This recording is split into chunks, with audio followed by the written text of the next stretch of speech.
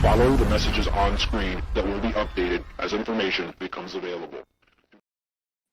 Welcome, winos, to Deppisode 137, entitled Depp do Barry or Jean do Depp? How did you title that, Sarah? Depp do Con. Depp do Con. I'm sorry. So, what accounts for? Have you ever seen such a kerfuffle and ballyhoo for what essentially is 10 minutes of a cameo appearance on Netflix? Well, we'll see it later. Yes, we'll go into that later. I want to thank up front Rude's Ghost or Rude's Ghost. We haven't officially got a pronunciation key on that.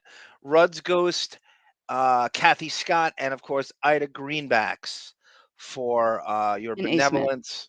What's that? A. Smith as well, of course. A. Smith for your benevolence and undying support, which I say this again, as Whitney Houston said, we are nothing without you. Truly, right, Sarah? I mean, would you not agree with that? When did she say that? The Bodyguard soundtrack? Oh, I am nothing if I don't have... Okay, all right. I'll let that pass. Nothing without you. I want to see the Hollywood Vampires cover that. The Bodyguard soundtrack. and an homage. I'd rather hear them cover I Want to Run to You. I want to run to you. Ooh, I want to run to you. Ooh. Or Queen of the Night. I don't know that one. Sing it. I'm not doing that. Come on. You can pull it up. Pull this, honey. Pull this. I want to see the Bodyguard homage to Sean Bett and Malcolm Connolly and Jerry Judge with the finale. How great would that be if they did a Kevin Costner Bodyguard soundtrack homage to his own security team? How great would that be? Why do I have to think of these ideas and they can't? Huh? Because you think about it way more than they do. And we'll spit out my iced coffee. Speaking of spitting out, and there's actually nothing. Can I say hi to T Busy, Hooper, A. Smith, Kathy Scott, who's getting rave reviews for her. God, she's amazing. It's amazing the binge she's gone down watching all this Depp stuff. It's really crazy. What was the thing that freaked me out last time? Let's get ready to rumble. T Busy. What the hell did she watch that City of Lies. I couldn't believe she watched it because it's not easy to find. It's kind of like a bit of a struggle, but I'm fascinated by you. There's Barbara DeRush. Welcome, Babs. I'm fascinated by you, how you can post on Radio Gunk at what seems to be, let's do it your time, 4:25, and then get on here to do this show, and yet you were at work. You're not working from home. Don't say that out loud, that I was doing this from work. Don't say that. You know what I mean? So you get home, and what seems to be I've never seen someone get home from work quicker than you, apparently. It reminds me of when I was in elementary school and I first got a BMX I was able to bring to school in like 5th grade. And at 3:30, the bell would ring and I was home in what seemed like 90 seconds. And I Mhm. lived like around the block, and it seemed longer at the time. And I would get home to watch cartoons because there was like a really I forget it was like G-Force Battle of the Planets or something started at 3:30, and I would just zip home and like just make the opening credits. That's what you remind me of, like the Fred Flintstone on a dinosaur tail when that Mr. Slate and that quarry bell rings and you're sliding down that dinosaur tail. I had to carry boxes out too, so that even slowed me down more. Oh wow. I love carrying my boxes. Yeah, I like my box, so Now, you can carry it if you want. now Kathy's seeing the Brave. Are you kidding me? Now that's not easy to come by. Where did you see that, Kathy? If I may, did they have a I'm prison assuming on screen? a television. I'm Well, not no, it's not not easy sure. to find. They don't really. That's not streamed anywhere. It's you really got to dig. Barbara DeRusco, her thing was General Hospital, like buzzing home from school to watch. That's your thing as well. I did watch General Hospital, but in the early 2000s, and that was about it. I got sick of the mob storyline. What were your soap operas of choice? Aren't you like Oh obsessed with God. soap operas? Yeah. You ready for the daily schedule in the summer? Yeah.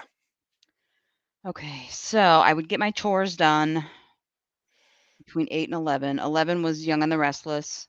Noon, might You do I 3 hours of chores every day? well, that's when I would have worked on them, but, Good I God. would have done my morning little workout with Body by Jake. 11 o'clock, Young and Jake the Hampton Restless. from Melrose Noon, I Place. probably would have worked on more chores. 1 o'clock was One Life to Live / Another World. 2 o'clock was General Hospital / Santa Barbara. 3 was Days of Our Lives. And then 4 was kinda whoever was on Oprah. And God then my damn. parents would come home, and I would pretend that I had actually been doing stuff for the last No 3 hours. cartoons? No cartoons at Not all? really. But didn't you say you watched She-Ra and Gem and all that crap? Yeah, That but was we're like talking for about, like, broads? when I was old enough to process what was happening on soap operas. I was past She-Ra and Scooby-Doo. Oh, that makes one of us. I know. I was doing that same thing in middle school. Like I was then middle school begat even though like I played basketball and basketball kind of took over. I played football up until middle school, like late middle school. And ninth grade is when middle school still goes on Long Island. So I was so checked out, I couldn't engage anymore. See, I have this theory that head trauma in football comes from the from middle school and elementary and high school because you kick the crap out of each other in practice. Mhm. And then the NFL takes all this blame for the it's I think it starts way before that. I actually asked a a general physician if I had head trauma from like playing football as a kid, where we kicked the shit out of each other with It's no probably more from you helmets. flopping out of bed every night and hitting your That head on could a be. side table. And I was so unengaged with the protocol with I love football, but I didn't care the locker room stuff. It became really tedious and not fun anymore. And I'm a fan, and I just didn't. And then the running back position was too congested, and I'm like, I'm not going anywhere with this. So I kind of stopped going to practice, but I would just show up for the games Mhm. and I would agree to do stuff like he didn't want to do. I would take stats and I'd play when they needed it. And I just was so unengaged, but I would just show up in the most minimal list of ways. And I didn't play, and deservedly so. I didn't go to practice during the week. And that was because G.I. Joe and Thundercats and He-Man and Transformers were, and I couldn't bear to miss them. Yeah. And I would just go home, do my paper out, and then watch those. Yeah. I hit trauma-wise, I was pickleball champion and dodgeball champion because I played with the boys in both sports, if you call pickleball a sport. I got beamed in the head a few times, but those are, like, not what you went through, so Thank my you, head Ida my Greenbacks. head trauma is just, probably a birth defect. Who knows where it comes? Ida Greenbacks agrees with me, and what's better than that? She coached and stuff. She knows the whole school system. Yeah, she was probably around when middle school. Go watch if there was footage of like a middle school football practice from the friggin' 80s, even the 90s certainly was still going on. When I was there, like we're talking, you watch these kids. You're playing defense. You're playing full defense. I I worked a basketball camp at Hofstra in 2010 or 2008, somewhere in those years, like 2 or 3 years. And I would go for a run at lunch. It was a very extended lunch. and the Jets had their training camp at Hofstra. And these guys are basically just playing flag football in shorts. That's the workout. There's no hitting, there's no contact. They don't touch each other. And Mhm. that's what I say. And now it's worse now. It's less contact now. My middle school practice, we were in full pads and we kicked the shit out of each other. Like you have a running back on a pitch out, I would take him out. I mean, Yeah. I would hit him as hard as I could, top, bottom, and there was no restraint. That's where the head trauma is coming from. Full contact, Sarah, on the line. And this goes all the way through high school. And I imagine college football did that. The colleges need to be held accountable. Mhm. And they And do. then the I agree. NFL gets all the blame for the head trauma. That's bullcrap. They don't hit each other in practice. Well, It that's when comes the from symptoms start showing up is when they get to football age. So that's an easy out for blame. Yeah, Rick the electrician. There's nothing but torture. It's not. It's actually Rick will agree with me. It's not fun, Sarah. Like if you're looking for fun, football practice is one step away from like military, like basic training. It's not fun. Like the stuff in the locker room, it takes so long to get ready and get out of there. And basketball, when I discovered that, and it became my like big passion.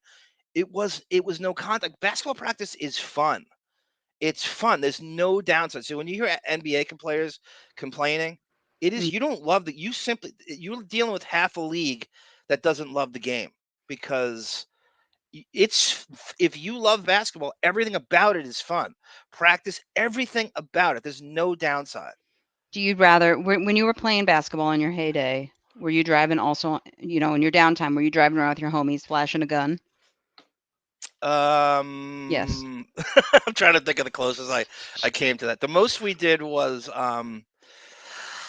we would play ring and run uh in the middle Same of the thing. night. Yeah, we'd play ring and run in the middle of the night after watching the Sacramento Kings. I would sneak into Madison Square Garden in my teens because like without, and then we would buy tickets at Ticketron, and they were $25 to sit in 10th row in Madison Square Garden. Lady, I remember getting into it with Spike Lee, not in a bad way. We were mocking him for like in the Knicks. We're like, I know you know better. What have they done for you? And I'm going. Then I go, if you love black people so much, why don't you like the blackest team? I remember saying that to him, and he's laughing. And I go, I'm going through the blackest rosters in the NBA about that are blacker than you know what I mean. I'm going, and he's laughing. He's really cool. He's laughing through it and everything like that. And I go, I'm like, I don't even understand the root for the home team thing because if you really rooted for the home team, you would root for the team that had the most players from your area originally. You know what I mean? Like you're from Oregon, so if the Orlando Magic had 5 guys from Oregon, you should root for them because that's No. really your home team. Yeah, I don't care. I don't care what teams Oregon players go to. I don't care. I care about my Oregon team. Eric Spoelstra is like a half hour away from you. I'll care about Eric Spoelstra when he comes back to coach Portland, and then I will care about Eric Spoelstra. Interesting take. I was a soccer player, says Rick the electrician. We got concussions all the time. Yeah, soccer and lacrosse don't get any attention for the physical abuse. Lacrosse is crazy. Lacrosse is essentially football without pads. Mhm. Like I mean, you have like shoulder pads and that's it. I watched my nephew play lacrosse and it was not offered to us, and I don't think I would have played it anyway. I've never seen a group of warriors. It's like based on the Indian culture or something, and they kick the crap out of each other. And this is like in the games, and that's head trauma. I couldn't. I'm sure. The you have it. That ball is basically a bullet. So when they throw it from the stick, it's like a bullet coming at you, and you get hit in the leg with no pads on, Mhm. and they weren't shorts. It's crazy. Those are they might be the toughest athletes, even more so than hockey. Even more than highlight. even more than pickleball, which is like this new craze now. Dude, you should have seen my backhand. This- yeah, I could have master class in the backhand. That was me. yeah, Zep. Thank you very much, telling Spike Lee off arm. Yeah, because we go there and we'd watch. I was there to watch the opposing team, so I go there to watch the Tisdale on the Pacers and Carmelone on the Jazz and Drexler and Kersey on the Blazers. And that conversation, interestingly enough, was on Martin Luther King Day when they played the Spurs in the late 80s, just before David Robinson got there, and we got tickets. I think my friend's dad got him, or we got him on Ticketron, and literally sat in the 10th row. And he just started going to the Knick game, And Do the Right Thing, I think, just came out. And it's funny because Rosie Perez went on to do Jump Street after that. Mhm. I wish that had. By the way, Do the Right Thing is a very Depp loves Do the Right Thing. That's one of his favorite movies. Okay. Not mine. So good for him. I would actually like to see Depp do a Spike Lee movie. I'm going to that. I no more Ma Wen, more Spike Lee. That's what's one of my. I actually had that written down that I want him to do a Spike Lee movie. Do you think they could make like a Jungle Fever too nowadays? Yeah, that's not a bad remake. Try that again. That's not bad, right? It was Wesley Snipes and Annabella Sciorra, Would they even right? dare to call it that? Could you still do that? Like on a No. I guarantee you, in about a year, there's going to be Blackflix, and there's going to be a Netflix that's just black programming. I guarantee you, it's coming. Hey, if that's something they want to do and it's more popular than Netflix, good for them. I There's hate Netflix, this. so I probably wouldn't watch, but I don't even like regular Netflix. It's so boring. There's the Sue Monster. Welcome, Sue Monster. I've got a lot of people from LA in here, a lot of Southern California, Rick the Electrician, and like Crazy Robin and I don't hold it David and against any of them. Kaula. Welcome, Kaula. Hi, everyone. It's 3:07 a.m. and I'm listening to you guys while I'm working on my master's thesis. Ooh la la. Kaula, what's the master's in? I gotta know. We got some highbrow folk here between. I mean, everybody. I barely graduated high school, so good for you. I don't believe that. Mm. I'd like No a one believes B. that. I had like a B minus average. Barbara Rush, Blackflix. I heard you didn't you or like you were in English, advanced English? Yeah. Shockingly, yes. It's not shocking. I've seen Just your for writing writing, skills. but not for verbal.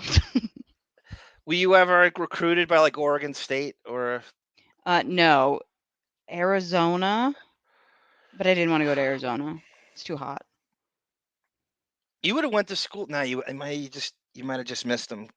I had a recruiter come and visit me from Arizona, and I think he was in town, so I wasn't anything special. But and this is the time my parents were at work, and they allowed this male recruiter to come over and interview me while they Really?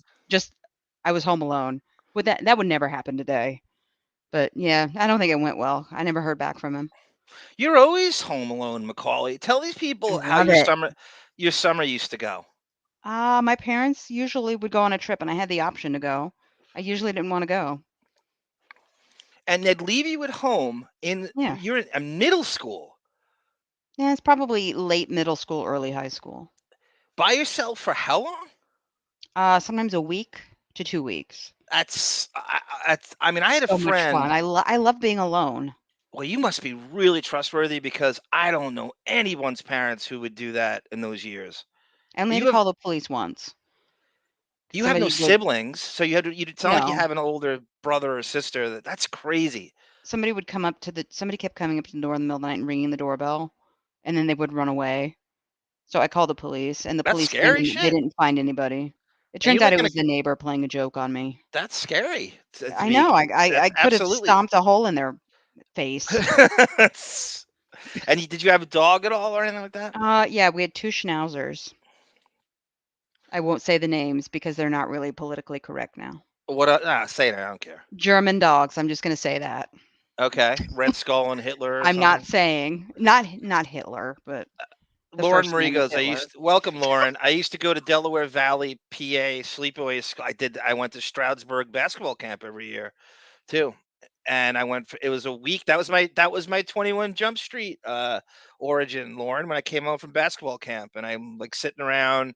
It's this dead day in the summer, and I'm going, Jesus, nothing on TV.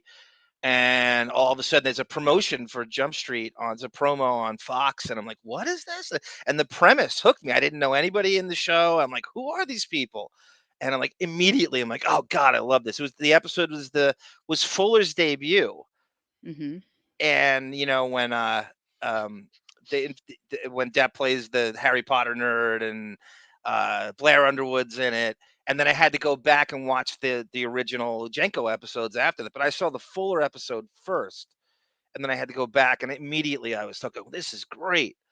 And that was Jesus. It was the summer of I guess 87, right? I guess right. And so I had to go back and that was my first, and that was coming home from basketball camp, and I went 1 week every year. I did went to Villanova once, and it was too expensive, and then I could only afford Stroudsburg, Pennsylvania. Why are all the camps in Pennsylvania? All this like all the camps are in Pennsylvania. No comment. That's Steeler country, so I cannot comment on that because I'll be It's mean. it's actually closer to Philadelphia Oh, okay. Well, than that's fine Pittsburgh. then. It's on the east side of Pennsylvania. So in the chat, I don't want to interrupt you. I'm sorry. There are guesses to the names of the dogs, and this is my child. I don't have these dogs anymore. They've been dead for like 20 years. The first dog was named Adolf. Oh my The God. second dog was named Bridget, which is not offensive, but my parents were so like my mother named him. My mother's so naive. I don't even know that she linked Adolf to the whole bad thing about Adolf. You know what I mean?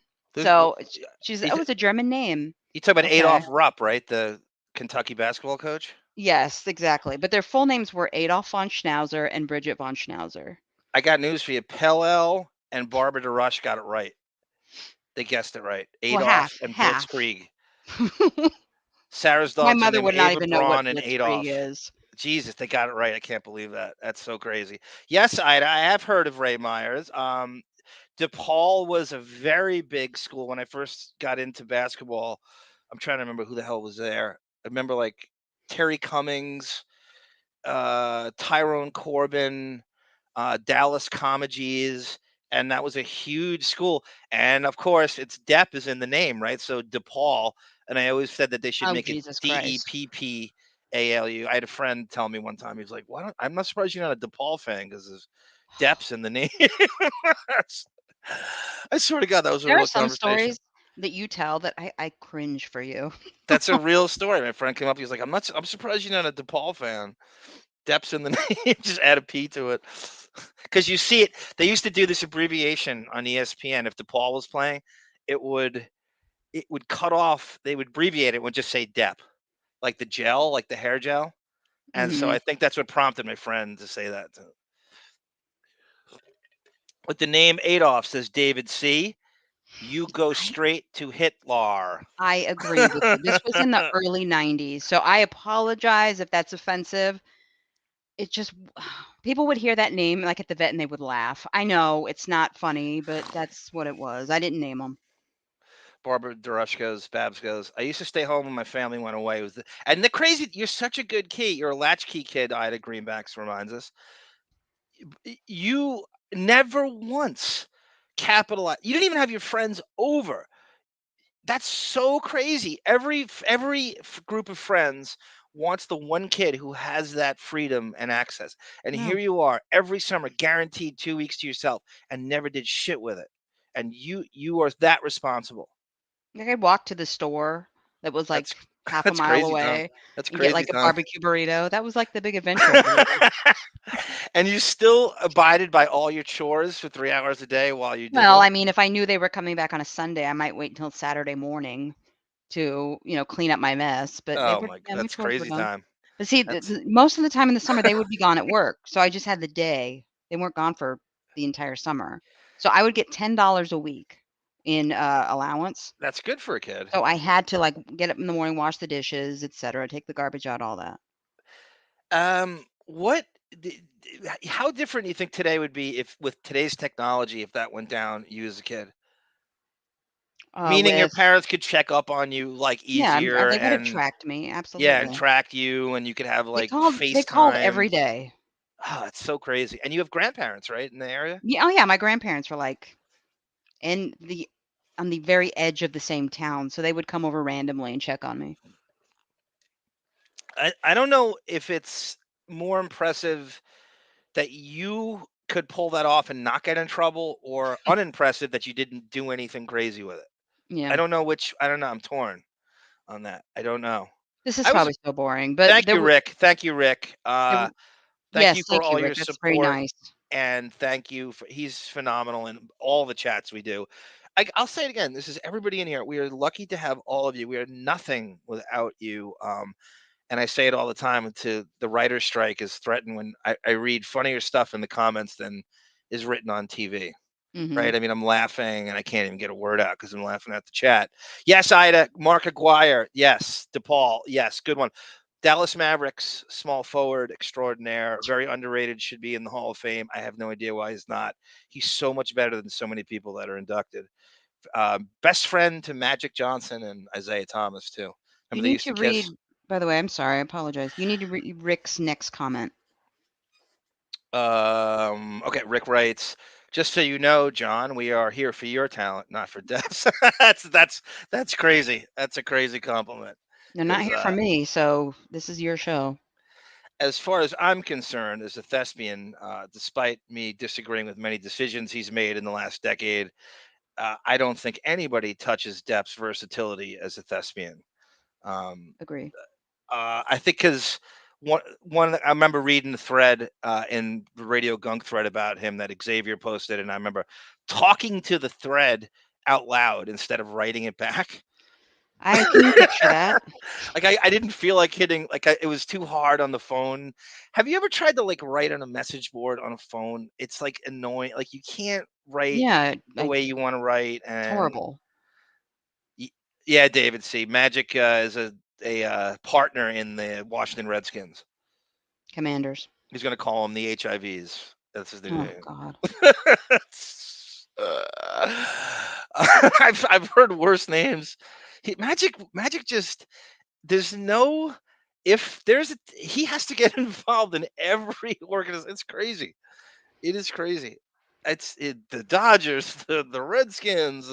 It's there's nothing he won't. If he gets into hockey, then it's all bets are off.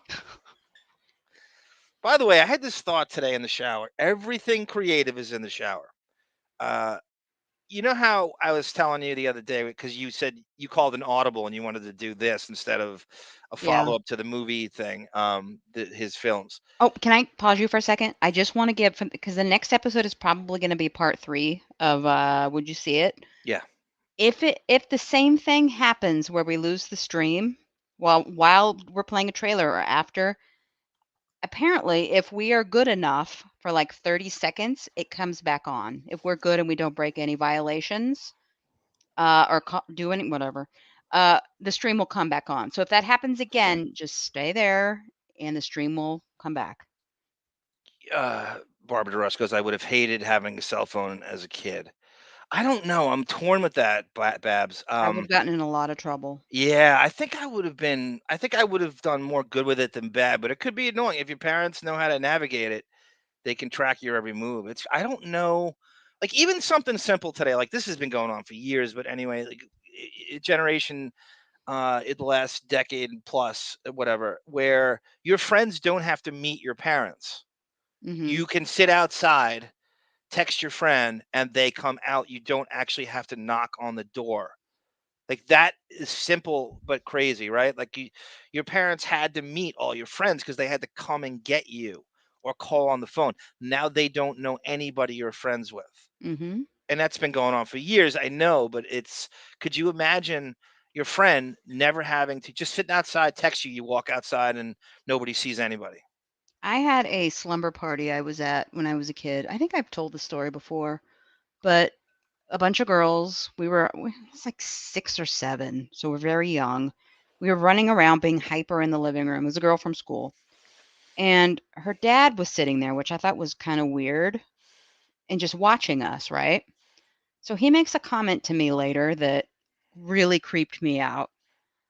And I had to beg him to use his home phone so I could call my dad to come and get me. So if I had had a cell phone, I could have hopped on that thing immediately and my dad would have been there in 5 minutes. Wow. Yeah, your dad reminds me of I was thinking about the compare because I was thinking about Blow. Mhm. How we talk about Depp's family, and I think it was Kathy Scott that brought up. We were talking about Gilbert Grape last show, and I know I can bring anything back to Depp, even professional wrestling. Somebody goes, "I dare you to bring it back." Okay, Georgie Animal Steel was in Ed Wood, Yes, he was. and they watched wrestling in Mordecai with Paul Bettany Mhm. in the beginning of it. Like Georgie Animal Steel had a pretty big role in Ed Wood. People forget he was named Tor Johnson, and I don't. Yeah, I think Georgie Animal Steel was not wrestling anymore. I think it. This is not. Yeah, because Ed Wood came out in '94. I had not seen him in the ring for years before that. So I could bring anything. So anyway, we said that the Gilbert Grape character is the most similar to who Depp is in real life. And I'll go further than that. The family dynamic in that is almost the same thing.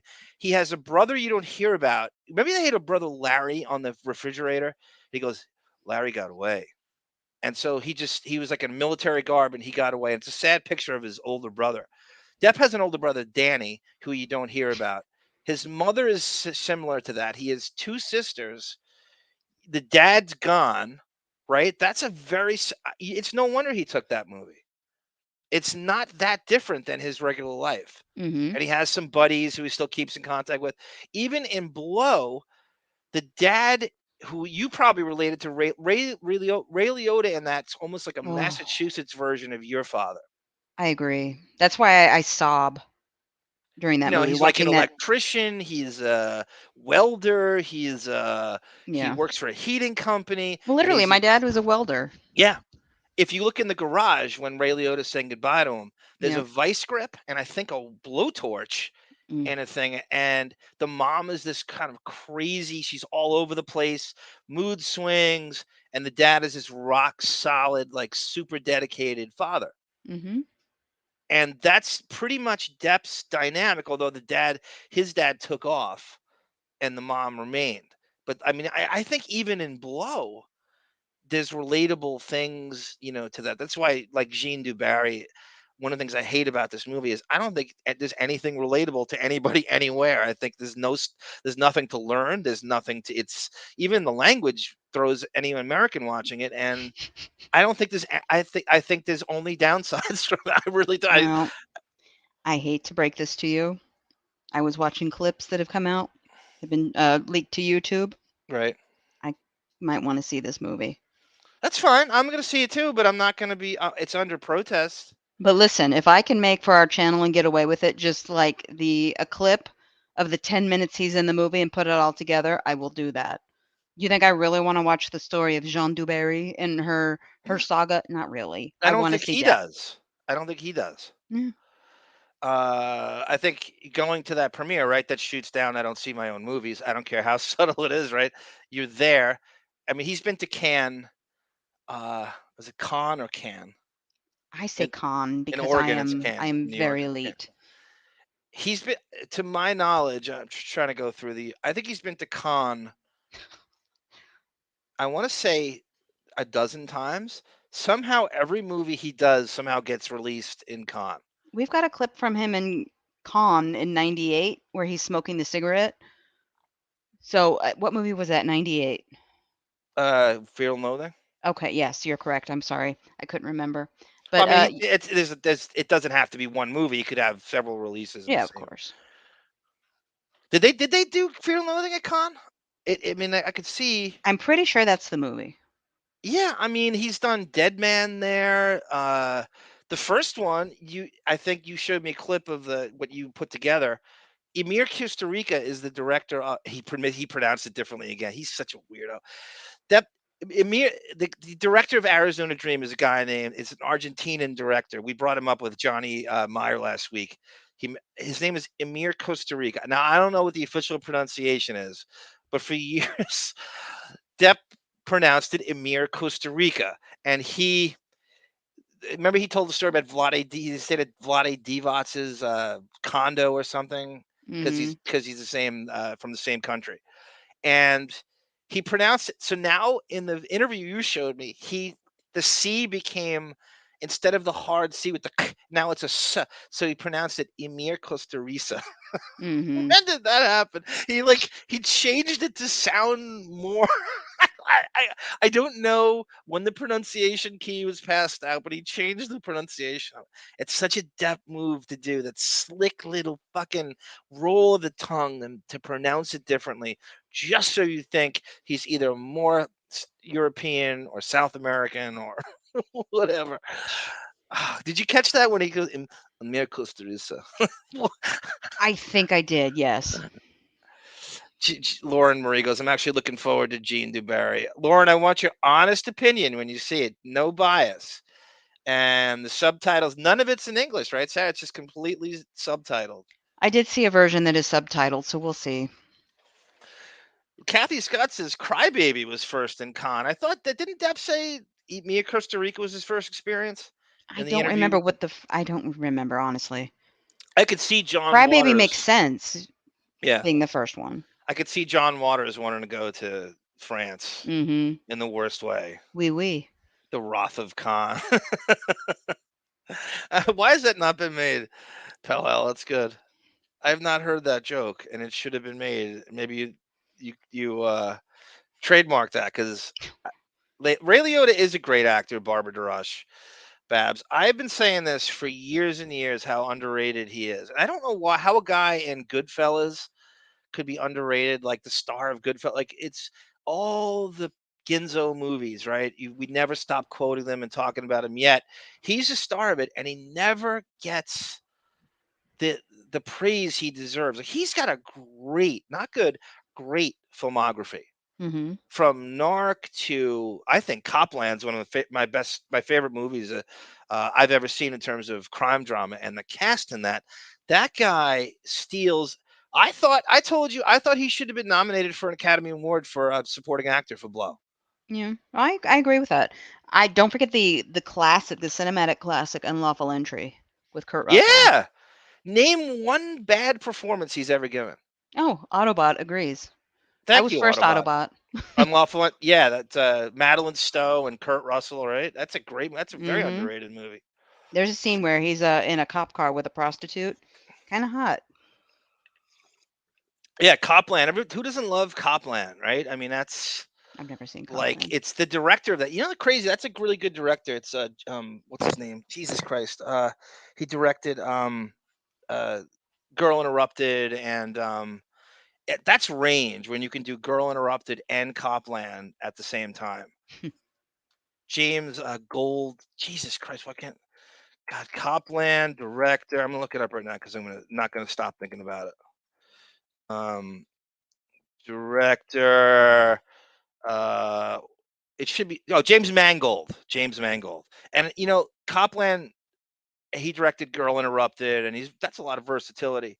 Garrison, New Jersey. Yeah, that's a fictional town. You know what the best part of that movie is, Sarah? You know who Stallone's partner is? I can't hear you, Sarah, if you're Oh, talking. I'm sorry, I don't know. Well, the movie, I'm just giving you the premise of it. So Copland basically means, and there's towns like this where the whole town are cops, but they don't live in the town. I mean, they don't patrol. They're New York City cops who all live in the same North Jersey town. And Mm-hmm. so the town essentially is run by them. Ray Liotta is the captain, and it's just a crazy cast. It's just one thing after the net. There's just so many people in that movie. I don't even want to go into it. The cast, it's just never ends.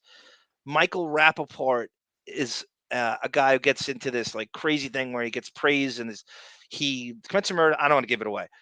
Anyway, they run this town, and then Stallone is the cop, the local cop sheriff in that town, and he has no. He couldn't get on the New York force, so he took a local sheriff job in this Jersey town, and he has to police these guys, and they basically do whatever they want. But he's sort of going, where do I draw the line here? When do I step in and stop this lawlessness? And they don't Mm-hmm. take him seriously as a hearing problem. Stallone is about as good in that as he's ever been in any movie, in my opinion.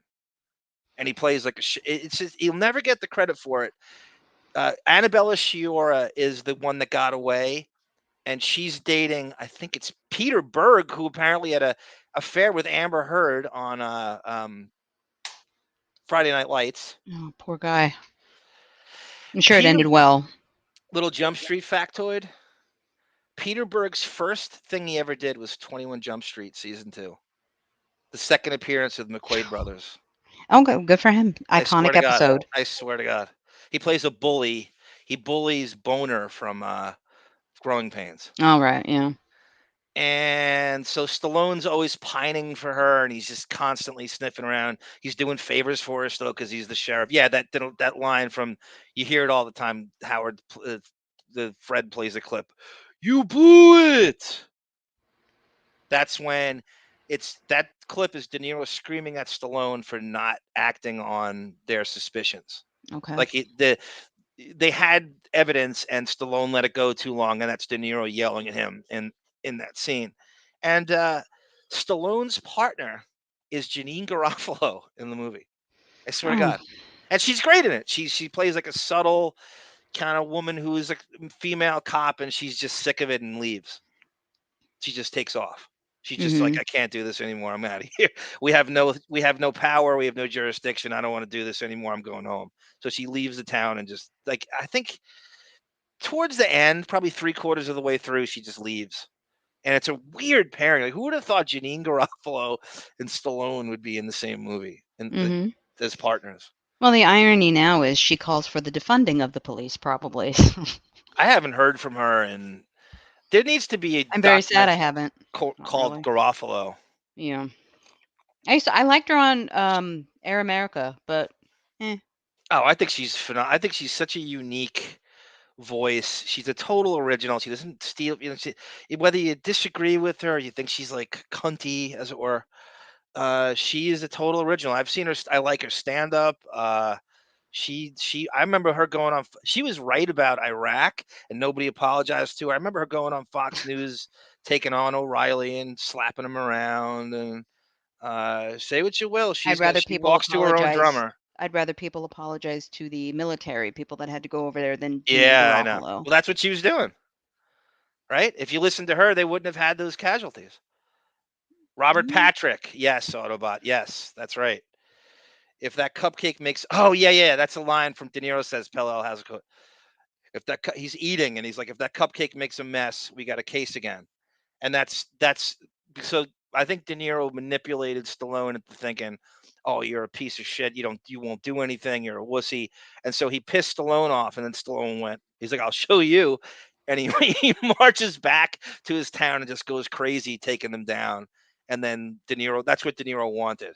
So they'd have a case if he opened it. It's a really good movie. I mean, I probably have seen that, I want to say 15 times, maybe more. When I had the D Scrambler, I watched it over and over again. So yeah, Rick says you remind him of Janine Garofalo. No, it says Sarah has a bit of genuine, or is that supposed to be Janine? Maybe both. Maybe it's a double entendre. It's like a Janine pun. Genuine Garofalo. Oh, I'll take it either way. Thank you. Ida Greenback She goes, has good remember point. She has good, I don't hate her, but there's just some things you roll your eyes at. It's like, okay. Ida, you got a great memory. That's Martha Stewart's daughter. What's her name again, Sarah? She was like a bit of a reality star, or oh God, what is her first I name? don't I forget. remember. I know it's not Promoting worthless. yeah, she was on Alexa. Alexis, whatever. She had a show on Sirius on Martha Stewart's channel. I And it know. was just like it was almost supposed to be like a Sex in the City kind of thing, like two jet Yawn. setting nepo baby rich girls talking about fashion in New York, and yeah, they were trying to goof on Howard, because one of the reasons was they called him completely accurately a puppet master or a ring like big ring bug. What's the term for a circus? Ringmaster. Oh God, what is the term for the Somebody will come up circus with leader? it. Yeah, and that was enough to just drive him crazy, and they played the cunty thing over and over again as the clip. I think she eventually did the show. Yeah, ringleader Pell is some ringmaster Carnival or Barker. Carnival Barker. That's it. That's it. That's it.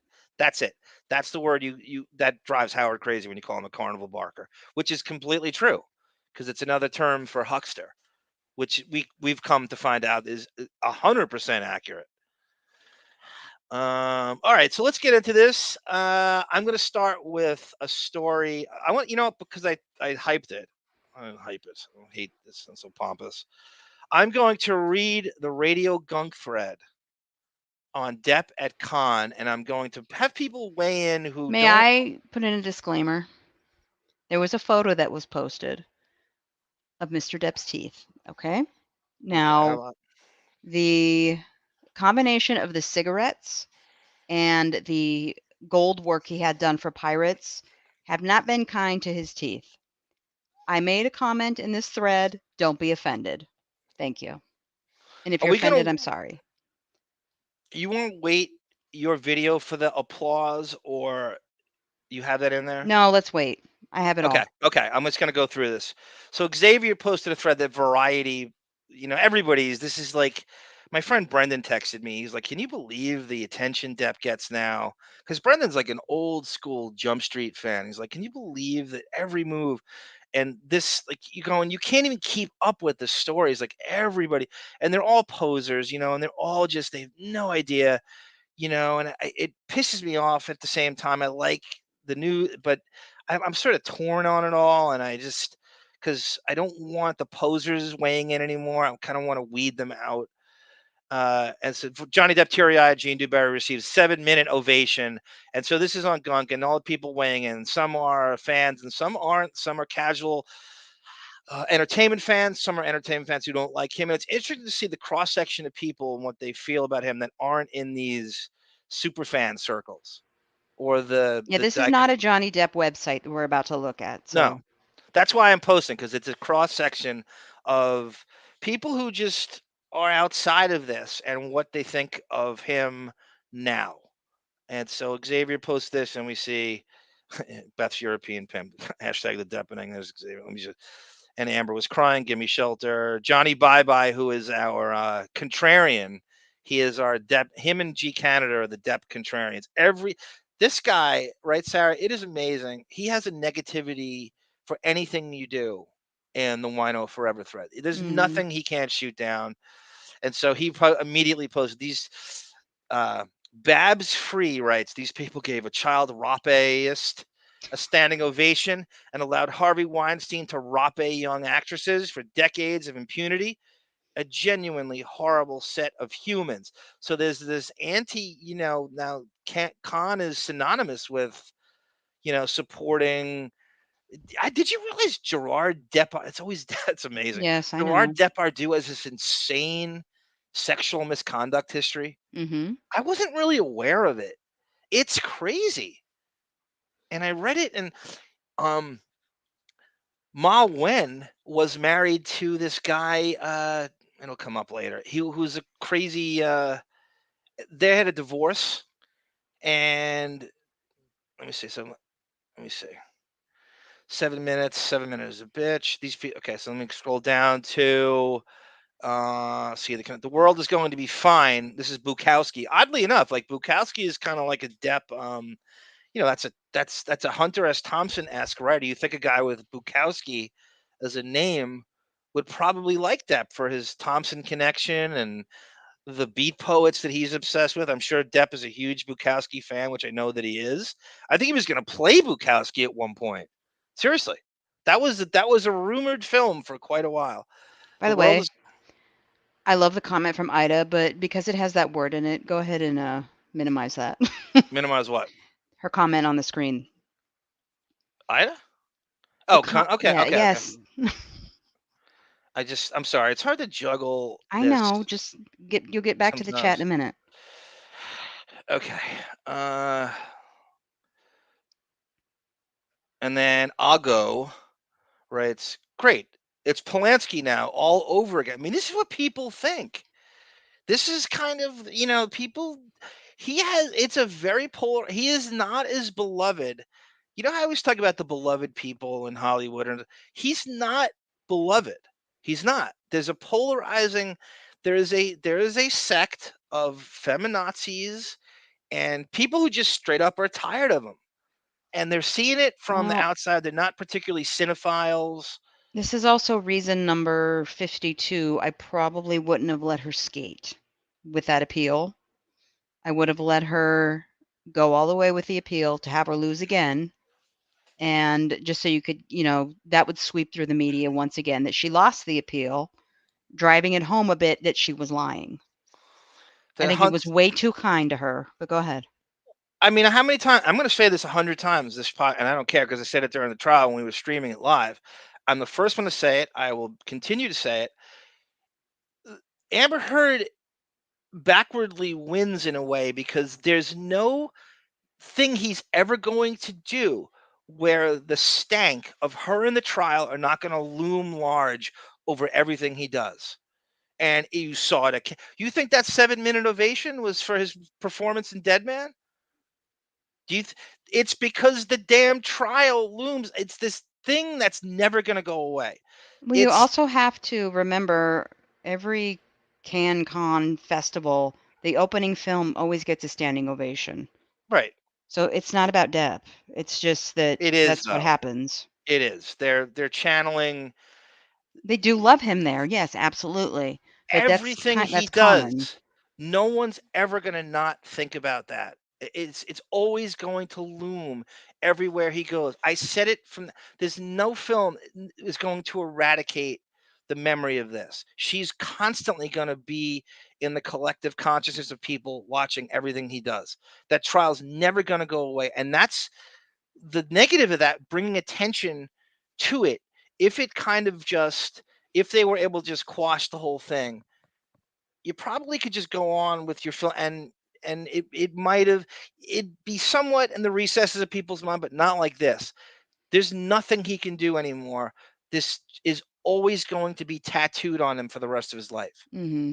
And I And knew it then. It's worse than I thought. and Ida, it's just I love the comment. Arm is the one that leaves the comment up. So I was telling Arm to move Yeah, it it is off. my fault. It is my fault. I'm paranoid after last week with the stream.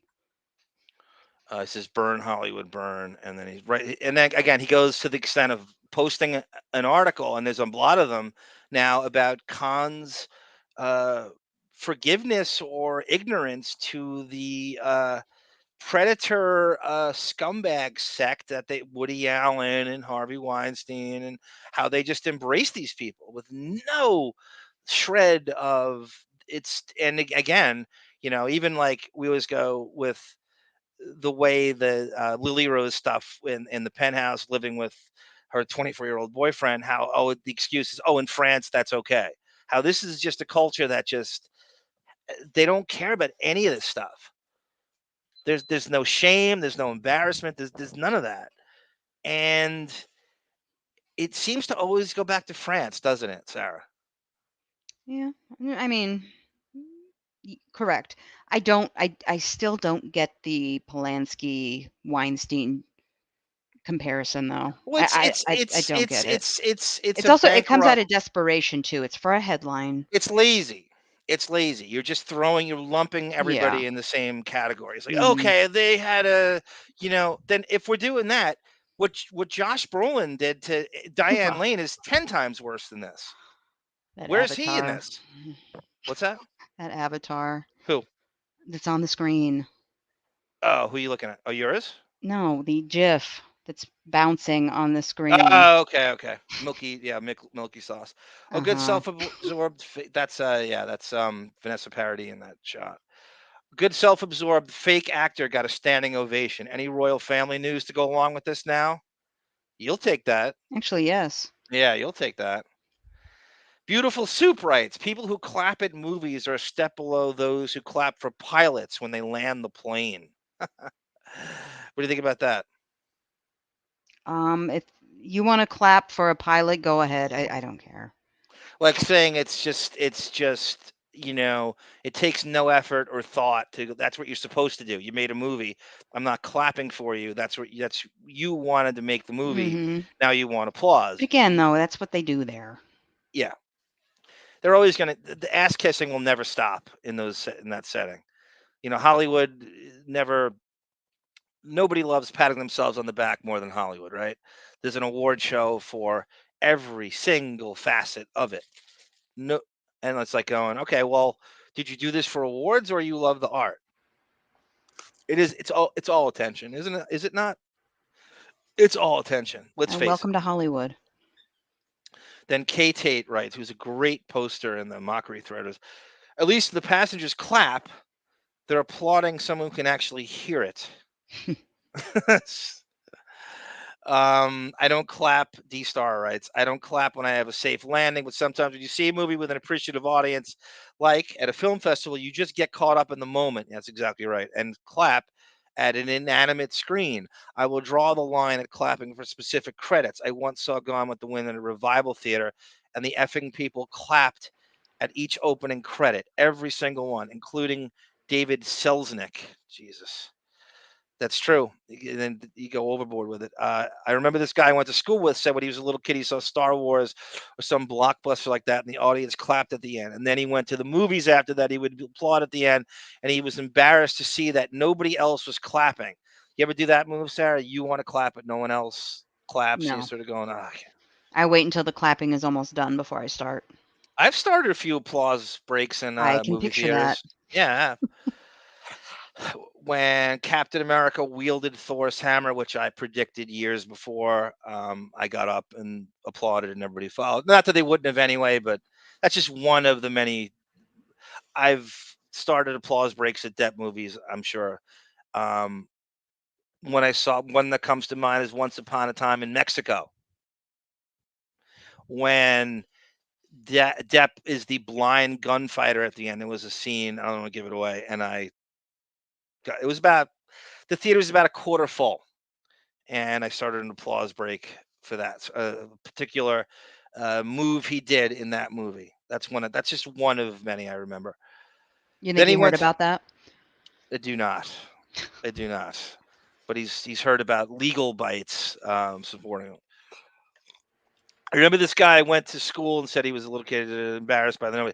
No effing movie is good enough to deserve a 7-minute ovation. Certainly not this one. I agree with that, especially a Depp movie. What kind of clownscape world are we living in now?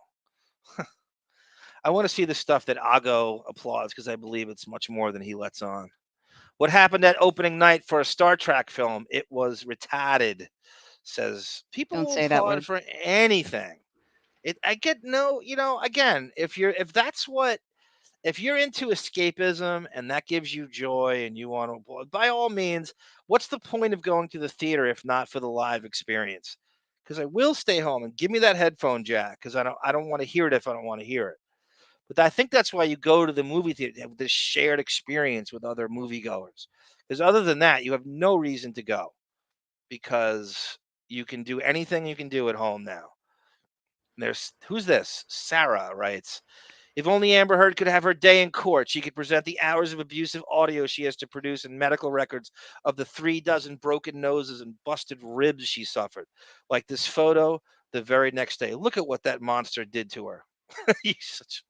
You such a gift for posting the most unflattering photos And in this was montage. evidence. James Court. See that this thing is so crazy, right? This trial is so crazy. A mutant Morlock, limey, uh, overrated little troll like James Corden will always be synonymous with Amber Heard and his talk show. I mean, not only is he the biggest like creep, kind of arrogant a-hole in the business, but the other thing he'll be synonymous with is this. That's how Hmm. big this trial is. Well, he doesn't want to be associated, of course. Nobody He does. thinks he But thinks he's bigger than it, and he's well, not. no, he copyright strikes you if you play a clip of her interview on the show. Really? Well, that's Yes. her legal team going after everything No, that's that's James Corden. That's who gets the copyright strike. both. I think they went She to Corden's people and they said, "Do not let this on," and threaten them. Like it's both. They're definitely in cahoots. Hey, I'm not saying she's any better. I'll go write you back, and then you write. It's not like there was a trial or anything. I seem to remember everybody except a few Twitter warriors mocking her for blatantly lying about 99% of her evidence. But that seems to be forgotten now, doesn't it? I hope she gets some extra OnlyFans subscribers from at least, and she's gotten pudgy now. So that brings a whole new set of fetishists. Fetishist, you wrote. I've never seen you Mhm. write fetishist before in a post. That's the I don't advanced really have a English in reason you. to. There's Tom Byron, who's a good guy. We like Tom Byron. He shows up in the Wino thread a lot. He'll always have haters. He'll always have some broads out there calling him an abuser. That's true, Tom. He keeps making good movies. If he keeps making good movies, if he'll be just fine. That's true, Tom, but I'm waiting. I'm still waiting for it. and I consider City of Lies a good movie. But he made that while he was quote unquote canceled, and there was a lot of protest to getting that made. You remember the salary dispute, and Brad Furman had to really convince him to do that. So that's the type of movie I want to see over and over again. Why is he hugging Steven Tyler? It's a Ma Wen joke. She looks like Hilary Swank and Steven Tyler at a kid. Serious question. What is your beef with him, sir? Says the stew nod. Ago writes back, I have no major beef. Now, the Ago represents the Depp contrarian, like the guy who's sort of just, he's an entertainment fan, but he doesn't like Depp, and it's not necessarily, it's just what he sees without being, no major beef. Just never thought he was that fantastic of an actor. And for the life of me, I do not understand this major love fest going on for a guy who did so much to screw up his own life and career. If he really makes an effort to turn his life back around, well, good for him. But why is everyone licking his feet like this? You want to take that, Sarah, or He's, well, from the bottom, he's likable. He comes across, he's very patient with his fans. Go ahead. You have something to say? no? I want you to finish. The fan thing is, I think, doesn't come up enough. He's patient with his fans. He will stand there and sign for 6 hours if that's what it takes. Um, his roles are overall likable.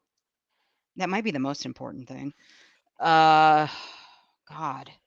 He also strikes a chord with the trial and his issues about false accusations when a relationship ends. He strikes a chord with a lot of people over just that. Now, thank God he had money to fight these, unlike most people who just have to kind of let it go. Oh God, help me No, out. you're right. Everything I say, I agree with. You're right.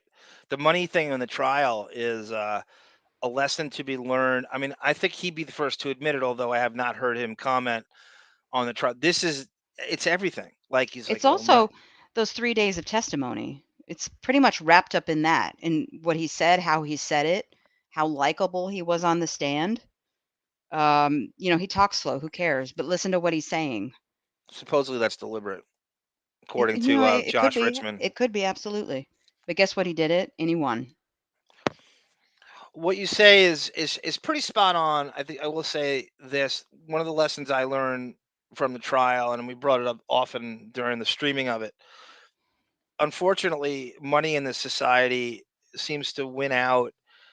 You can't defend yourself to the magnitude that he did if you don't have his resources and money to do so. So you're saying, well, Hmm.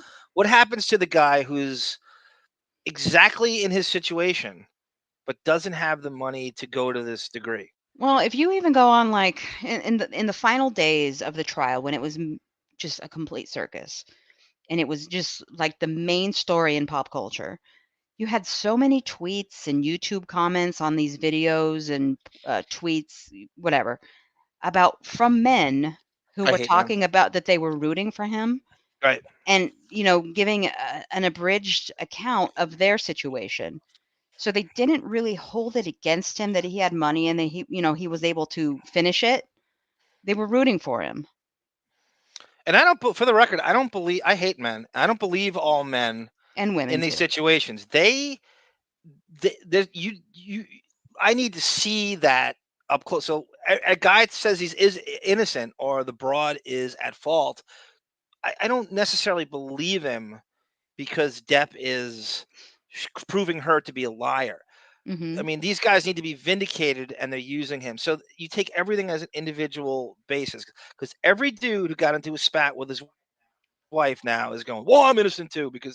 You're not all Well, innocent. it just put a spotlight on the fact that both men and women lie, because we were right in the Yes. midst of believe all women and how dare you. She said you hit her, you hit her. You must have Yes. done even worse than what she's saying. Not always.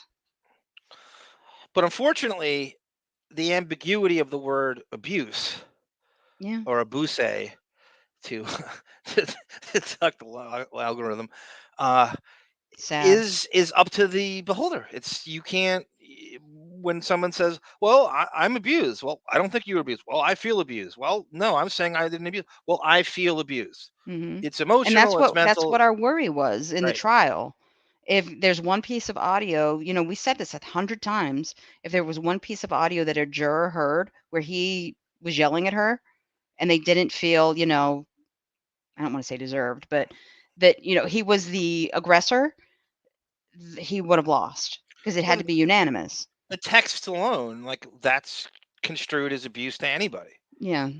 But his charisma to answer Ago's question, I mean, is so unearthly. If I had Mhm. to explain the allure of him, just from and I think Sarah nailed it in a way. Cowla says I would kiss him with those teeth, no problem at I all. probably would too. So, So I think that says it all. His charisma is so unearthly that you can have overwhelming evidence mm, against him, and he could win I over. don't think so. Well, I do. Well, I that's not do. what happened. I think the jury. I think the jury was so. They're sort of going. Well, at the end of the day, if I learned anything from this trial, and the most simplistic, non-legalese observation of this, if you can win the jury over, if they simply like you better, there's nothing evidence can do about it. Mm, I don't see that in today's culture. I just don't see that at all. I think that you cannot put a I think you go quantifier on in a charisma. situation like that, you go in, he is guilty and he has to prove himself innocent. There In was which he did. He had the facts, he had the audio, he had the photos.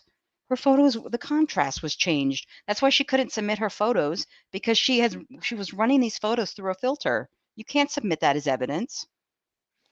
Oh, right, but we're dealing with one case of the word abuse that she's allowed to feel that way. She's allowed to write this. Defamation is about everything he built his career not doing. If you're a fan of his 90s spirit and the versatile, brilliant work he did in the 90s, you shouldn't want Disney Mhm. and Warner Brothers to even be remotely looming in his career. You should want them. If anything, you should almost thank her for getting rid of them, because then you don't have to see Pirates 6 or Alice in Wonderland 3 you want Warner Brothers and Disney out of the. You know what a mess Disney is I now. How would rather hypocritical he they are. I would, even if he was Joe Blow on the street, I would rather he make any man make horrible career choices over being falsely accused and having their life ruined. Who But cares? I'll say this again. The bottom line is, Just because you don't want to see Pirates 7 doesn't mean we should be thankful she took him to court and ruined his Disney career. well, you just said it yourself. You're the judge. It's not the jury. It's not the judge. It's not anybody. You're the consumer. Depp has said, how many times have I heard him for decades go like this? Well, not the fans are my boss. They're the reason I stay employed. Yeah, you're the boss. So you decide whether that word cancel, that's ambiguous. You decide as the consumer whether he's canceled. You individually decided. Where were these idiots? Where were these posers? Where were these legal bites posers when Minamata came out, when City of Lies came out? Where were you at the theater supporting him when I saw it 5 times and I bought? And even now we have Kathy Scott buying. Where were you when Minamata came out? Where were you during The Professor when that came out? They were nowhere. And that's when he was on the balls of his ass. That's what you're supposed to support. You decide whether you see those movies. It's got nothing to do with the results of this trial, which he claims was about the kids. You don't need their approval. It did, in my opinion, this did nothing, because you decide in your own mind. You don't let the juror make the decisions on what you know to be true if you follow the evidence. They can't sway me. And by the way, you need all 7. So if 6 out of 7, he's guilty, that's that's BS in itself. Well, that's You, the the law in consumer, Virginia. you, the super fan, decide whether he's canceled. You don't let the jury decide it. You don't let the judge decide it. You don't let Warner Brothers decide it. You don't let Disney decide it. You decide on your own with your own entertainment dollar whether you support him or not. It's all BS. You Mhm. keep going, and and there is a whole sect of fans that still do that. Mhm. Lauren Marie writes, I love seeing movies in the theater, but I like to go early. Yes, that's what I do. My routine is, if it's a movie that really need to focus on, I go Friday afternoon, no matter what's in the way, I don't care. Literally 1:30 in the afternoon, 2:30 in the afternoon, no one's there, and that's the best way to see it. Yeah, I You hate people, so you can that's avoid what the I do. humanoids. Let me go through this thread some more. And by the way, to answer Ago's question about what makes him so great as an actor. Okay, name me one guy. And you know me, Sarah, how many times I push back all the time. I critique. I call it out when I see it. But as a thespian and as a human, and you brought up the autograph signing thing, which is, we talked about how much I hate DiCaprio and his, and how, what a arrogant, prickly, overrated she-boy, man-child, granny arm prick he is in public. Depp is the opposite. He will sign autographs for 5 hours.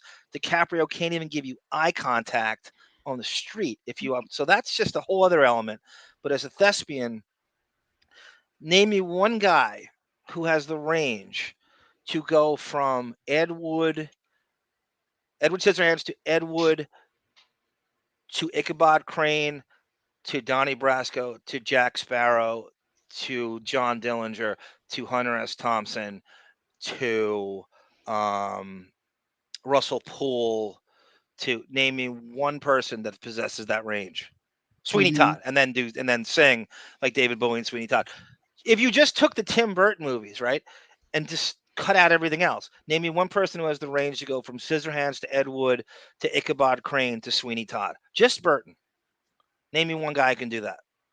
Name me one guy who has who has the talent of a chameleon character actor that can carry a movie as a leading man. Name me one person who can do that. One. Steven Seagal. Sorry. I don't know. No, you're This right. so that's how you could that's what makes him a unicorn. And if you factor in the charisma and stuff, and some might say that, Whitey Bulger's his best role. I got a message in the Radio Gunk thread the other night. I think his name was Dave Macias, and I couldn't crowbar it into the show. Like, I'm looking at it, I'm going, how do I say this without breaking up the whole flow of the show? And he said that he saw Black Mass, and he said that he was brilliant as Whitey Bulger. And I think Hmm. the Whitey Bulger performance might be as good as anything I've seen in the last 20 years in terms of full blown chameleon transformation into someone else. I've It said don't it get any better. before. That movie, I am so cynical anyway. Normally, I wake up like critical of people, but I lost myself in that movie.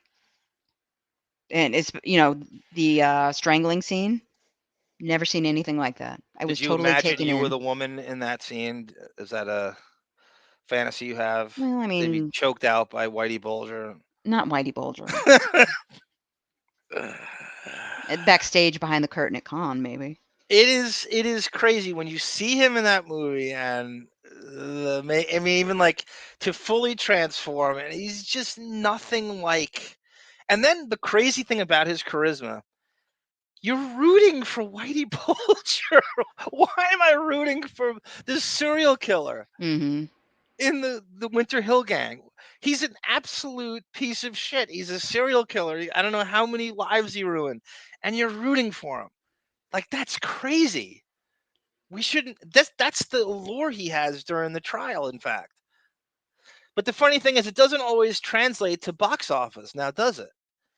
Like, No. there's bomb. Where were these people during Mordecai and Transcendence? And so it doesn't always translate, because there's a lot of fake fans out there that would never actually go to the theater or see these things. They're just kind of like, they got onto him during Pirates, and now it's almost like going. I remember going back and forth with somebody like, really, you didn't see Sleepy Hollow and you had no idea he was in this? It's like following the OJ trial and then going after the dust settles. You go, oh, I didn't know he played football. Oh, he played on the There are Bills. a lot What? of people that He's a said running that, back. so There yeah. was, right. It's the same thing. There is a swath of these fake poser Depp fans that latched onto him during this trial, and they have no idea about like 90% of his career. And I think it's the same thing as following the OJ trial and going, oh, he played on the Bills. What? Yeah. What? He's a running back. I didn't know he played. I didn't know he was a Naked Gun. That's crazy. It's the same thing. And Many of you those would people laugh. that fought for OJ, who were standing on the street as he was driven away in that cop car, would never have been there and supported him if they knew what he was saying in that cop car. That's all I'm going to say. If you've seen David's that 30 for 30 5-part ESPN special, which is the greatest OJ thing I've ever seen, they tell you what he said in the back of that cop car to the cops. It just tells you how white privileged he was because he viewed himself as a white person in Brentwood. Let's not get into OJ. But anyway. Yeah, Zepp, we love to have you on the Patreon too. We just throw a bunch, anything we can do with the Jump Street watch-alongs. I'm gonna, just anything we can that's not friendly for YouTube. I throw a lot of Stern red meat on there when I think of a new compilation that might be blocked on YouTube, and I take requests for it. I'll put the Donnie Brasco book in long form. Anything I could find, any requests, I'm game for. The only reason we went to Patreon is because it was YouTube becomes more and more of a Danbury, Connecticut prison that you can't do anything. So the restrictions is so annoying that we had to do in order to do the 21 Jump Street watch along fully properly. We had to go to it. It was amazing the stuff that YouTube would block. Can Just like you, 20 since we're second clip. sorry, go ahead. No, you finished. Go. I was gonna say, since we are talking about Patreon, I got to remind you at the very end of our show, play a trailer for what we're recording tomorrow. Right, right. That's you want A very to. special Depping Patreon episode. I can't wait. I know you I don't. can, but I'm a novice. I don't even know if I deserve. I feel like I have imposter complex I have looked participating in forward this. to this Patreon episode since we started talking about Johnny Depp. I will say that I he love was it. offered that movie. He wasn't offered. I'm sorry. He auditioned for. That's one of the last times I can remember Depp auditioning. Not Oh, getting any true. No, sorry, I'm skipping topics. in the late '80s, thanks to Oliver Stone. uh Copland and True Romance, crazy, crazy kiss song. Yeah, those movies are. It makes me want to watch it all over again. I fully recommend it. A non-Depp movie, which I wish he was in, Copland. James Mangold is the director who did Girl Interrupted, which I want to see again. As a matter of fact, I think that's a great movie. Girl Interrupted is about as good as a mental health look. You actually could make that in modern day too, but it was set in the '60s, I think. And I remember Winona Ryder was pissed off that Angelina Jolie kind of stole the movie from her, because it's her baby. It was her Hmm. pet project. I don't. It's. Do you remember that when she was kind of like Yeah. Angelina Jolie was getting all the praise, and it's quite a cast in that too. It's going to be banned in about 2 weeks from the jury's release. Oh, they're releasing the jury names in 2 weeks. That's Kathy Scott. I think it's like a year. Yeah, they had protection for a year. Oh my God, I didn't know that's the protocol. Is that every state or? No, that's just this case. I don't know. It's Do not you every have case. do you have to huff at me? I'm asking Yes. a legitimate question, and you act like I'm supposed to know the laws in every state about the Well, jury you names see being jurors released. being interviewed I immediately don't after a know. I verdict, don't know the rules in every state. You're acting like I'm supposed to be like, and it was announced that they were going to have protection for a year. um, in the unsealed documents. I very much look forward to buzzing through because I think there's a lot of intel in that. For one, we brought up DiCaprio before. I think a lot of people, I don't know, it was not brought up during the Fairfax trial that he was accusing Amber Heard of cheating with DiCaprio, Channing Tatum. We know about Franco and Elon Musk, but those are some major names. And somehow DiCaprio he's got such a deal with the devil. His name is somehow deleted from and redacted from this trial. And I should say that he accused him of cheating with Amber Heard during the UK trial. And I think I'd bring attention to that now. And so I would like, when I go through the unsealed documents, I want to go after that. I want to see if I could find more on the accusations of DiCaprio apparently auditioned her for something and she didn't get it, and he Well, can you accused blame her. him for being suspicious? He Yeah, was on no, video I dragging a don't man at into all. his bed. I don't at all, and I don't believe DiCaprio which he never said anything on it, and obviously they worked in Gilbert Grape together, but I have to believe they're no longer friends on any level. And Channing Tatum, if you watch Magic Mike too, she basically gives him a lap dance for 45 minutes during a dance, and it's so suggestive. And if you're not that what Lily Rose is doing is any more noble, by the way, but if you're looking at that going, it's impossible to not be jealous. Like Channing Tatum's this good-looking, talented Mm, guy, and he's 20-something years younger than you, and he's opinion. what's that? What's He's not opinion? attractive. I Sorry. don't. Well, some people do. You know what I mean. Some I people think know. He's just holds. boring. I think he's good. I think he's good. I think he's great in the Jump Street movie. If you would Uh, have said, I think he's attractive, I would have laughed at you. no, he's just like an alpha. He's like typical, like what you would consider like a jock. Sort of Mm. jock looking, typical. It's obviously he's central casting, good looking male stripper type. I will take 25 dad bods over one Channing Tatum body. I don't care. He's not attractive. But there are women who think he's. I Can we agree know. that there are women who think It's too easy to think he's attractive. that's what I mean? It's just it's a simpleton's idea of attract, right? And that scene with her grinding all over him, I Right. was grossed out. Right. So wouldn't anybody be jealous watching that or knowing that's because I mean evidently he read her scripts all the time, so he needs me to read his scripts is what really has to happen. I'm doing the That's what really makeover, is going and you down. were doing the career. We already discussed this in 2016.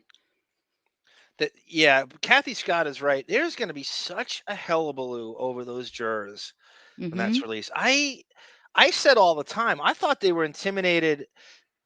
Amber Heard had one good point is these jurors leaving that place every day see these legions of fans, like torches and pitchforks, and they had to be like, we can't rule in favor of her. They had to think that. Could you imagine if their names got out during that and one of them ruled in favor of her? Yeah. How much shit they would take. To say they'd have to leave the country in witness protection is an understatement. Mm-hmm. Kathy Scott is right. Can you imagine what's going to happen when it's going to be a whole other? You, it's going to. We're going to do a show on it, right? I mean, let's face it, right? I mean, We're not going to do a show we're where going we to be list their forced to do a names. show on it because it's going to be We're so not good. going to say their names. Well, it makes one of us. No, we're not. I refuse to do that. No, we're not going to say her name. We'll make up fake names for them, Mm.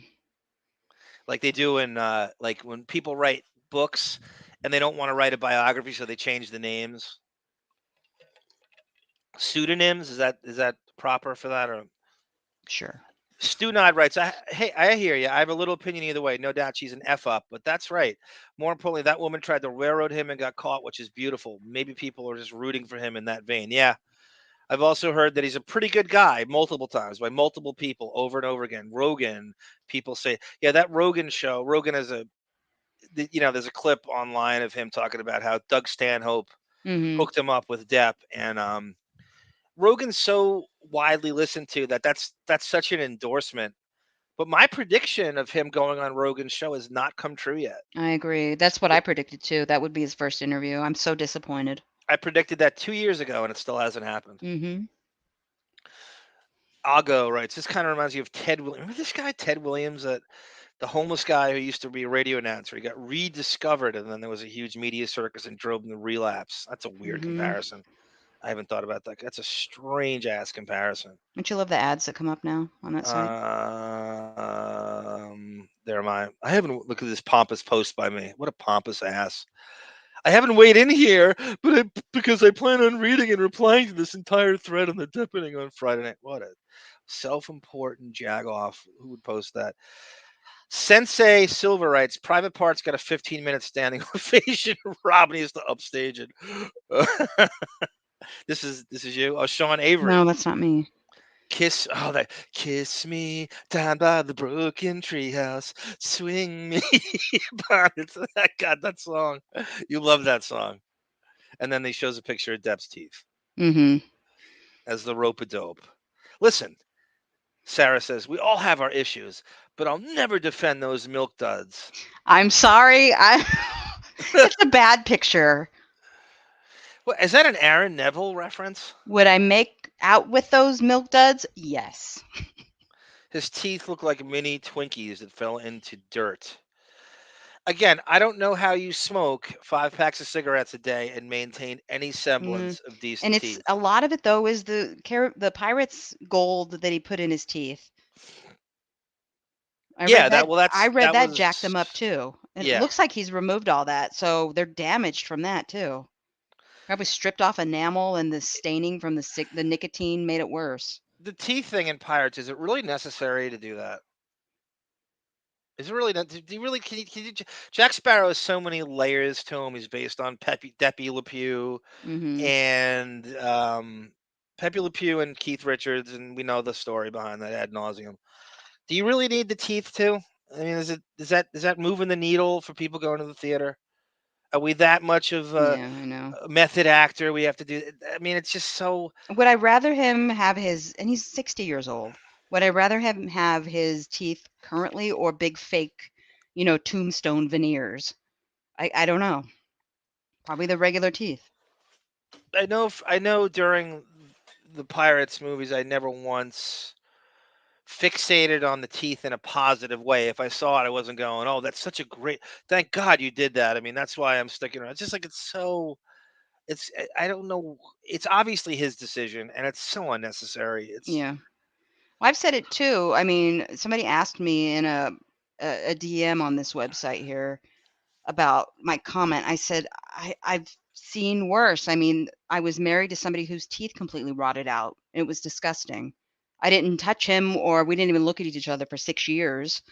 So I wasn't, I never went near him, but I've seen much worse than what I just see with Depp here. you married to Pete Doherty. You'd think. It's disgusting.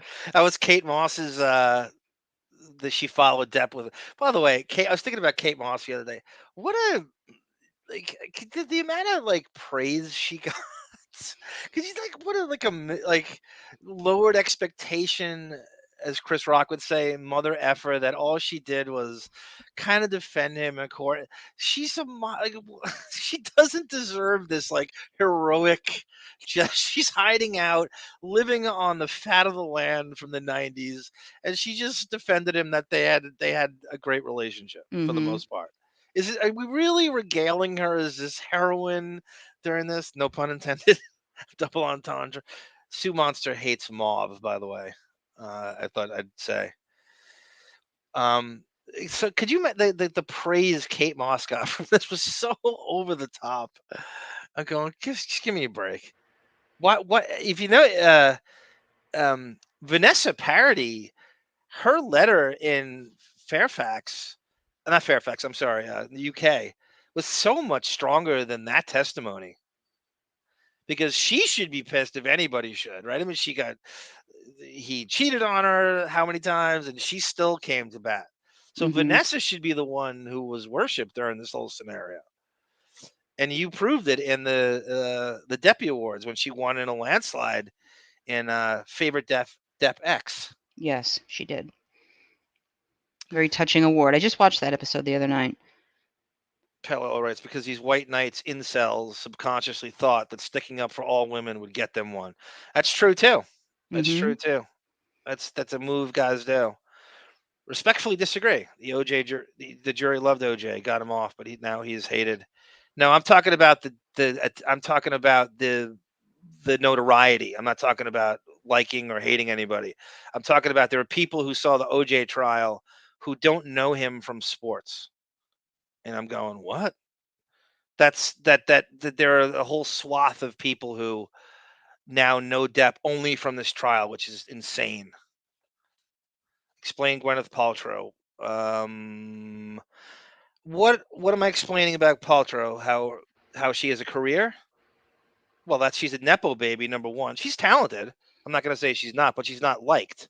She has a vagina Um, candle. and she has Steven Spielberg as a god, and she's a vagina candle.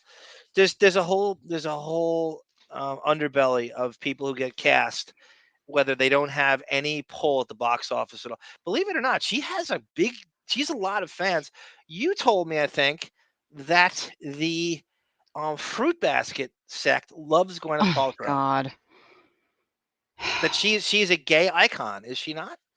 She is a gay icon, yes. Like insanely so. I don't know about insanely, but she is Beloved, yes. I was reading A the lot of women love her comments. too. I just don't. I don't get it. I Like don't like her attitude. she's the face of Hollywood elegance. You know what I mean? Like she's sort of like an envy of. Um, sh I was reading the comments and the skiing trial she did, which is like the ultimate in like white people problems. And the comments defending her were insane. Well, I think her the plaintiff in that case made her look better. Now she's polarizing. She is. Yeah, She's very polarizing. But the plaintiff was 10 times crazier than her. that's true. But I didn't realize the gay icon that she is. Mhm. And that hit me square in the like a Cherry Grove ferry pass. I'm going, what? And as it turned, the gay icon. That's an interesting thing, rabbit hole to go down. No pun intended. The gay icon list of people you'd have no idea. Like we knew Streisand for years was that. Like David will attest to that. But I didn't realize that Gwyneth Paltrow was one. And boy, is she! She got so much support online. I couldn't believe it. Mhm. I couldn't believe it. And that's where they're coming from A with lot of her. people are willing to overpay for her goop crap. Sarah, you want to field this one from Ida Greenbacks? Look at the Vanderpump and Sandoval, Ariana and Rachel stuff going on. People lie and cheat in front of cameras and they deny it with their best friend. Mhm. Is there comparisons you can draw to that? Trying to go back in time to Like that like taking discussion. sides of the one or the other guy and the girl kind of thing. No, no, no. I get it. I get the Vanderpump comment. I'm trying. I can't. I'm trying to rewind to what we were talking about when that came up. It was a while ago. Like one of the things that Depp kind of skates on, and look, this is what we do here. I'm gonna call him out where he cheated on Vanessa with Amber Heard, Yeah. right? So that gets lost in the shuffle like all the Well, time. according to them, he didn't, but He absolutely did, and he admitted more it. than And likely she was pursuing him. Yes, and he fell for it before. Yes. I'm gonna have to bust out the audio of that dude who worked with her on that movie, that Karate Kid MMA knockoff in Florida, Never Back Down, who said that, and who's very pro Depp now. He said that they were hanging out, Amber Heard and Whitney, and Depp was incessantly texting her the whole time, pursuing her the whole time that he was with Vanessa. Mhm. And he said that she was going, look, and he firmly says while he was married, she auditioned for Rum Diary, and he kept at her while they were at this place. So Yeah. look, he ain't no angel, and I don't know when that thing, whatever you want to call it, baby mama went sideways. But if you want to know why the kids weren't there at the trial, that's one of the reasons. Is it's really tough Mhm. to look at your mom being Possibly. cheated on. I think Possibly. that might be number one reason, and that never comes out. Like if you were the kids, right? Mhm. Your dad cheated on your mom and you were really close with your mom, would you be sitting there looking at the mistress? Would it be easy for you to sit in a courtroom staring at the woman that they I cheated on your mom with? wish that letter that Lily Rose wrote made it into evidence, but it was hearsay. Remember she wrote him a letter, Yeah. her opinions about Amber Heard, Yeah. and that she never wanted to be around her again, but it was quickly, I think it was even struck from the record, that testimony when he said it, but I would love to see that letter. I'm But sure it's in the unsealed. I could do 6 hours on the Vanderpump Scandival You thing. should do that. You and David should do that.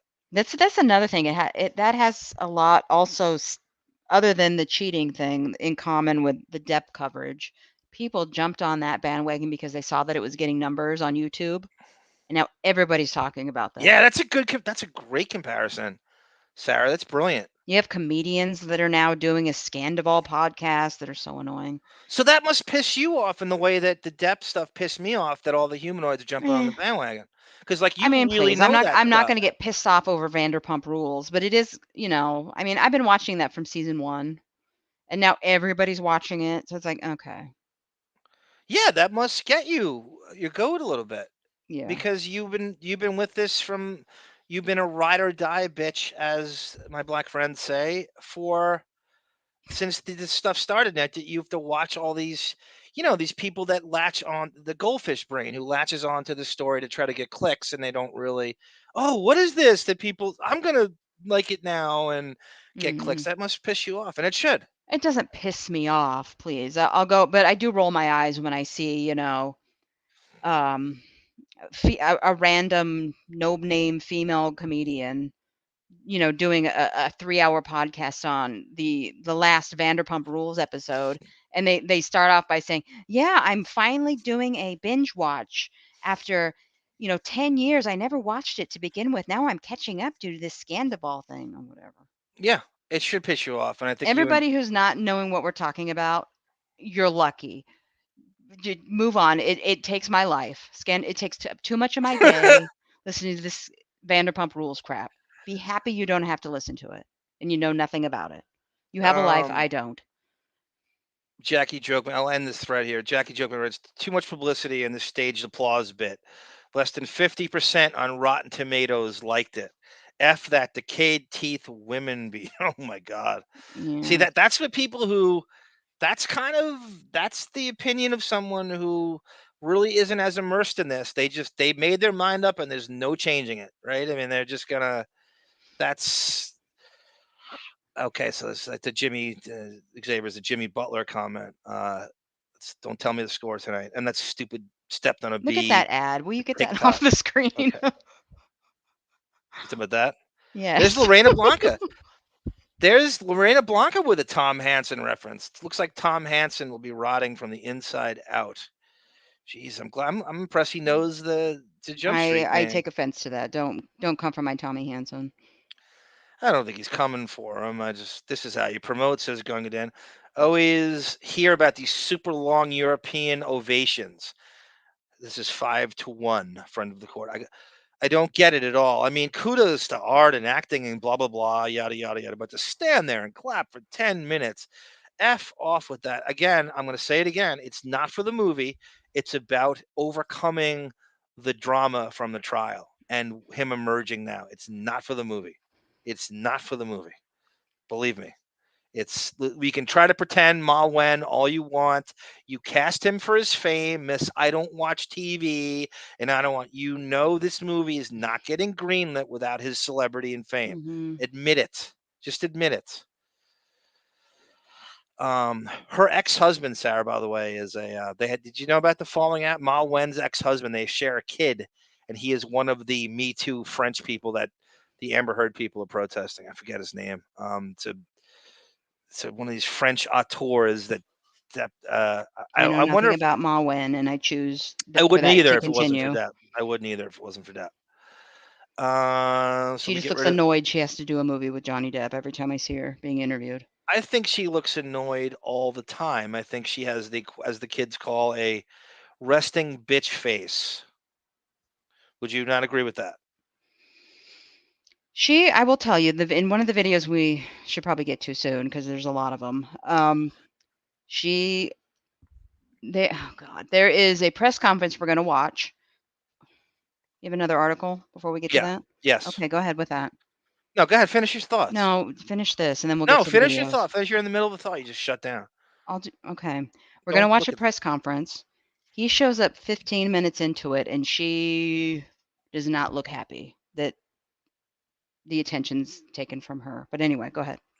Isn't it all about attention? Yeah, and then it's a double on. It's a catch-22 in that you want him in the movie to get this thing made, to get attention and to get this buzz going, but then you're direct and you cast yourself in the lead, which is as pompous as it gets anyway. And I don't know if she fits the lead of this story, which I don't care about on any level and don't relate to.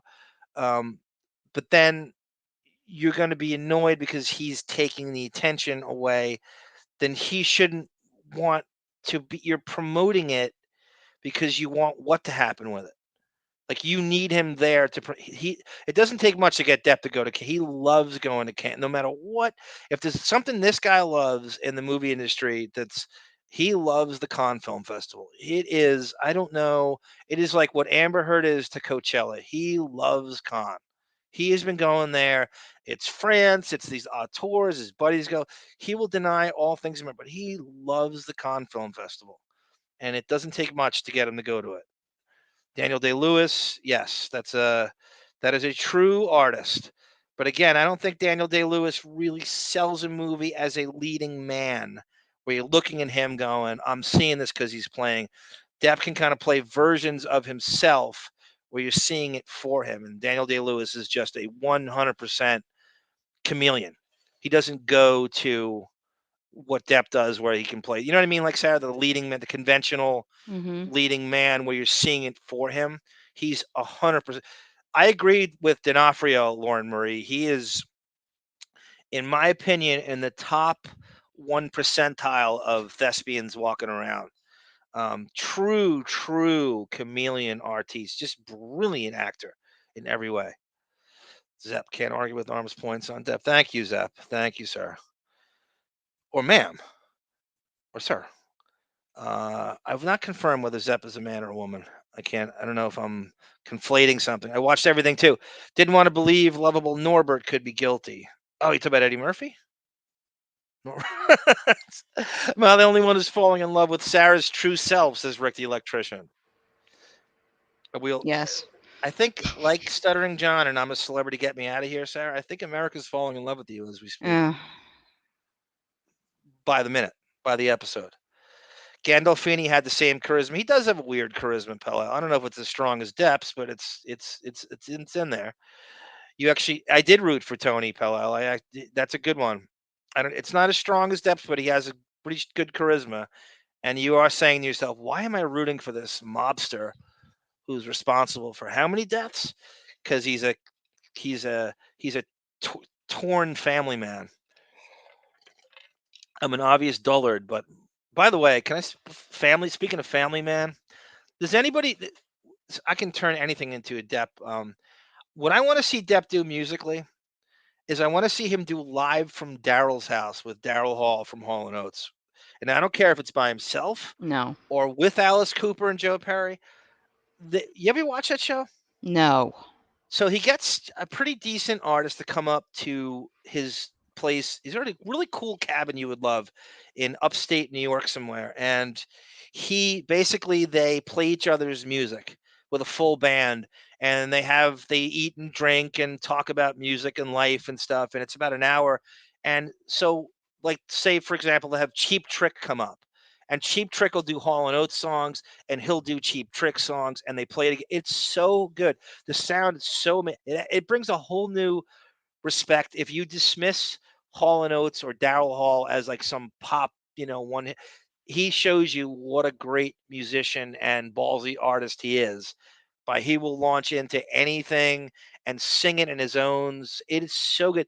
So Cheap Trick sang Hall and Oates' Family Man in this episode I just watched, and it was phenomenal. And I have a whole new respect for Family Man as a song, because I didn't realize it was about a dude who's cheating on his wife, who is tempted to cheat on his wife. I never analyzed the lyrics before until last week, and it's about a guy who gets tempted to cheat on his wife. Leave me alone. I'm a family man, and my bark is much worse than my bite. And he's constantly somebody's trying to lure him away from and cheat on his family, to home wreck him. And that's the story of that song. And I didn't even realize it until I watched this. So I fully recommend Live from Daryl's house, and I want Depp either by himself or with the Hollywood Vampires to do that show. And you'll probably see the real Depp if he does it in the kind of downtime they have in between it. I can't be the only one watching this. I can't be. Right? Am I the only one watching this? Yes. Yes, Barbara DeRush confirms. Live from Daryl's house is great, in fact. I kid. He's so annoying. Depp will be like Elvis. Yeah, Depp is and the Elvis comparisons don't stop. I still can't effing believe some of the NPC automatons. Yes. What chat are you on? Okay. Kylo Sierra Alpha writes, I still can't believe some of the NPC automaton is right, and that is a great word. I have to admit, Stuttering John he was. That's exactly what Ida. That's not. You don't have to be embarrassed, but he did exactly what the reality show wanted. He mixed it up and he acted crazy and he was kind of likable, and that's why Leno. That's why Leno scooped him out, and deservedly so. That you do not have to apologize for that. I agree with every word. Sarah, I wish Sarah would come on Radio Gunk, says Autobot. What do you think about I that? would love to. I was thinking about the other night, but I haven't been asked. Well, we got to do a show that's not current. We got to do one of those special shows, Or which I I could like. listen to a current show for the first time That would be good. and That would judge be really it. good. Because you like most of the people in that chat aren't listening to the current show, so Yeah. it would be interesting to see you actually listen to a full show. Oh, I Yeah, shudder. it's as bad as you think, and that's what would rise your ire. So speaking of Radio Gunk, Monique, that was Brendan's quoting, Con is like WrestleMania. SummerSlam and Survivor Series all combined for depth. Survive, survive. That's he's quoting. We used to on Long Island, our cable was so underdeveloped that the WWF was doing these pay-per-view events. You remember the Survivor Series? Yes. And so we wanted to get it, and we couldn't get it because they wouldn't offer it in our cable. They didn't have the pay-per-view capabilities yet. So we would call the cable company every day, and this is like our version of prank calls. And all four of us would get on the phone at the same time and chant, "Survive, survive, survive," because that's what Bobby the Brain Heenan had his guys do at the end of this wrestling interview. It was so stupid, but Okay. so funny if you're on the other end of the phone to hear it. Just the dumbest, funniest prank call in the history of prank calls. From 99, we'll move on in a second. I apologize when I get to this article, but from 99 to like 2004, I was living alone and barely able to survive financially. So I would starve to pay the $50 a month because there was always a pay-per-view once a month. I would starve to pay the $50 pay-per-view charge for WWE so I could record it and then run it over to my dad's house the next day so he could watch it. Wow. So, yeah, if it was 50 then, I was having this thought when you were talking. If it was 50 then, what is it now? That was 20 years ago. I think it's triple digits. Oh, Jesus.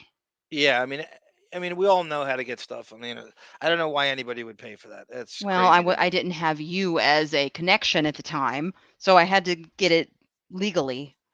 My nephew and his best friend, who are huge wrestling fans, a lot of in their kind of elementary school, middle school days, and I used to have a D scrambler, and I would record it for them and bring it over every single WWF event.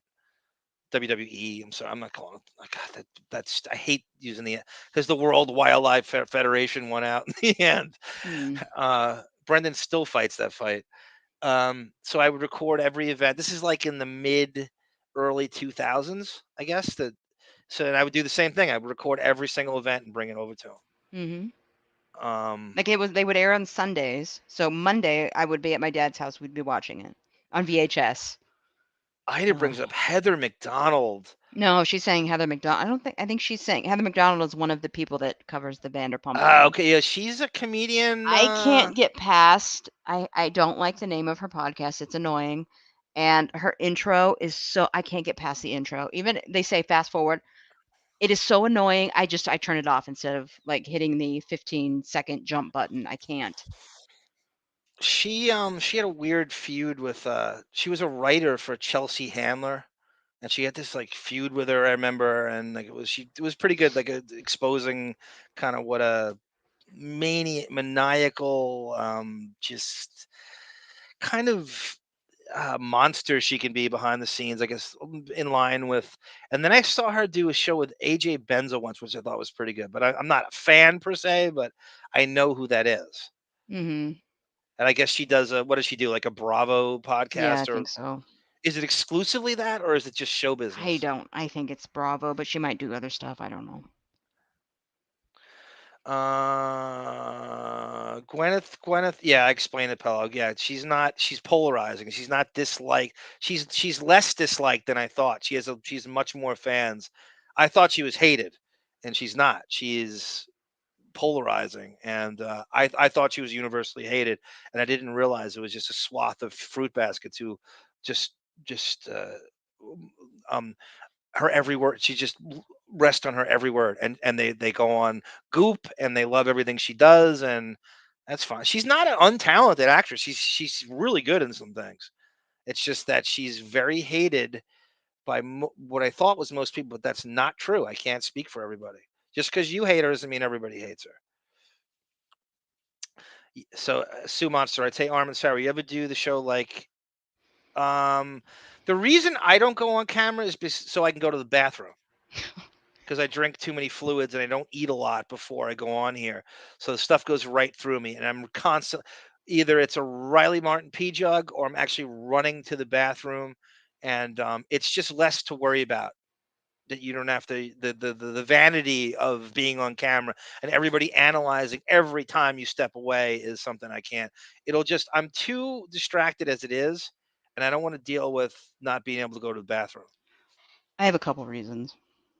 Well, I can everybody does. always style my hair like most women do to hide half of my face, but I've, as a woman doing this, you're kind of more a target.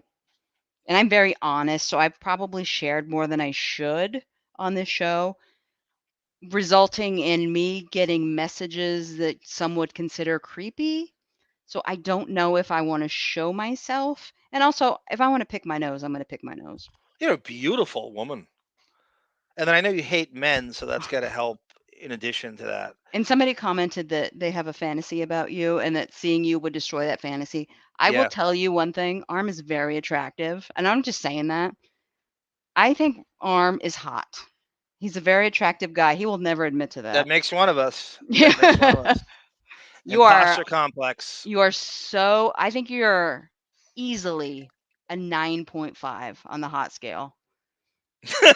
Bon Jovial goes, Arm with the descrambler and the cables and wires everywhere. That's exactly how it looked. See how It he was moves just on from that quickly? Dr. Octopus cables in the back of the TV. He's absolutely right. Welcome, Bon Jovial. Welcome, did I say, who else did I say? There's Jamie. Welcome. Depp's teeth are better than Howard Stern. Yes, they are, Jamie. No matter what he does to them, they'll always be better. No veneers, no.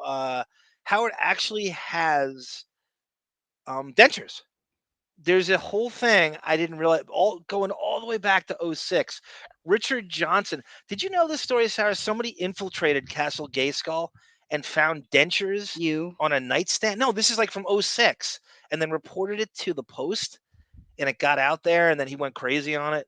And then he was Yeah, I going, know. this is why he's so paranoid about his house. Like anyone in his house is looking for these sort of vanity public Mhm. plastic surgery secrets. And it was a huge thing. And I didn't see it initially until like last week. I was reading on Mark's Friggin.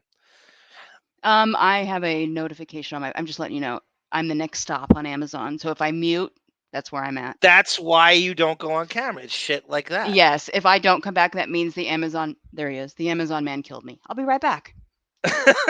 Brendan goes, Arm wishes he had something that measured 9.5 inches.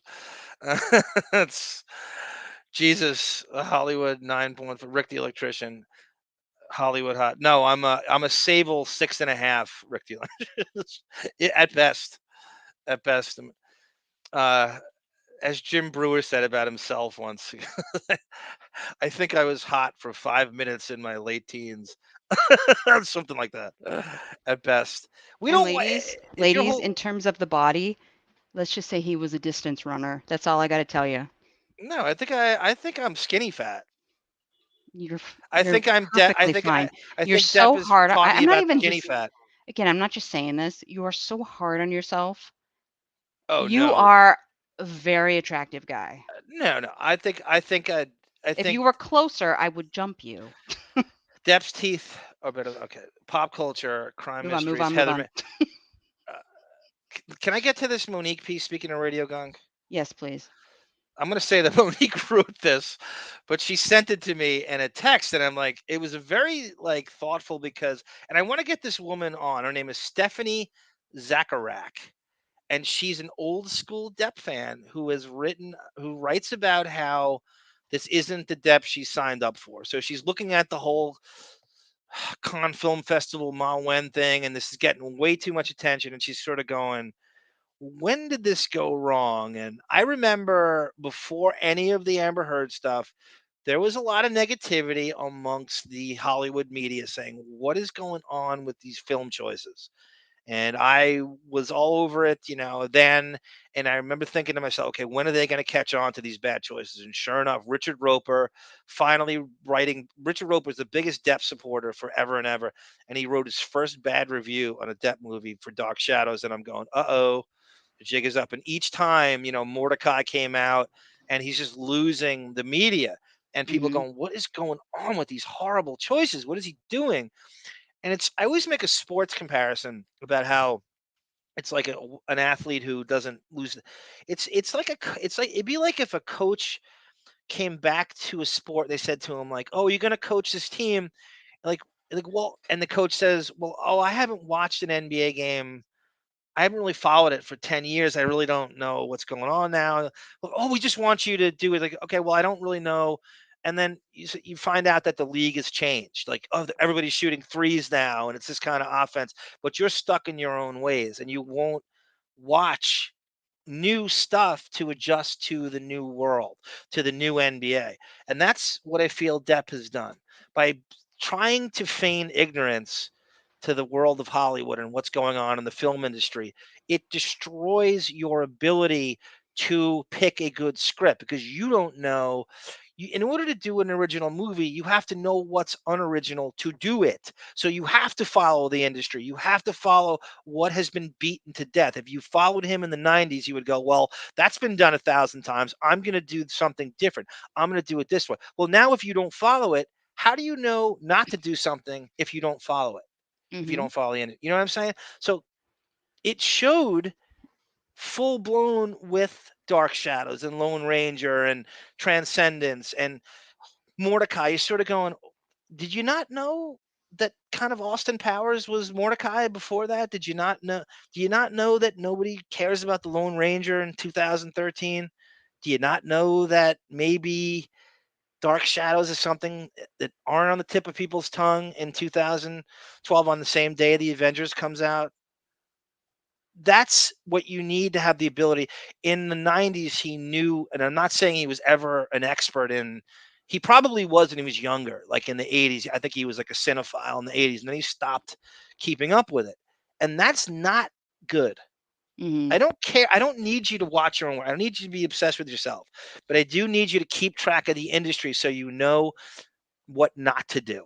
Well, That's it's not too also much to ask. he was so big at one point, and he had so many monthly expenditures that we've talked about it ad nauseum. He had, 10 years where he was taking whatever.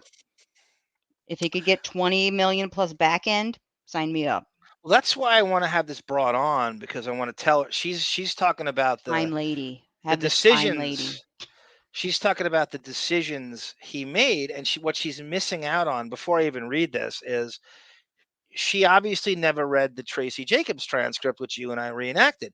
That says a lot of why he made the bad decisions he made. There was a lot of cash grabby stuff that was done simply to give me 12 million. I'm doing it. I don't care what it is. I can have my friends work on it, my production company over it. It fits in with the Hollywood Vampires tour schedule. I'm doing it. So there's no thought at all that goes on to taking a movie when you do that. When you think on the, and that's what she doesn't know. And if she'll agree to come on and talk to us, I will tell her. I'll explain that. So this woman, this again, Monique sent me this article, which I did not see because it turned up in some like Apple News and it's in Time Magazine, May 17th, 2020. Stephanie Zacharek. The aging process is kind to no one, and that includes Johnny Depp. On Tuesday, Depp was here in Cannes, so she's at the festival to walk the red carpet for the festival's opening night. Ma Wen, misunderstood mistress extravaganza, Jean Dubarry, in which Depp plays King Louis XV, devotion to his favorite extramarital squeeze, brought scandal upon Versailles. When it was announced that Depp film would be opening the festival, murmurs of Sacre Bleu were heard far beyond the kingdom, though perhaps not so much in France. The festival itself has opened in arms of wide to Depp, who hasn't exactly been untouched by controversy in the past few years. So I'll skip ahead of the Amber Heard recap, which we have. You can't write, by the way, this is how strong her presence is. You cannot write an article on him now where they don't recap the trial in 3 paragraphs. Mhm. They have to always recap the trial like you didn't. It also helps that her camp right now is riling everybody up again Yes. because he's getting some attention. So let me skip ahead here. Yeah, the festival's opening press conference on Monday, the 76th edition of this. The con chief, I hate these names, defended the festival's choice to kick the festival off with this film. If there's one person in the world who didn't find the least interest in this very publicized trial, it's me. He said, I don't care what it's about. I also care about Johnny Depp as an actor. Ostrich head for me in the sand in the his Vermeer's ostrich head in the sand act is actually disingenuous to me. His last two statements about entwine opposing ideas that bear thinking about. It is possible to care about acts Depp may have committed and to care about what happens to women when they come forward with the allegations of domestic violence, and also to care about Depp as an actor. Though Depp still has legions of hardcore fans who will not give up on the Black Pearl for the love of money, quite a few of them did show up in Cannes on Tuesday, not to cheer him on. Many of us Night. who They did cheer him on. Yeah, I'm sorry. That's what Okay. to cheer him on. Many of us who used to love him. Now, this is a fan.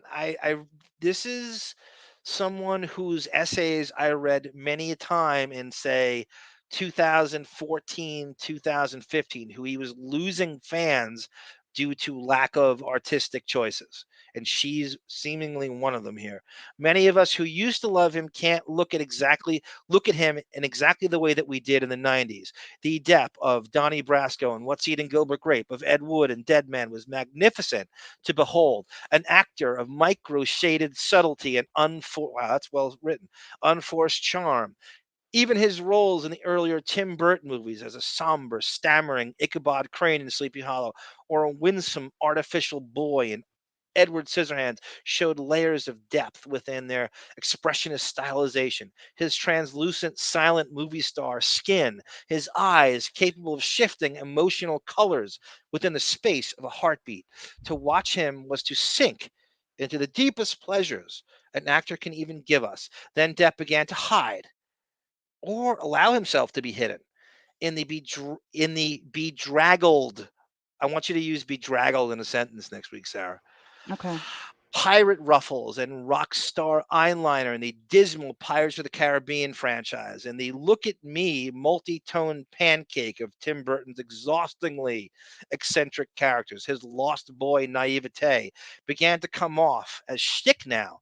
In the Pirates movie, his googly-eyed mannerisms drove audiences wild. Why bother with acting when gimmickry will do just fine? According to the current roles of how we're supposed to view male artists accused of unspeakable behavior, it should be easier to despise Depp as a human being now that it's become so hard to defend him as an actor. Righteous anger is the easiest fix for complex, possibly conflicting feelings.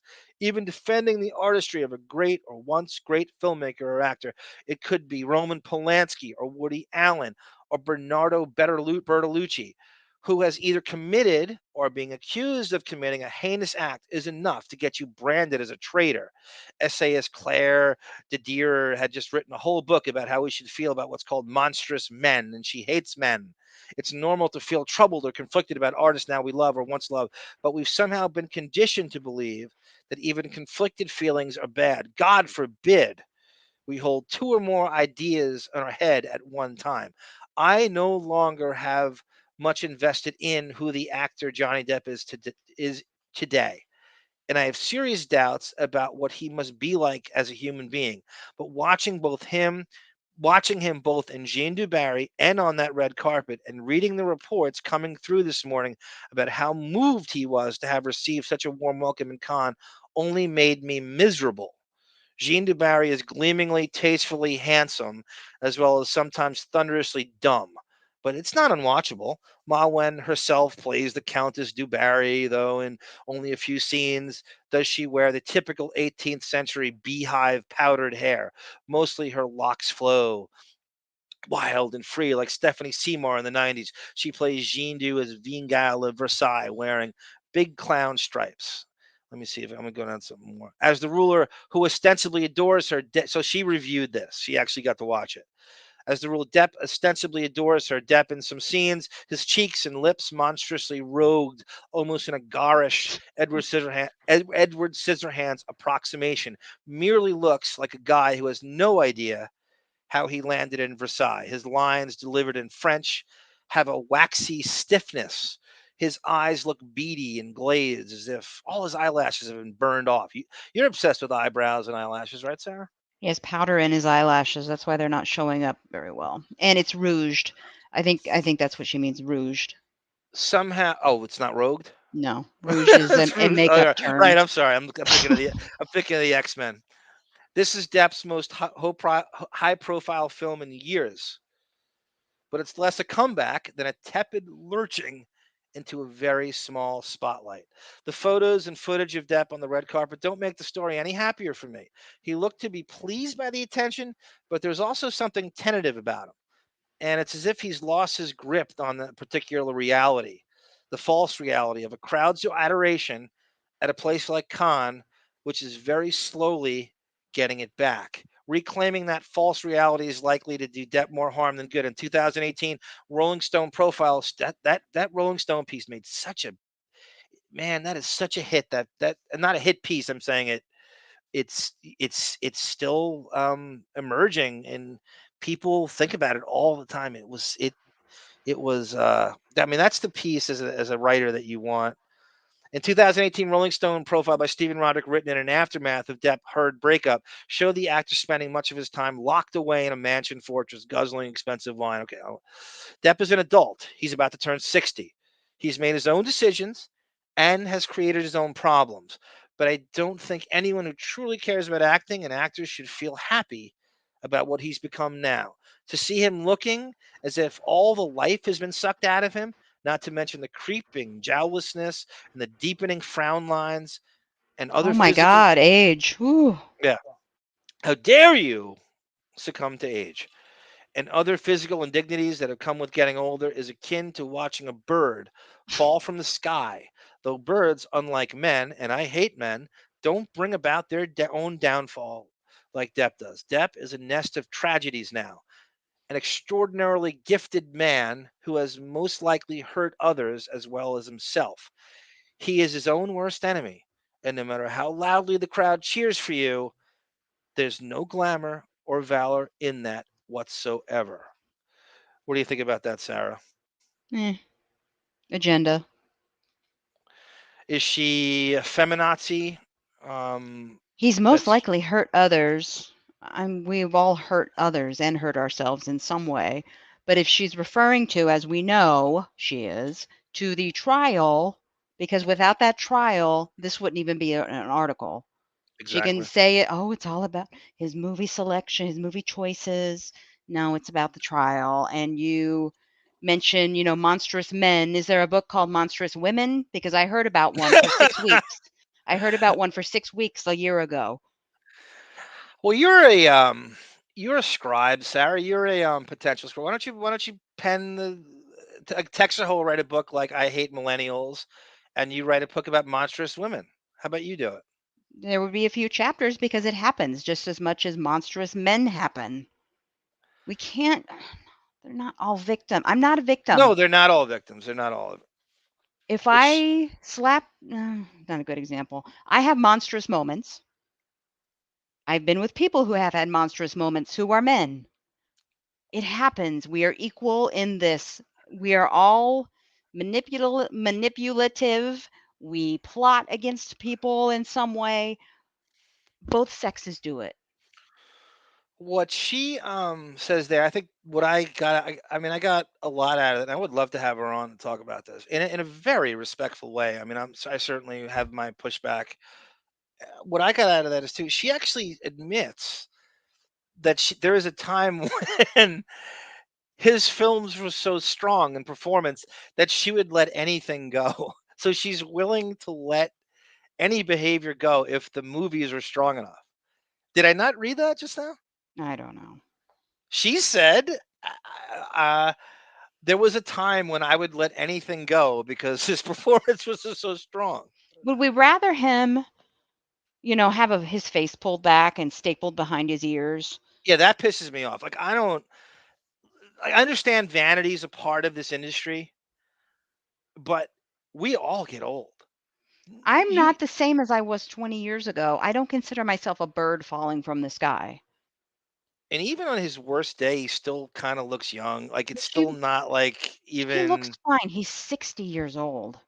I we're mean, that's judging. not on death's door by any means. Look what he's done to himself in the past with drugs, Oh my alcohol. god! Oh He my looks god! Could pretty you damn imagine? good. Could you imagine having his cocktail of 4 packs of cigarettes a day and bottles of absinthe, just like super big gulps of absinthe and playing, as I say, MDMA pong at 4 o'clock in Mhm. the morning, and God knows, just like, very seldomly ever being sober. Like there were brief trysts with it. Could you imagine how? I mean, you would look like F. Murray Abraham's Etch a Sketch by the time you hit 60. And Amber Heard's over there in Spain looking a little pudgy. Would she dare write, Amber Heard, look how bad Amber Heard looks now. She's a bird falling from the sky. Would she dare write that? I'm not even comparing him to Amber Heard. Like, I think if someone comments that she's gained 10 pounds, I think that's stupid too. Oh, so what? She's not anorexic looking. Like that's, Yeah, she looks fine. But she I mean, looks fine. she's not the standard that this writer wants her actors to be, apparently. But the bigger point is she's kind of an ex-fan, and he had lost a swath of them in before any of this went down, before any of the stuff in Fairfax and certainly UK, and they kind of fell out of love with him, and that's like an old school fan who is disappointed. But she's also conflating the feminazi stuff with decision. But she literally admitted in there that if the films were stronger in modern day, she would overlook everything. I swear to I God, she don't just I wrote don't that. buy it. But She's not. okay. So I kind of want to have her on to discuss what was the movie that kind of sent her over and where is it now, and because she's obviously looking at this and she obviously got to screen the film, but I've read a number of pieces like that, over that, again, like in 14, 15 of essays about what the hell happened, what has happened to his career. And again, she needs to read the Tracy Jacobs transcript because that explains a lot of his decisions. That's what she's missing. A lot of it was cash grab stuff, and she misses the point on so much if she doesn't read that. It's the basis for everything,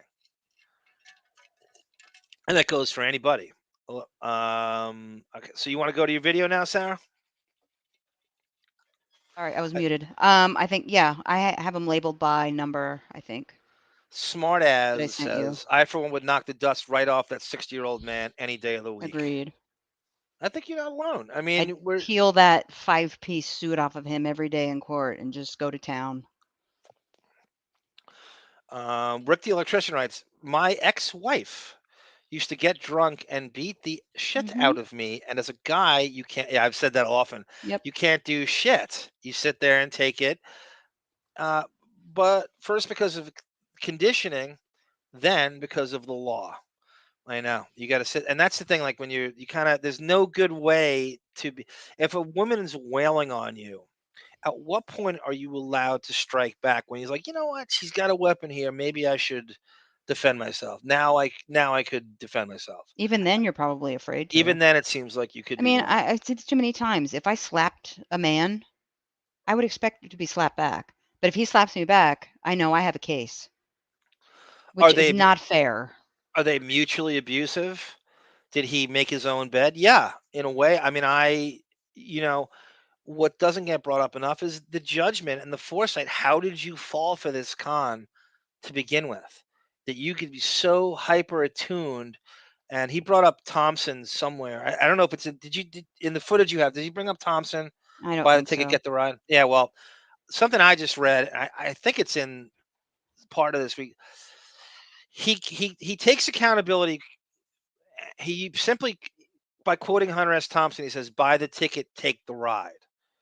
Now you can interpret that, right? I mean, he says that, and I said this during the while we were streaming the trial, that I wish Hunter S. Thompson were alive to guide him through this. I would love that would give you the ultimate galvanization and power. Because if there's anybody who really is uncancelable, it's Thompson. Like, I mean, he built his life on being uncancelable. And one of Thompson's staple quotes is, buy the ticket, take the ride. And what that Mhm. means is you asked for it. You chose this path. You bought the ticket. Now you got to take the ride. You want to be in you got to take the bad that comes with the good. It's like athletes complaining, right? About doing press conferences. You're going, you chose this. We talked about football before. It's like the NFL player complaining about playing football. You chose this life. I didn't force you to go into the NFL. You wanted this. You were playing football, Pop Warner or PAL. Then you played middle school and high school. Your dream is to play in the NFL. But when you got to the NFL, now you're complaining about playing a Thursday night game. And I'm supposed to feel sorry for you? You chose that. You bought the ticket. You take the ride. I did not force you to play in the NFL. You want all the great stuff that comes with it, but because it's a brutal sport, that's what you signed up for. That's the sport. I don't want you to get head trauma. I wish it were different. I wish there's better padding, but you chose this life. I don't feel sorry for you. So that's what Thompson's saying is buy the ticket, take the ride. Depp will say, I chose this. I chose this path. He does often say that. So I knew what I was getting myself into. Mhm. You have to give him that. He often owns that. He needs to lose weight, says Texo. She says We all all do. millennials need to lose weight, she says. Me too. I can't track Depp's physique. He's mastered skinny fat, and I like skinny fat in some ways, but not on DiCaprio. I don't mind at all the dad bod, and I'm good with it. For his health, though, yes, lose weight. Lauren Marie writes, I don't know how people can sleep at night when their whole goal in life and their whole purpose is to humiliate people. Mhm. That article is harsh. Actors are people too. I don't get into making fun of or speaking ill of people. Yeah, well, Lauren, I've used this word often, and it's a word that America should really, it's almost our credo should be Schadenfreude instead of e pluribus unum, which is all for one, right? We love when other people fail. We love watching the mighty fall. We get off so much, the whole car wreck mentality of like you stop on the road to watch people because you're happy that's not you on the side of the road fixing your tire or the one that, rear-ended someone. We love when other people fail because it makes us feel better about ourselves. Let's just all admit it. Mhm. I mean, we're not all that way, but it's such a large percentage of people. This is why so much bad TV thrives. Schadenfreude basically means the malicious enjoyment of other people's misfortunes and failures. And is there anything more applicable to America than that? I Right? Do think we it's not around the love? world at this stage. At this I point, think it's it's. not just America. I think America has it more than other people do because it's a more competitive. I think Only because you capitalism live makes it. here. It's around Uh, the world, I just don't as know. bad. Yeah, I don't know. I have to say America. I have to ask, like Bon Jovial, is Schadenfreude as bad in Australia as it is here? Maybe it is. Maybe it is. I don't know. You might be right. Thank you, Brendan. There's Fuji Vice, Sarah. Brendan and I had a conversation about again, he's a longtime Depp fan and he's been Yes, watching thank him you. since Jump Street and he's the male version of you with impeccable music taste and he was he's talking about how you can't believe the guy's going to turn 60 and we're at this point now where it's so crazy to think that the attention he gets for this sort of stuff is where we're at now cut to Mhm. 2023. um it is insane. It is we got to get him to sit in on a Jump Street too. He loves his favorite episode, I think, is the prison one, the one with Swallowed Alive in season 3. If there was an episode he'd sit in on, that's the one. Before you I book him, make sure he wants to do it. Texaho writes, good redemption story. Damn autocorrect. No, it's everywhere. That's right, Kala. That's exactly right. Yep. But Americans also love a hood redemption story. Yeah, it's true too. We do love a redemption story at the same time. They kind of cancel each other out. But the redemption story, Texaho, is only if it relates to us. Like we're so self-indulgent that the redemption story has to relate to you. You know what I mean? Like that's me. That's what I would. That's my redemption story. That's how I would do it. It's not that you're rooting for the person. You think that could happen to you. I mean, in Well, some let me cases. speak as a curmudgeon Gen X. Social media has brought out the worst in humanity, and I don't think we're going to recover because social media is going to be around until we die. So it's just it brings out the worst qualities in the It human race. does. I do. Well, the whole cliche about the internet is that The whole you're a anonymity nameless, thing. faceless person behind a keyboard. And Hmm you would do something you would never do to someone in person. You would never say that to their face. True. True. I've You would. told you what people have said to me just, in NBA, Twitter threads. It's stuff that they would be arrested for if they Yeah. said it to me on the street.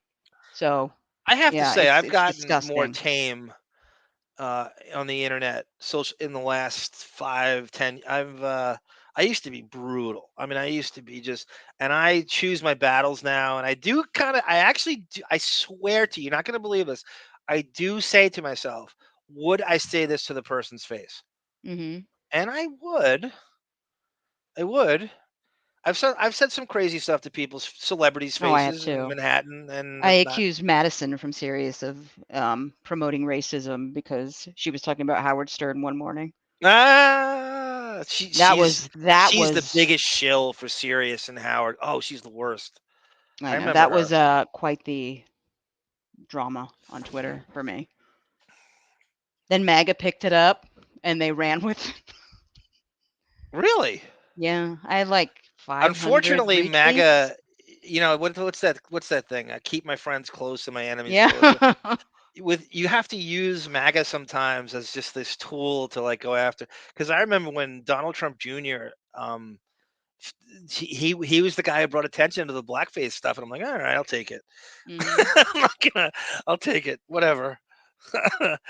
I mean, let's face it. I mean, if somebody were talking shit about your dad and your dad gave him the best radio he ever had, wouldn't you take up the fight for your own father if no matter what side of the fence you were on? Yeah, of course. I mean, I can't blame him. That's why I sit on the fence because I Bon don't like Jovial goes, either one. "This is as cruel as the radio gunk hosts pointing out famous people's visual flaws." I like to think I back off on that, Bon Jovial. I don't I think you do think that a lot. no, I think I'm pretty. I think I'm pretty good at When not I do it, being. when we're having a conversation, when I do it, you're like, "Oh, come on." So you correct me You know often. what it is? I have this thing in the back of my mind that we're begging for it, like the karma police. You go after someone's like visual flaws, you are begging to get it yourself. Like at some point, nobody's perfect. And as you can see, like I never thought I'd see a day where Depp's physical flaws are getting. I never thought we'd be here. I know. That I he's wish I getting was as called ugly as fat. Johnny Depp. I know. I know. Well, Amber Heard started it with the fat old man. That was crazy. I mean, when I first read that, I read that stuff. Do you remember way before even the UK trial that there were like leaks of these gossip pieces, like in 2014 and 2015 of these stories? And we go, that's ridiculous. That didn't happen. Those were Mhm. true. So she was probably leaking it to like TMZ and stuff, and you would see, oh, Amber Heard called him a fat old man playing horrible dinosaur rock at 4 o'clock in the morning with, Mhm. and I'm going, that's crazy. And those all ended up being true. And they were leaking them as individual stories back then. Bon Jovi is loving your voice tonight, Sarah. Loving it. Thanks. And we're loving his voice as well. I almost invited him on tonight.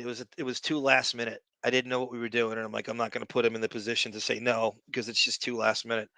If I invite someone on, you can say no. Like I don't like if you say no, it's too short notice. I get it. I get it. I just if I do you not feel obligated because I just throw an invite out there. Pello writes, I remember once people with D scramblers on a Tyson fight. Yeah, the boxing thing. I don't know how boxing is survive. Boxing made the mistake years ago of making the whole damn thing pay per view, and it's like you just alienated all these people. Do you remember when those big fights used to be on ABC on Mhm. like Saturday afternoon?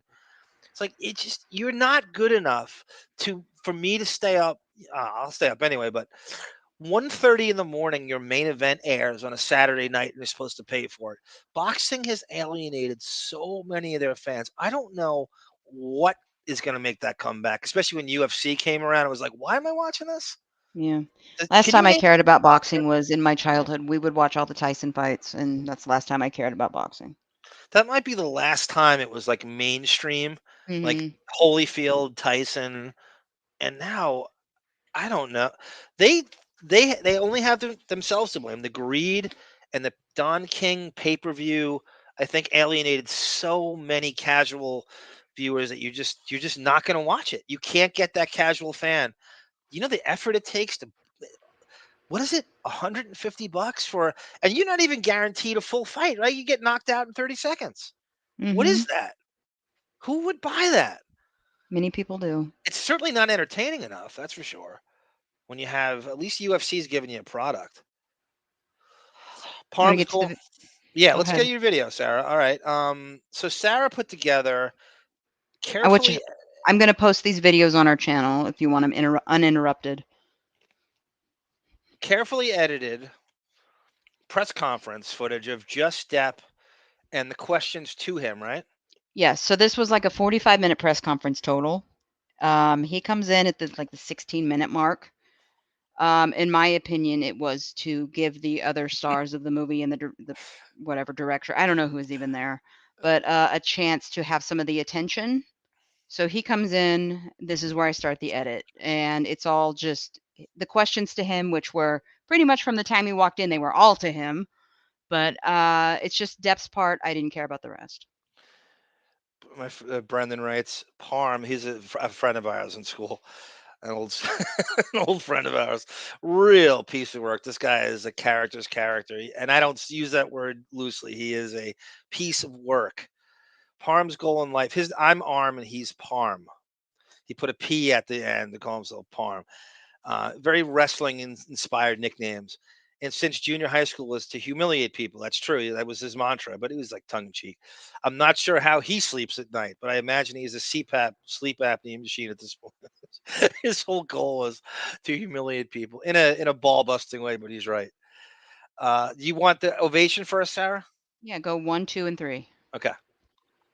First is the red carpet and the post movie ovation they're talking about.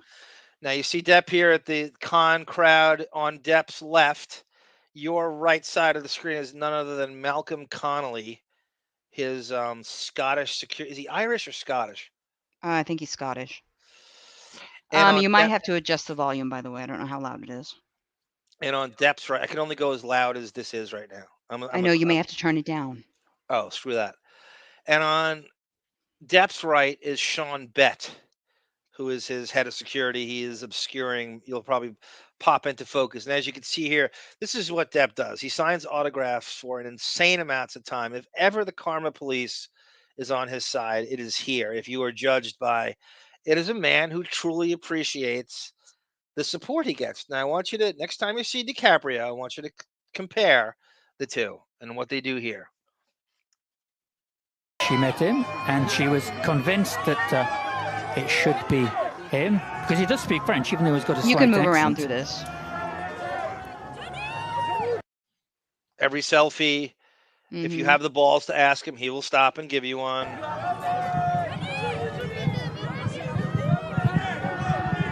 So everybody's here for the film By My Wen. The whole crew is with us in Cannes this evening.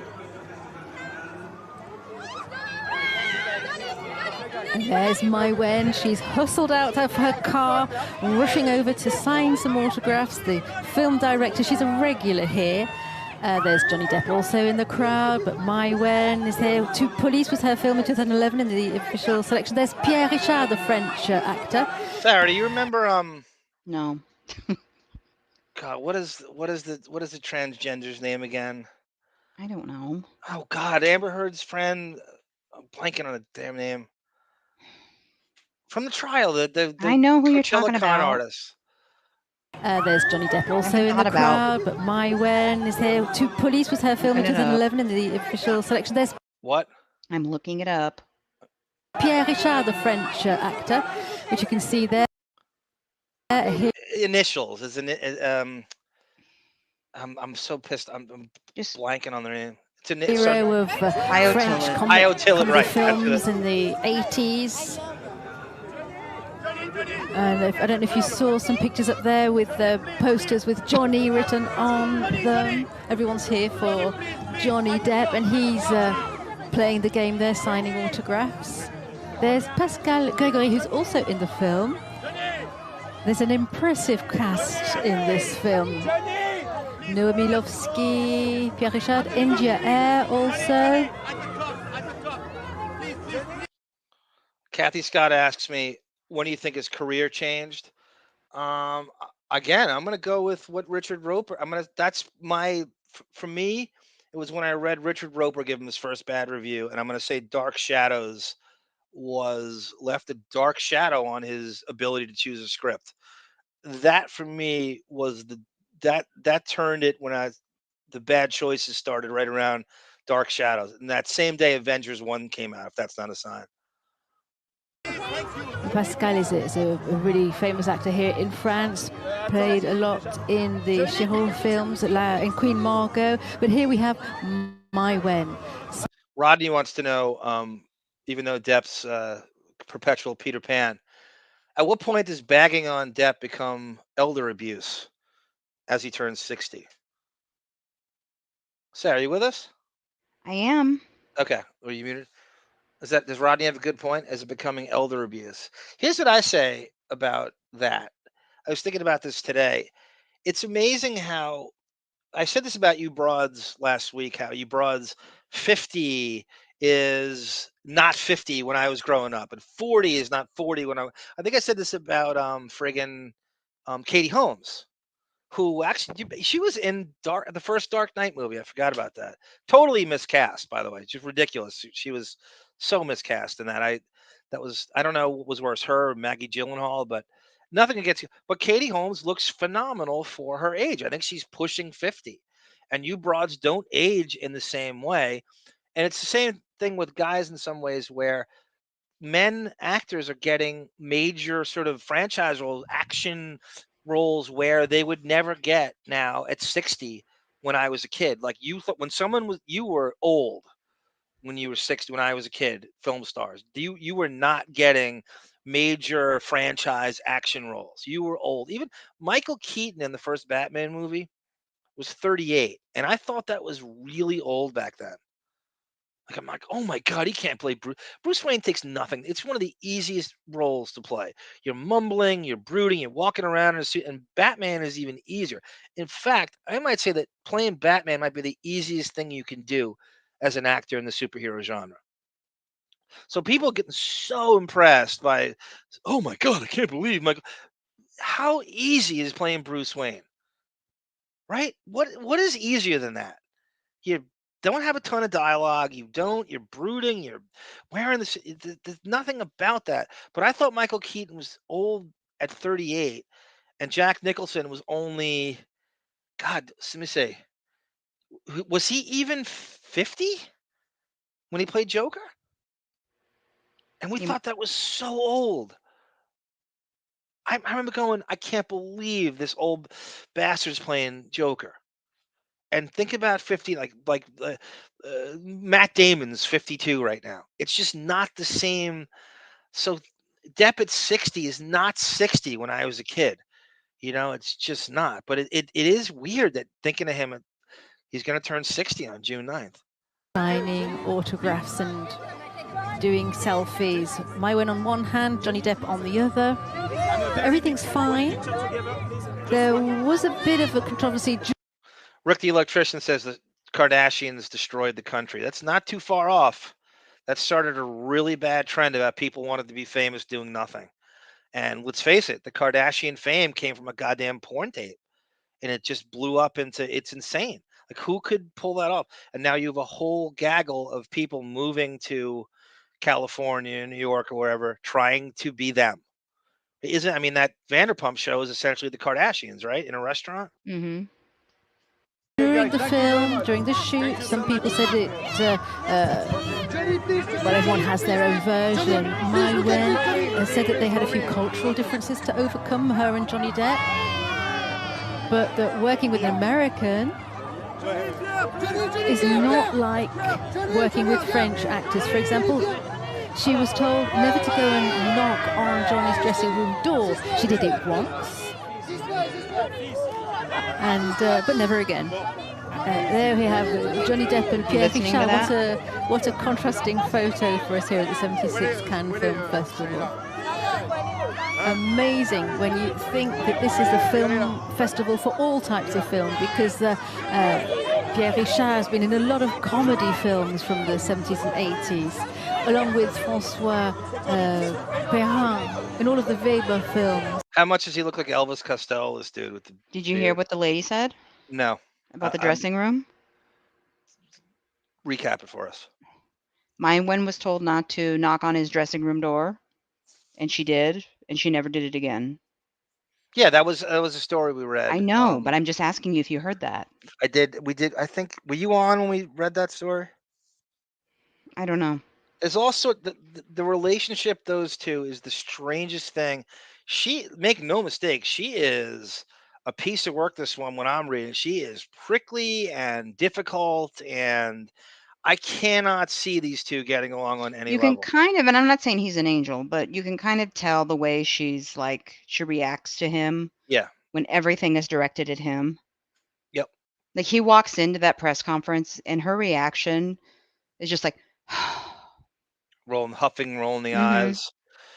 You'll see it when we get to it. She's not used to being told what to do. It's such a weird culture, France, and the way they look at their films, and she's so used to solely playing by the French rules, and he's essentially playing a road game, coming to this, and she feels, I think in her mind, that she was his biggest champion bailing him out. Like, look at me, I'm the only one who stepped up and gave him a role, which is kind of true. Well, based on her reactions and the attention he gets when he's sitting next to her, I think she regrets casting him.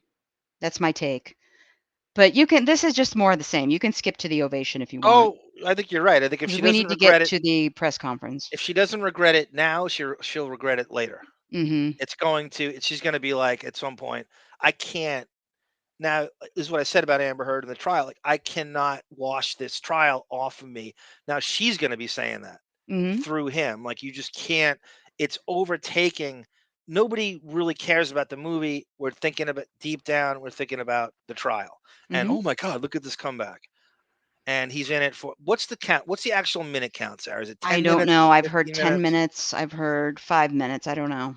Yeah, it's funny. It's almost exactly like Amber Heard in Aquaman too. Like, we keep getting conflicted stories about what her screen time is. It's exactly the same thing. It changes every day. Oh, she's in it for 5 minutes. They cut her out entirely. Oh, she's in it for 20 minutes. It's the same shit with him in this. Thank you, Cowla and Kathy Scott. And yeah, Io Tillett Wright. I haven't said that name.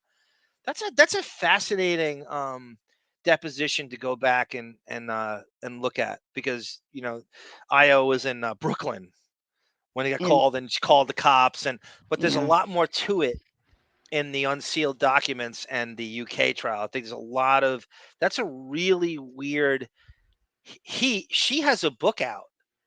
Did you know that? It was Johnny Bye Bye sent it to me, and it's a very bizarre story, and it kind of avoids Depp more than it should in the book. But the Io Tillett Wright stuff is a fascinating thing to revisit in the unsealed documents. And Io Tillett Wright is basically, did Amber Heard consider her transgender boyfriend at some point? Are we to assume, or just, and was there all along with the Coachella con artists and the penthouses and stuff? I think Depp suspected Io had a thing for her. And then, remember, he said he said, she's yours now. Yeah, but also too, Lily Rose. Oh yeah, getting her to, for a minor, as a minor. outing a minor as being on the LGTB LGBT. Okay. So that Spectrum. was strange. And Lily Rose coming out and saying, I'm not. The Io Till Right thing is fascinating in its own pocket universe. If you just isolated that, and she was at the wedding on the island, which Of Josh course. Richmond talks about, and I'm always shocked by this behavior. If I don't, you want me to move on to? Yeah, There's you nothing can. else. Can I just skip ahead and see? Yeah, what you can Of the skip woman of ahead. that The name, ovation might be Jeanne part Vaubernier, 2. that was her name when she was born.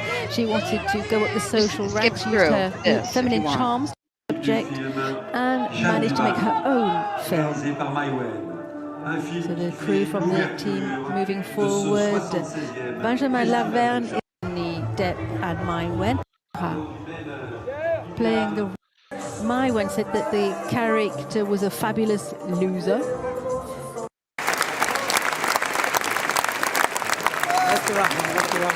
Okay, that's obviously the ovation. You had to answer a question about Depp getting accused of being tardy to his own.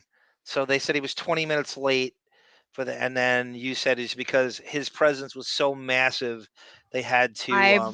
I've heard both, that he was tardy, and also that it was the plan for him to be late so the others could get the attention for a bit. But do you think if he's 20 minutes late, wouldn't they just delay it to wait for him? Yeah, I don't know. France seems to time seems to stand still in France, right? They have like 3-hour lunches, and this is all they care about. So just delay it 20 minutes. Why not? What Mhm. timetable are you on? They're Yeah. bragging about how they go to lunch all day and time is of no essence, and we just enjoy life. Well, then delay the trial. Delay the trial. God, even I'm doing it. Oh my God. By the way, thank you, Rodney, for the donation. I'm getting to Rodney in a second. You're absolutely right. Just delay it. Just delay it.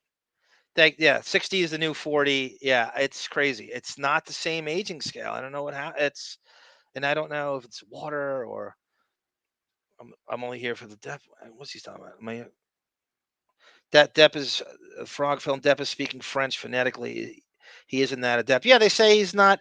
I mean, it's amazing how he could live with Vanessa, right? All those for 14 years.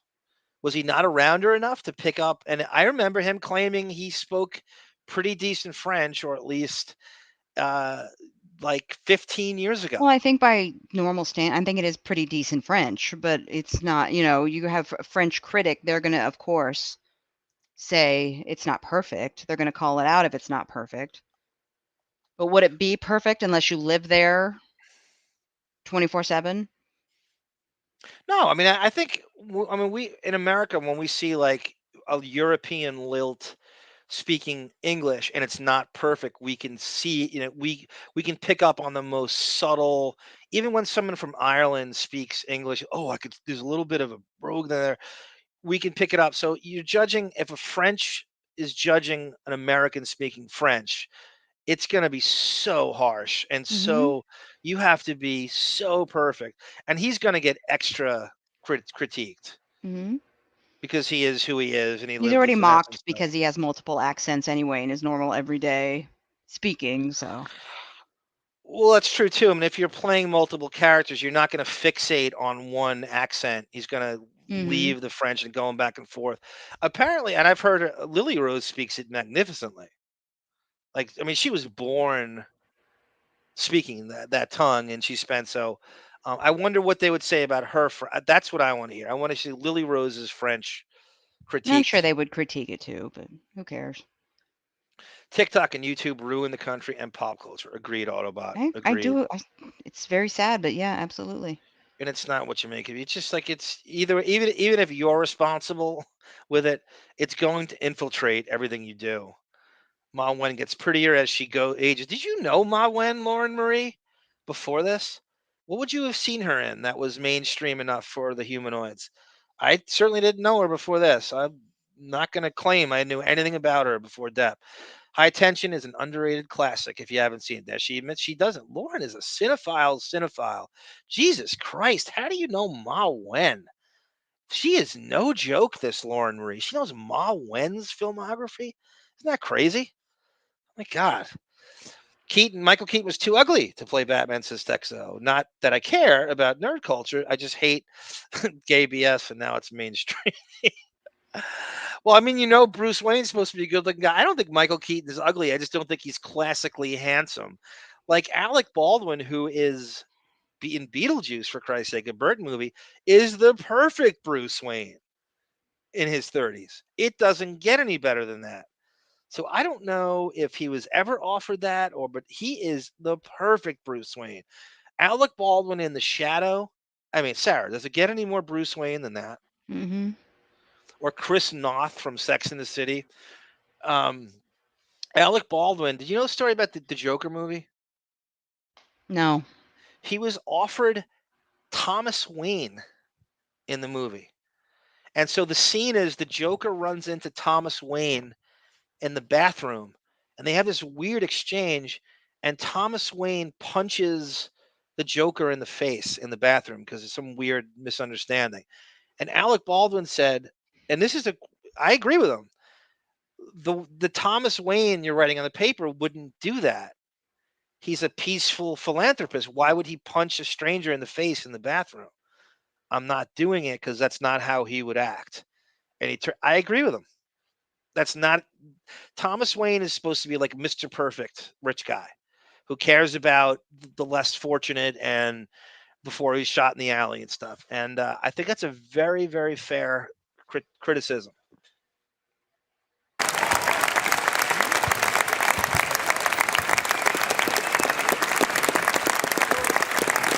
Jamie saw the Ma Wen movie too. Sarah, do you think Ma Wen is ugly, or do you think she's some? I don't know. So if Hilary Swank is considered attractive, like why is Ma Wen uglier than say Hilary Swank? Like it's all in the eye of the beholder. We all have different ideas of what attractiveness is. If you like her, that's fine. That's Jamie, who's also saw this movie, which is crazy. I can't believe we got some real cinephiles here that saw this Ma Wen film collection. I just there's not enough time on the planet to see everything. There's just not. There are people who said it's 45.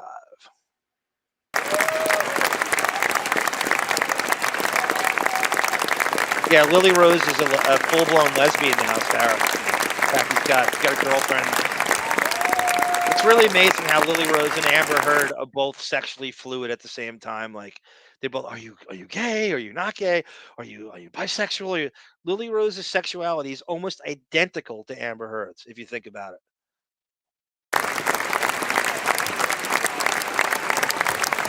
Rodney says frogs beautified Jerry Lewis. You can play this and mute it so we can talk.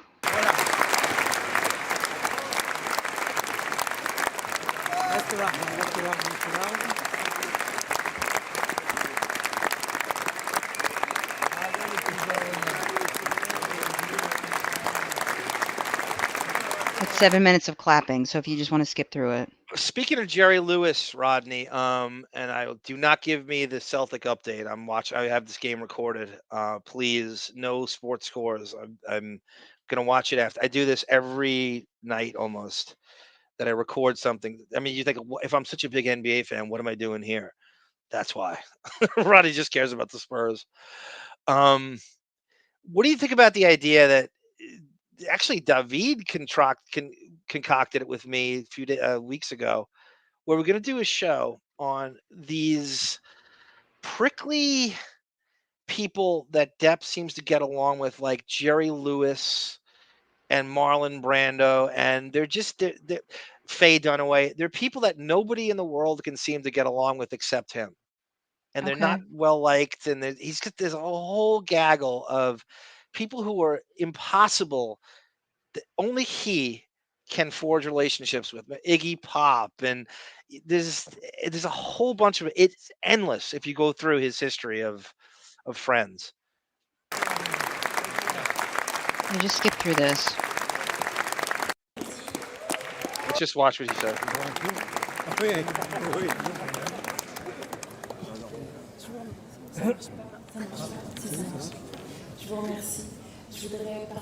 It's French.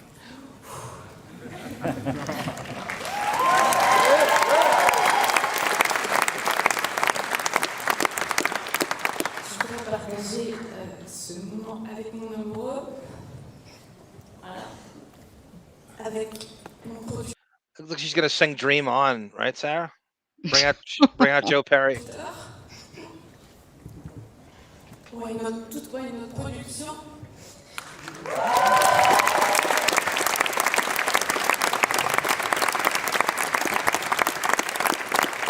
Do we know what the budget was for this movie? I don't know. Has that been released yet? I would I'm love sure to it has know been. how much has gone into this. You know his role is small because dude looks like a lady. That's good, Rodney. Because seemingly we didn't watch, but we saw the process of him.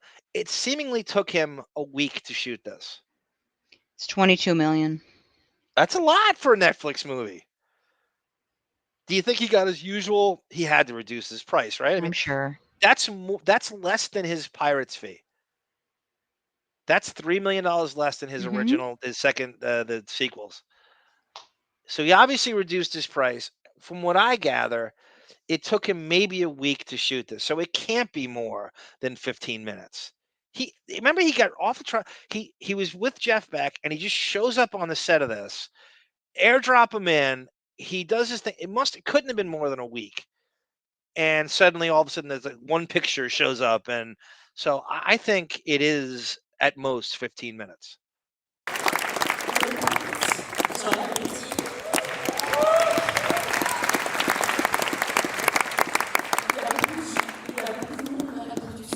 Remember how many Aerosmith videos did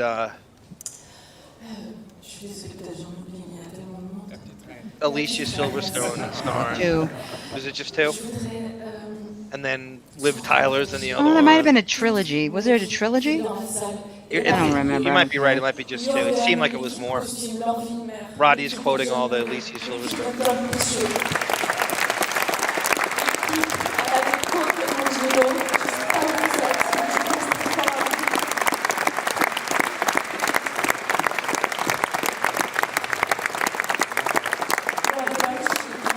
Now she's I think 52 or 51. That's pretty good for. I'm not saying whether she's attractive. That's all in the eye of the beholder, but she looks good for 52 or 51, right? What do you say? I mean, that's fine. not when I was a kid. That was not 50 something.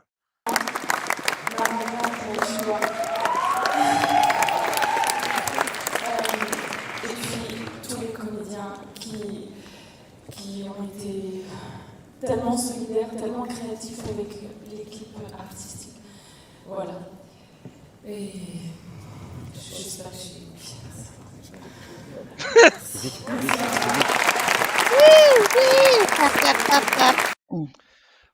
Sarah, when you were watching this on the original, when you made this video, did they have subtitles, or would they not? No, I would have put put them in. No, why would you not put subtitles in the bottom of this? Because they don't need to. This is French. They But don't they need to. know most of the people in America are gravitated. I'm sure somebody has it subtitled. I don't know. You can't. Yeah, so somewhere out there. I think it's better without.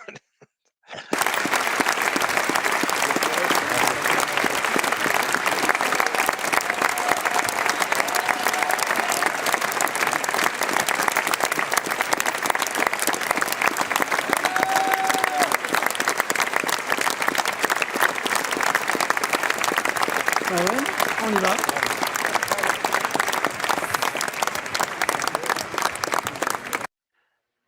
There we go. There we go. There's the Captain Fuller of Ma Wen right here. Now, again, as I see it here again, that applause, yeah, as you sad to say, and you can deny, is all for him and overcoming the stank of that trial. You say what you will, try to pretend we're interested in this movie. That applause is really for what? It's for him overcoming the trial. You could pretend we're applauding for Ma when we're not. We know where that's coming from. Try as you may to stave off this. Oh, we're here for the art of it all. I'm telling you, everybody knows. Look at smart as Sarah agreeing with you. Just look at that man.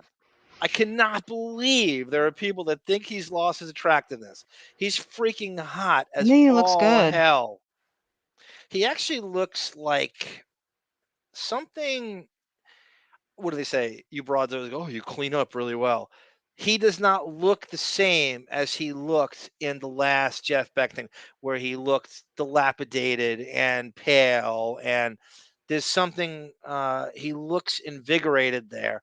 One might say enhanced by something, right? He looks younger. He looks rested. It's the hair. The hair makes a world of difference on him. Well, the hair needs to be short. I'm tired of the fucking man bun. Don't we have whole man bun jokes for how many years now? We need to get rid of them. He needs to go full blown Gene Ponytail Watson, is not a Nick of man bun. Time, short hair Depp. Which, as we all know, we had this conversation with Kathy Scott. Left to his own devices, the hair was always short, and Lorianne Allison, his first wife, will tell you that. Right? There's no long hair did not appear until Benny and June. So this is not normal. The long hair is an accoutrement, to keep it French. Mm-hmm. But I do agree he looks way better there, smart as. And not that I judge on looks all the time. No homo. I'm looking at a invigorated. He looks. What's the word I'm looking for? What is that word? The spirit. His essence looks like it's risen in the best possible way. Like he's in a better place mentally, Mm-hmm. where it's coming out of, it's showing physically. But again, he can pull off skinny fat, which not a lot of guys can. Right? I mean, does anybody pull off skinny fat better than maybe Danny Manning on the Clippers? Rodney goes, look at those damn meat hooks on this broad. She can cradle that basketball. I know, right? Imagine who can palm a basketball better, Otis Thorpe or Ma Wen? That's for you, Sarah. You ever see Otis Thorpe palm a basketball after a rebound? Not in 40 years. Sorry. I watch it every day. She thanked her lover and everyone. So you want to go to the press conference now? Yes, please. Haters gonna hate, says Jamie. Let's go to the press conference. So Sarah carefully edited this press conference where it's, I believe, just Depp moments, right? Mm-hmm. There is one moment, I think, with the producer or someone How where he dare talks you. about Depp's accent, but that's the only time it's not Depp. I think we're going to have a visitor in a few minutes' time. Ladies and gentlemen, Johnny Depp. Look at her reaction when he sits down. I forgot what I was saying. You said that Zamor was very much in love with His presence just threw her completely off her train of thought about the movie. Just when you think this hasn't infiltrated every bit of. He certainly loved her very much when he was governor, and then he rejected her, and unfortunately Maybe I read too much into that, but it's like the whole. I forgot what I was saying. Like, yeah, that could be affected. Oh, she's 47. Thank you, three-eyed catfish. Yeah, that still looks good. I think she looks good for 47, right? I mean, I'm not saying anything. Just in terms of pure age, and you broads aging very well now, and it's not the same. What the hell was I going to say? Died of cold and hunger. Okay. Oh, I think the screen time with him in this movie. Would you compare with Chocolat, or would you compare with Before Night Falls? I don't know. I haven't seen it. Like in terms of, let's say it's 15. Like he's in Chocolat for maybe. People think he's in it a lot more than he is. He's in it for maybe 15 minutes, 20 minutes. Having taught French, which proves that what Jeanne did for him really served him throughout his life. You just arrived. I just wanted to ask you the question I asked to everybody at the beginning of the press conf. The emotion yesterday after the screening was very touching images to watch. What was the feeling? Just very simply, what was the feeling after the screening yesterday and this standing ovation? Lobbing up more softballs than Jimmy Palumbo in Beer League, right, Sarah?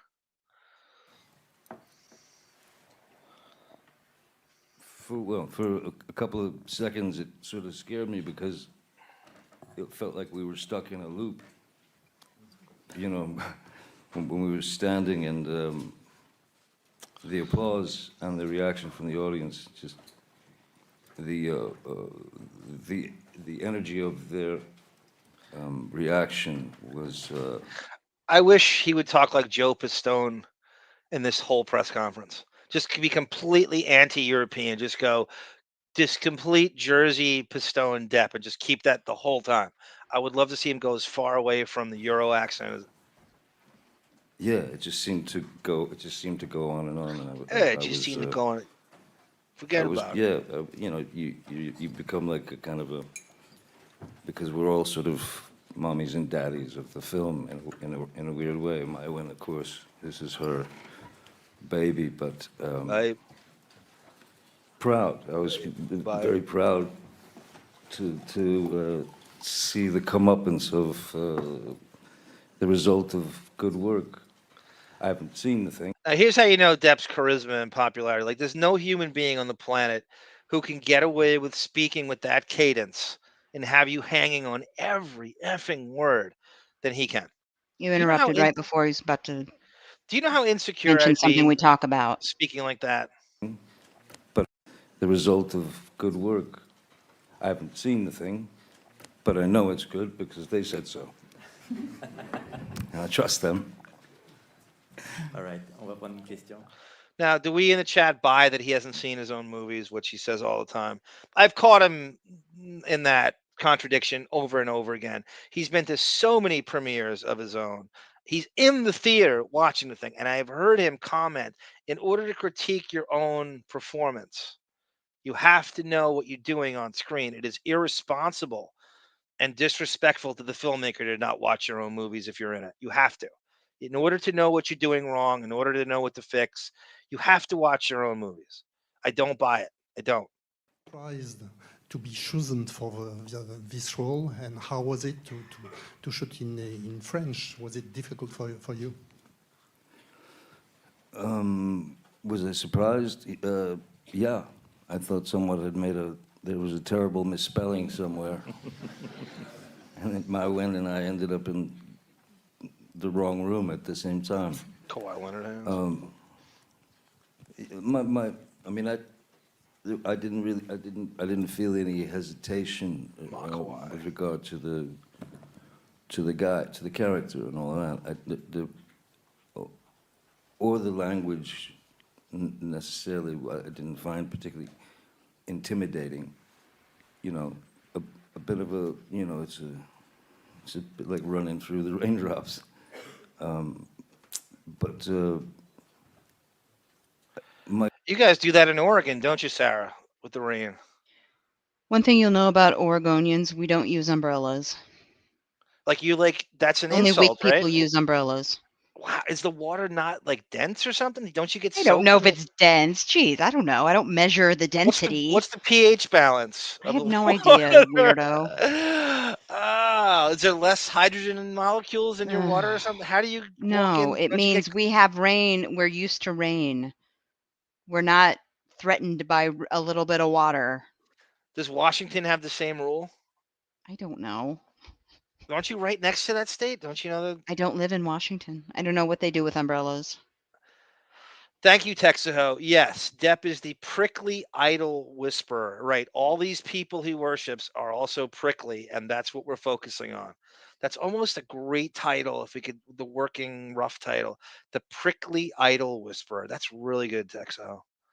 If we could work millennial in there, I'm sure we will. my question to my Win when we first met was, maybe you want to try a French guy as King, you know, Louis. She can't try a French guy, Sarah, because she needs his movie star, his international movie star power. That's why you're in there. Let's face it, right? Not only are you a brilliant thespian, but she's not. She doesn't. How much? He's absolutely right. He knows it. How easy would it be just to get a French thespian? They're just, why do we have to even deal with the language stuff or the critiques of it from people? Just get a French person. You're there because we need the international buzz, and Ma Wen will never admit to this would you call this stunt casting? I probably. I do. I call it stunt casting, glorified stunt casting. As brilliant a top 1 percentile thespian as he is, it's not necessary to use him in this. And she knows that, but she'll never admit it.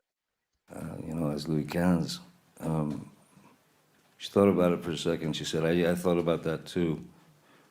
Nah, I want you to do it. So He knows it. I thought it was very brave of her to choose some hillbilly from Kentucky to play Louis Cannes. Now he's Very brave. So yeah, I was instantly, I mean, up for it, wanted to do it. Just wanted to make sure that I wasn't, I don't know, stepping out of my box and into someone else's. How about mine? You know, getting into other people's Rochelle Hathaway's box. things. Who? Me. Culture, thoughts, weirdness. Does it look like Amber but- Heard in the background? No. Well, yes, it does. If you look really quick, it looks like her posing on the cover of Vogue or something in black and white. Like it looks like a cross between whatchamacallit, Elizabeth Olsen and Amber Heard. Whoever that is in the background. Lauren Marie writes this well. Her look is the beauty standard in France for effortlessly looking cool modern woman. A ton of girls look like. Yeah, that is definitely. That's well said about the French I'm broads. glad she persisted, and I'm glad I persisted. And the experience of doing the film in French was, I wanted at least to be, It's my the makeup. pidgin French, at least I wanted it to be in some regard. I wanted to be able to improvise. Something for the chat to mull over and you. Why is 21 Jump Street selling soap, as he put it? I guess that's the slang for selling out on TV. It's like an Yeah, old that's what he means. advertiser's thing. Mm-hmm. 21 Jump Street is selling out, selling soap, but Dior Sauvage isn't. How is that? How is that damn ad more noble than 21 Jump Street, the television show? $20 million. Forget the money. No, because that's why he took the job. He wouldn't just do a Dior ad for free. Right, but wants you to think this is an artistic choice. It is. Have you seen how hot he looks in that Oh, commercial? come on.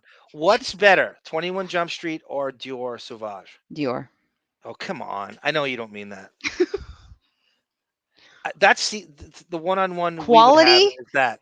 Quality-wise, Dior. You're not going to ever agree with that.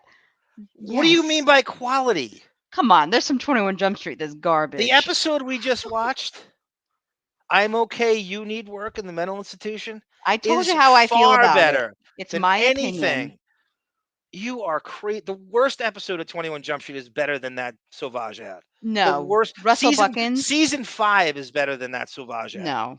Yes, no. it is. I'd rather Yes, it watch is. that Sauvage ad on a loop. I'm sorry for the tirade. I'm sorry. If necessary. No, you're not. So that was.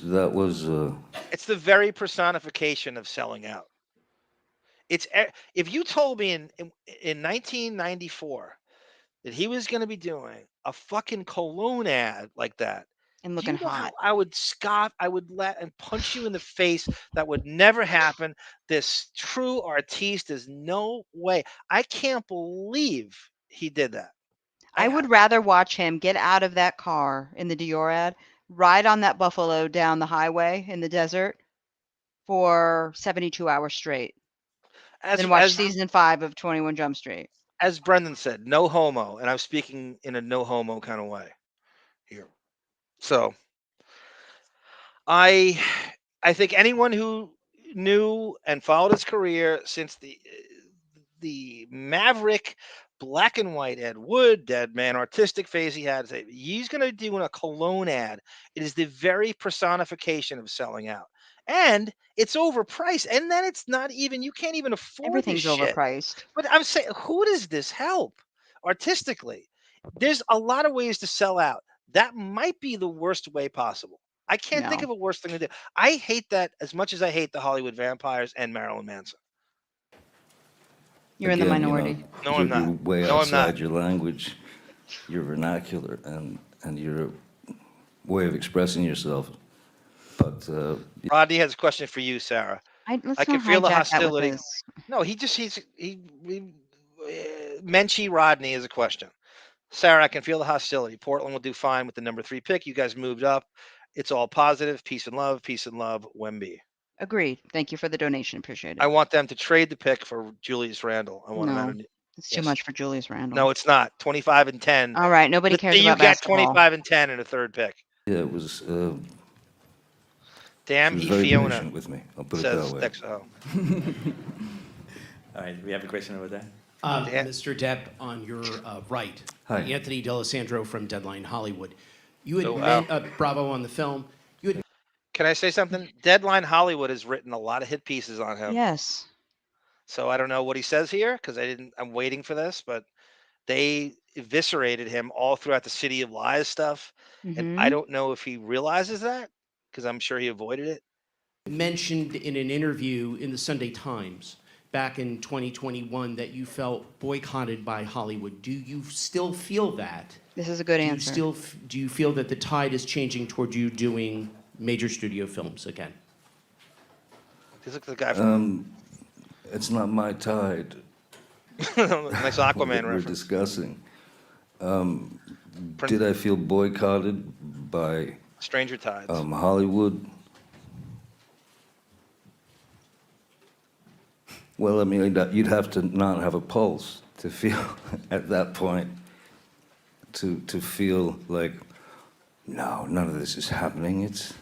This is actually just a kind of a weird joke. You've been asleep for 35 years. So just let the weirdness commence. Of course, you know, I mean, when you're asked to resign from a film you're doing because of... Hey, Rodney, you make that Private Resort joke? He has seen Private Resort. He admitted that he and Rob Morrow snuck into the theater when that came out to see it with other... I think it came out in like 2 theaters in Los Angeles.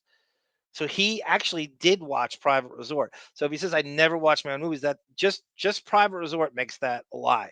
He did see Private Resort with Rob Morrow in LA.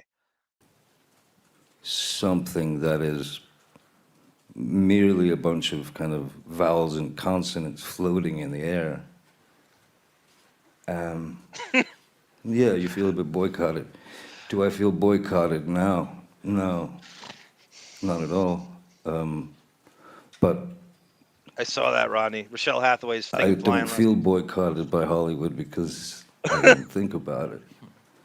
I don't I believe don't that. think about Hollywood. I don't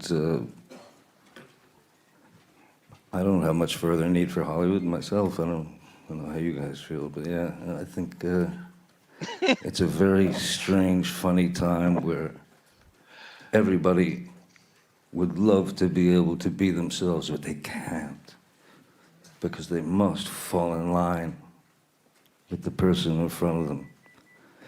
You want to live that kind of life? I wish you the best. I'll be on the other side somewhere, you know. Question. Thanks. It's a good answer, but my answer is better than his because I'm saying you're only canceled if you individually allow him to be canceled. Being canceled by Disney and Warner Brothers does not make you canceled. He has his own production company called Infinite Nile and a lot of money still, even despite the $650 million debacle, he still has the ability to make his own movies any way he wants, to fund his own movies. So you're not canceled because you know this swath of people will not let you be canceled. The bottom line is 7 jurors, Warner Brothers and Disney, quote unquote, hypocritically canceling you does not make you canceled. You as an individual have to make that decision. And he should be making his own movies. Why start a production company if you're not going to do that? Right? I don't consider Modigliani a start either because it's a Pacino thing. And he needs to say no to. And Modigliani is another one of these tedious period pieces that I've just had it with.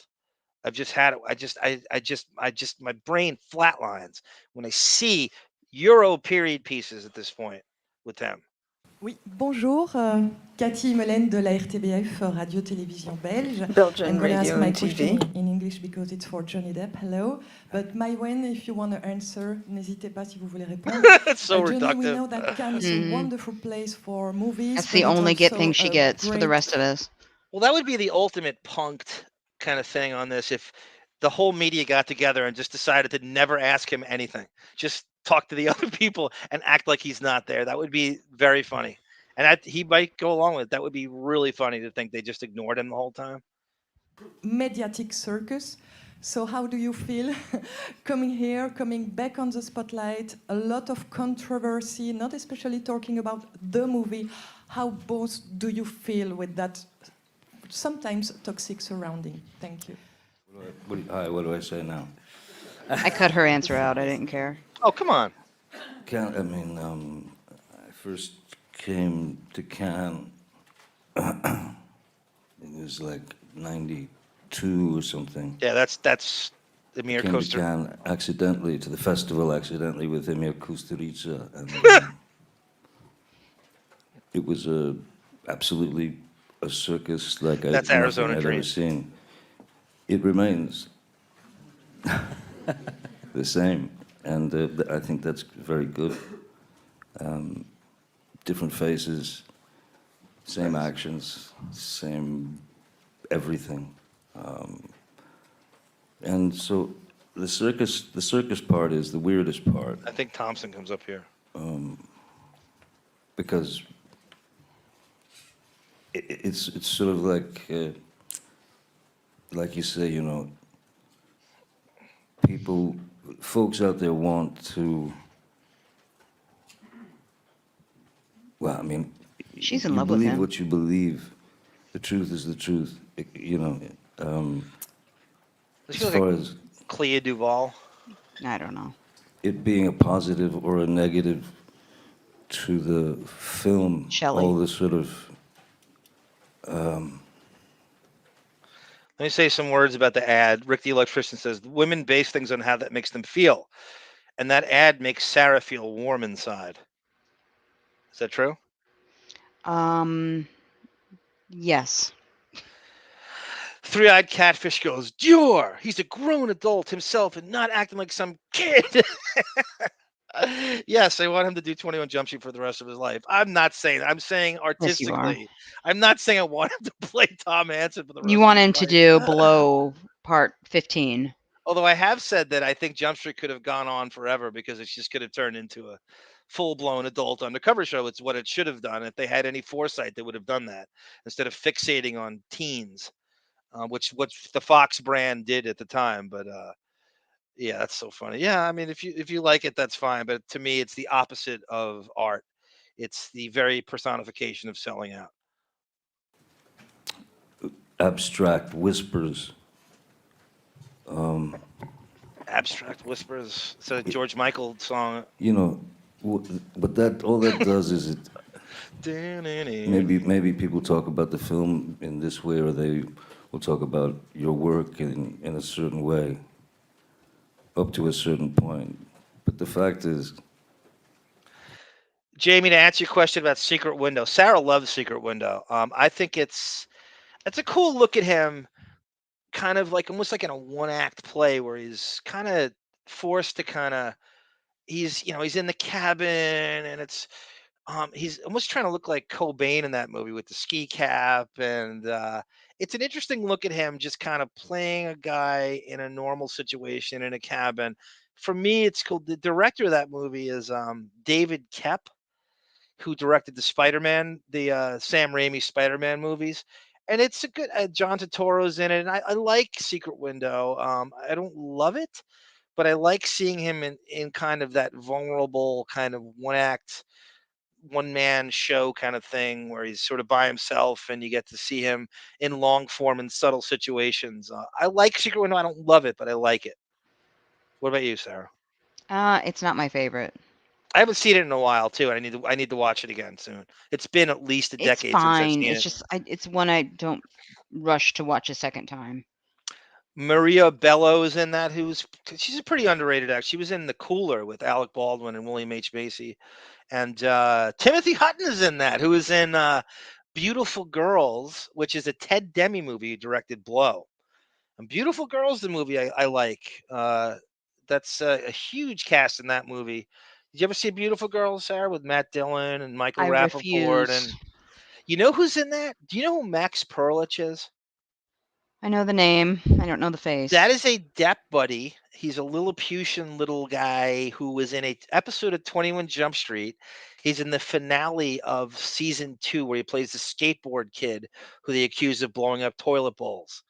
He's got a very weird accent. He is in Beautiful Girls, and he is a Ted Demme staple actor, and he plays Dooley in Blow. Do you remember when he reunites with his friends and they set him up to get the sting by the Yes. FBI? That's Max Perlich, who is a old staple Depp friend. I believe he's in that scene with Josh Richmond and those guys. There's a cute picture of Depp putting him in a headlock with Sherilyn Fenn in the background, and he's wearing like a wife beater. But we're all here because we made a film. Not because we have a product to sell, but we made a film. You're the product.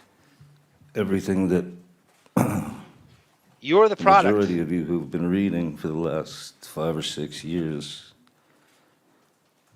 have been reading, with regard to me and my life, the majority of what you read is Fiction. fantastically, Say fiction. horrifically written fiction. I knew it was going. Ida Greenback, Sarah, loves Secret Window. Good for you, Ida. I'm glad that you said that. And hopefully very soon we can revisit that because I need to watch it again. It's been at least a decade. Like I said, I like it. I don't love it. I just like seeing him in that regular guy attempt. So the fact is, as I was saying, we're here to talk about a film, but, it's like asking a question. How are you doing? But what's underneath in the subtext is, God, I hate you. Do you know what I mean? So that's the sort of media thing.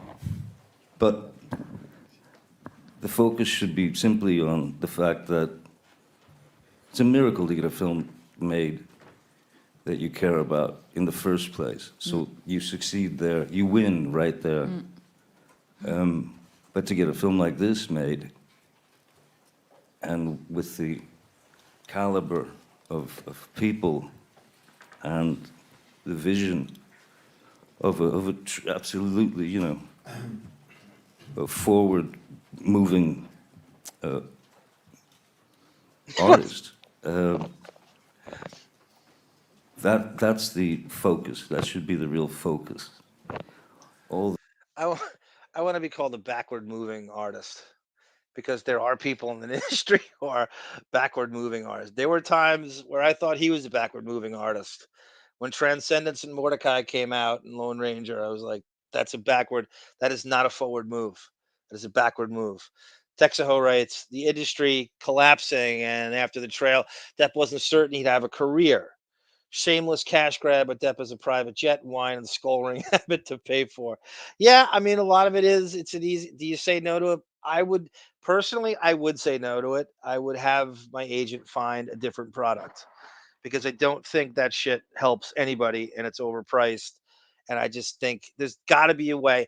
There's got to be some. I don't believe he uses the stuff. Number one, there's got to be a better product. I would endorse video games over that. Anything. I just don't know how that, of all things, he gets offered. I don't care if it's alcohol. I'd take anything over that shit. To me, that's the worst thing to endorse. The stuff that you can stuff your shoes with, or Shoes, line your parrot cage with. Did you know that Depp had a Nike ad once, Sarah? Nope. In his financials, which you went over, there is a Nike a spot that he got paid for, which we found out, I think, through the UK transcript. He actually had a Nike endorsement, very briefly. I mean, it's boring, isn't it? Are you guys sick of it by now? It's weird. $100,000 bird sings unrecorded Beatles songs. You'll get it later, I promise. That's such a. All right, How about we got a question in Oasis? the center over there. Hello, Florencia Angeles from W Radio in Colombia.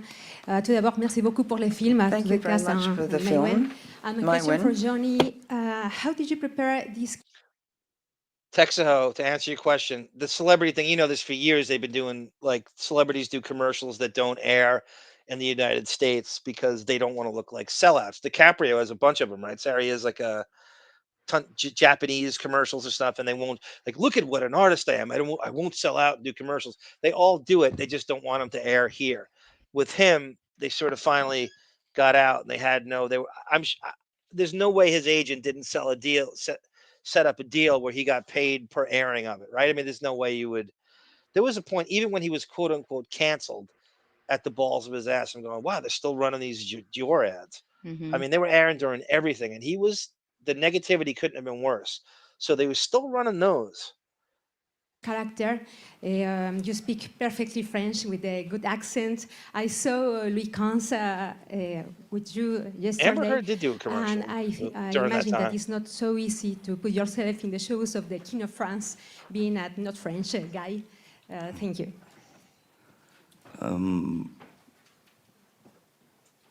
What was the original part of the question? I'm sorry. How did you prepare for the film? Well said, Rodney. I knew that the first thing to focus on was most assuredly language, pronunciation, not the sort of, Just you Canada. can't use certain phrases that you'd love to use, like le cul bord des nouilles. Doesn't really work coming out of Louis XV's mouth, though I'm sure it did. Right to her teeth. What was that shot? It was really just trying to be as The bicuspid cam. precise as possible and focused as possible. And I had an amazing French. Rick the electrician analyzing Depp's speech cadence, and this is pretty well said. This is probably true. Every word is so precious. Every word's a Fabergé egg. Rick says 10 words in his head before he says one word out of his mouth. That's why he talks like that. Yeah, it's definitely, you're so hyper precious about everything you say. And you're in the position he's in. You're like going, I really need to think this out. If you ever see him write, he is a brilliant. See, I would wish he would forget the music and forget. I drop all that. He's a great writer. Have you ever read essays he's written No. in Rolling Stone? Oh no, they'll ask him to do like a guest column once in a while. He writes forwards beautifully for people, whether it's Doug Stanhope. I read that. If I were to, and again, I can't wait for this book he's supposedly writing to come out. He is a great writer and he's obviously influenced by all these guys, especially Thompson, and you could hear the style in it. But I recommend reading, and you can find him anywhere. I can certainly post him on our. Maybe I'll read it. I think I'll read it as him. There's a Thompson essay that he wrote. I'm trying to remember. Okay, it's called Two Deviant Bookends. And he writes an homage to Thompson, I think, when he passed away in Rolling Stone, is now his enemy. It's really brilliant. I mean, I think he's a better writer than he is a guitarist. I think it's not even close, as a matter of fact. Coach Mathilde, who was fiery and mean and abused me. So when you hear him talk, it's like she's a wonderful French teacher, and she was there, and she was diligent, and she made me stretch my mouth in weird places. This is a dumb question. Did you have French offered to you in high school? No. Oh no? No. Did you have Spanish? We had Spanish and Japanese. Japanese? Why Japanese? I don't know. That's just what was offered. Do you think French was offered to him in Miramar High School in 11th grade? I don't know. I'd have to look what their curriculum was in 1972.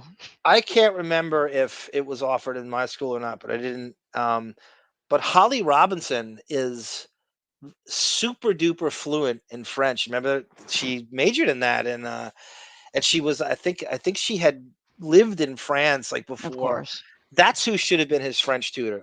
Because Vanessa's not doing it. Well, why not have your own daughter tutor you? Why can't your own people tutor you? There's how many people in his life are fluent in French? But I want the Holly Robinson reunion, and I want her as his tutor in French. But I still like her. I think She's Italian was wonderful. offered in my school. And also, I mean, for them, all the, Certainly this Spanish their is native always the tongue. one. Me, I'm sort of flapping around and hoping that the next word will come out in some form of French. It was fun, because I had a lot of help. And mainly they felt sorry for me and just do a couple. The funny thing was, and they said this about the trial, the longer Depp takes with each question in that way in his speech cadence, the less questions they'll get off. So that was a trial strategy, right? They would run the clock out because he was going to speak so preciously with each trial situation that they would have less kind of salacious things to throw at him. I And think it's so, possible. yeah, I think here, right? If he's quicker with his answers, how many more questions get off during this? They were probably limited in questions anyway, given I a don't know. number, and I then they were going to wonder. end it. He's why they're all there. It takes and send me to my trailer. I'd cry. I'd lay there and weep for hours. Rodney, I had a very good teacher, and I had a lot of patient actors and crew. Rodney loves the farmhouse more than the movie. But, Nice edit, Sarah. we didn't have much text together, so everything had to be portrayed in the way we looked at each other. So we had great pleasure working together, and Johnny helped me no end, and he said to me, well, come on, let's work together, and we'll propose to my Wen that we edit this or add that. And I very quickly felt extremely at ease. I know it really bore results, and very quickly we established this complicity in our work. I was deeply impressed when it came to the French language. It's very difficult to pronounce the French R, and he managed it right away, and he really looked like a king. I was quickly reassured. And isn't it amazing all these people asking him about speaking French, and they're obsessed with this, like way too into it. Never bring up his mate of 14 years was Vanessa Paradis. Like, why is that not coming up here? I think they would leave that to him to bring up. Screw that. Ask some hard-hitting questions. And his daughter speaks fluent French. How does that not come up in this? no, it's going to be very believable indeed. It's going to be fine. Hi, this is Matt Donnelly from Variety. Mr. Depp, related to what you said earlier, there has been a bit of controversy about your presence here in Cannes regarding your past legal matters, Speaking personal of legal presence, matters. What would you say to those who think you should not have been here at the festival?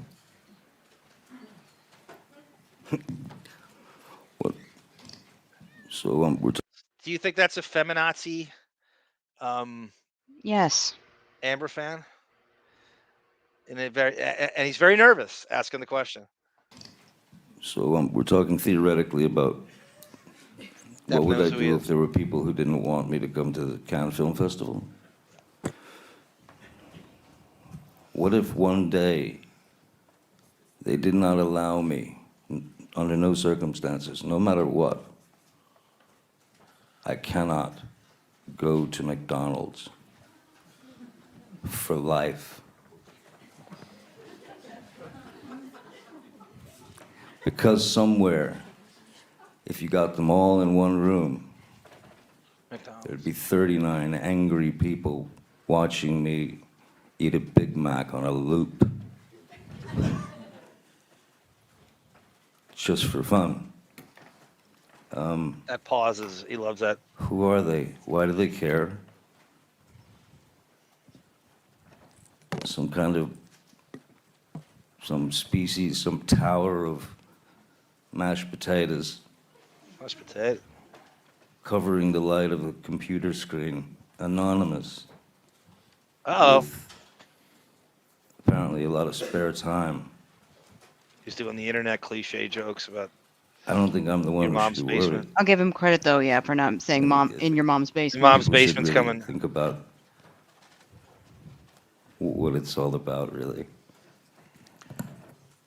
Okay. We got it. Sort of. Well, I mean, he makes a good point in the sense that it's like saying, do you live your life or do you let this group of people The problem bully you? is the people that are the loudest, yes, this is their life. Yeah, I remember during the trial, one of the things that made me think, like, well, he doesn't.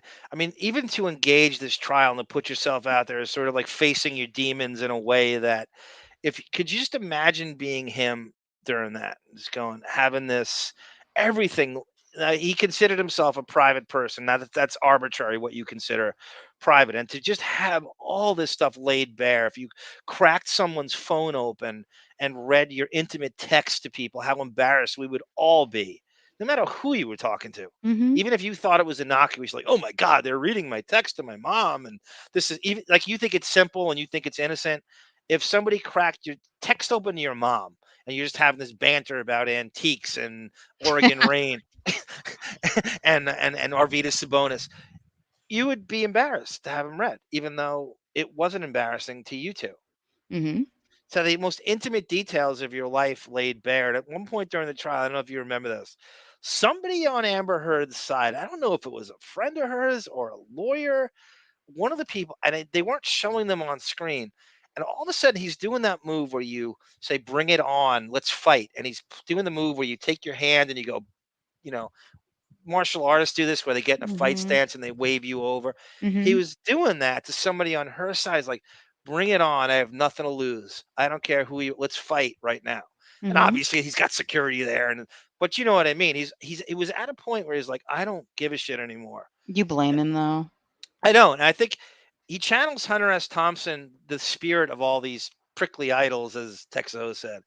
And if you really channel those people enough, you sort of get in this mindset of like this insouciant, I don't give a shit anymore.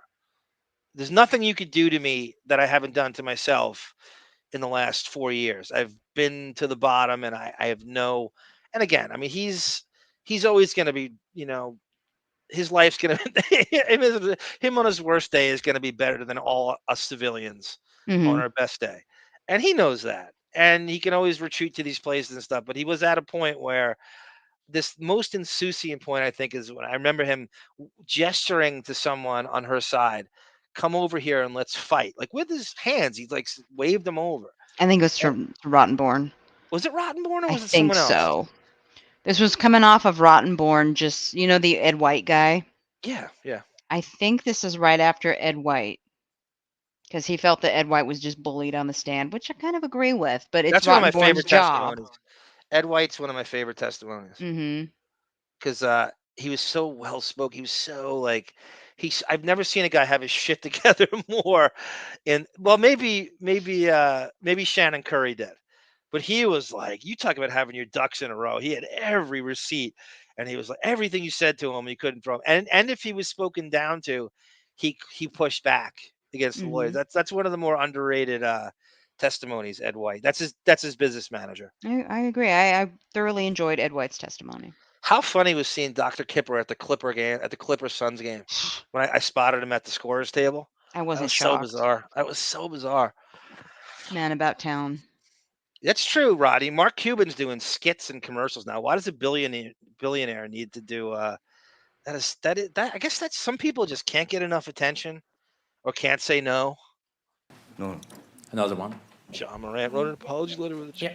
Hello, my name is Gaelka. John I'm a Morant. French journalist. Yep. So, for Johnny Depp, you have been How much longer do recently we have on this? exposed on the international stage. How's and it?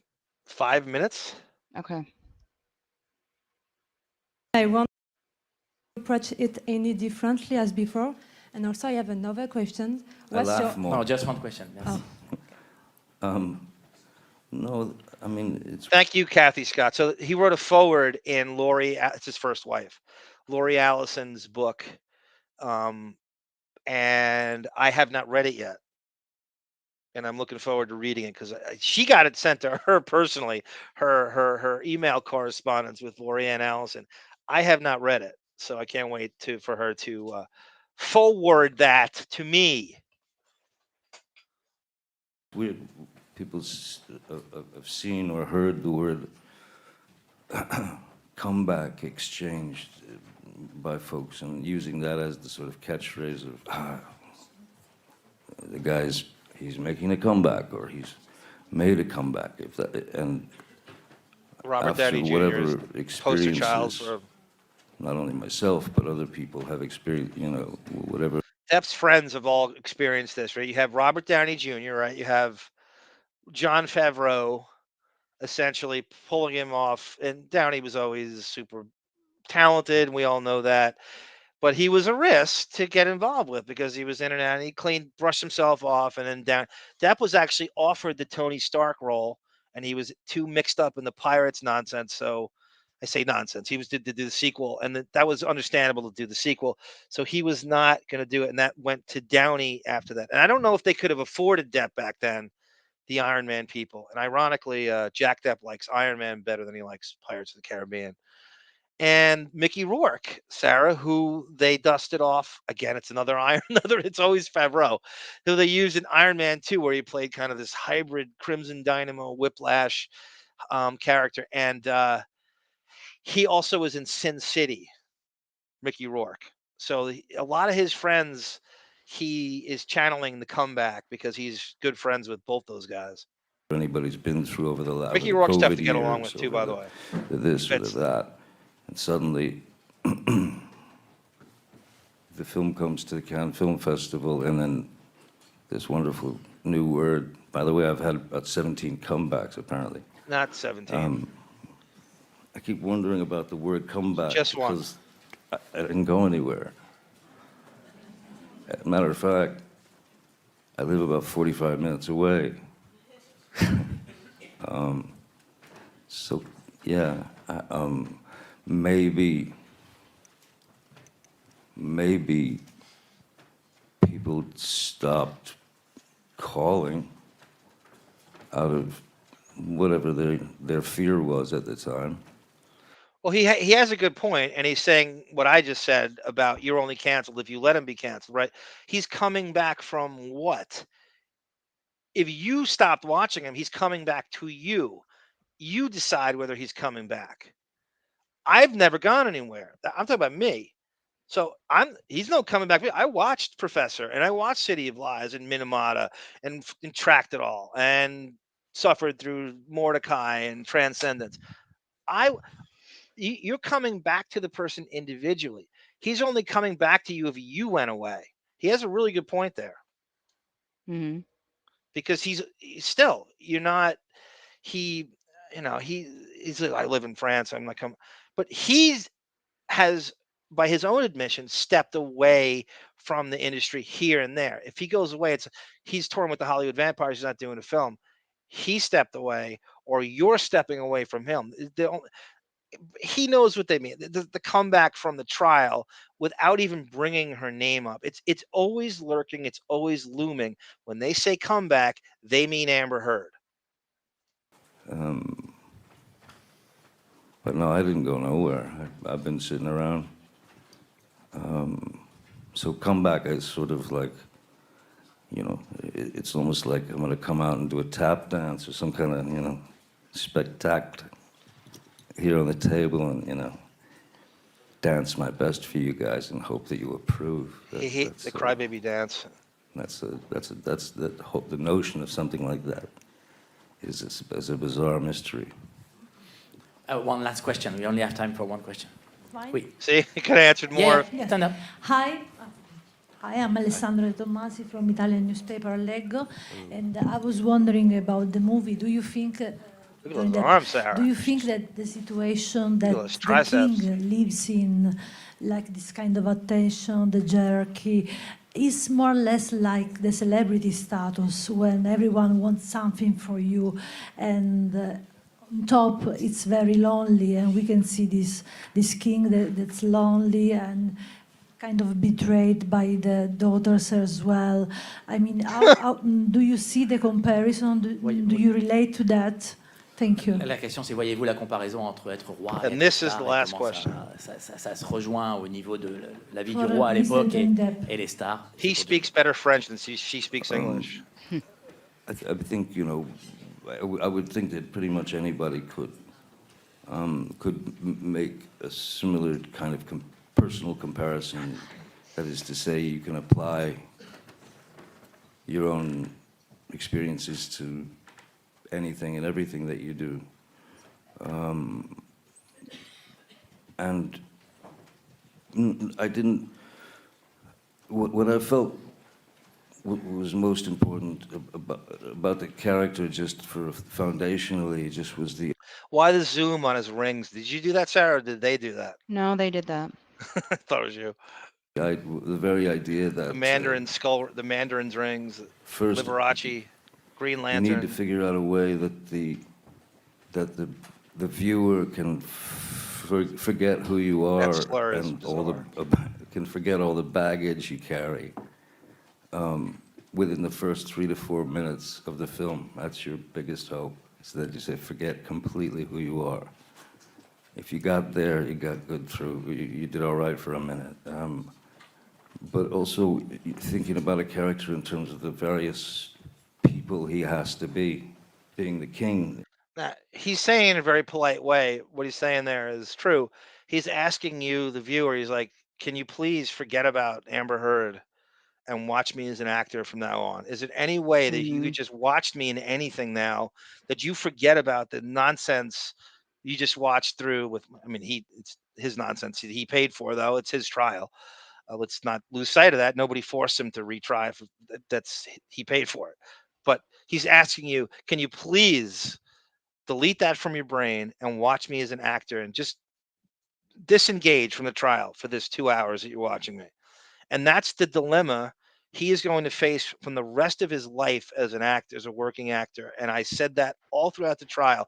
You're never going to leave this. And I don't think it's possible. I just don't think it's possible. It was too massive and too ubiquitous and omnipresent. But without cameras, right?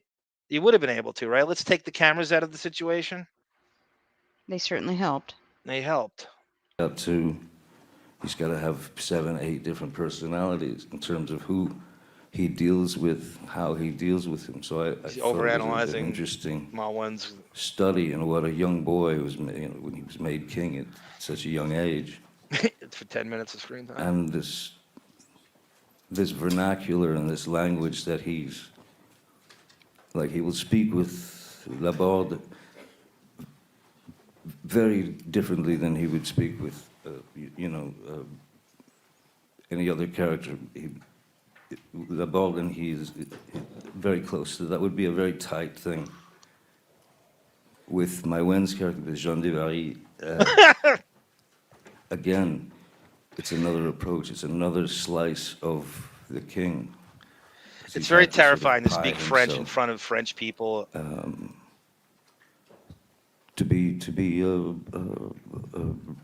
To maintain sort of sanity, I suppose, and distance and respect. So that was kind of foundationally the most important. And I hope the French worked. If it doesn't, you can always play it backwards and it'll say something else. Ozzy. That's what they tell me, I don't know. The old Ozzy Une Osbourne dernière chose à joke. vous dire, one last thing. Merci beaucoup. Merci. So this is 23 minutes that you plucked out. The Mhm. entire 45 minutes? Are we 45-ish, yeah. Okay. He's 23 minutes out of the 45 minutes of the movie. I believe that's twice the screen time he has in the entire film. Ooh, I don't know. I don't know anymore. Well, I don't know either. I'll I'm not report gonna back claim after I watch it.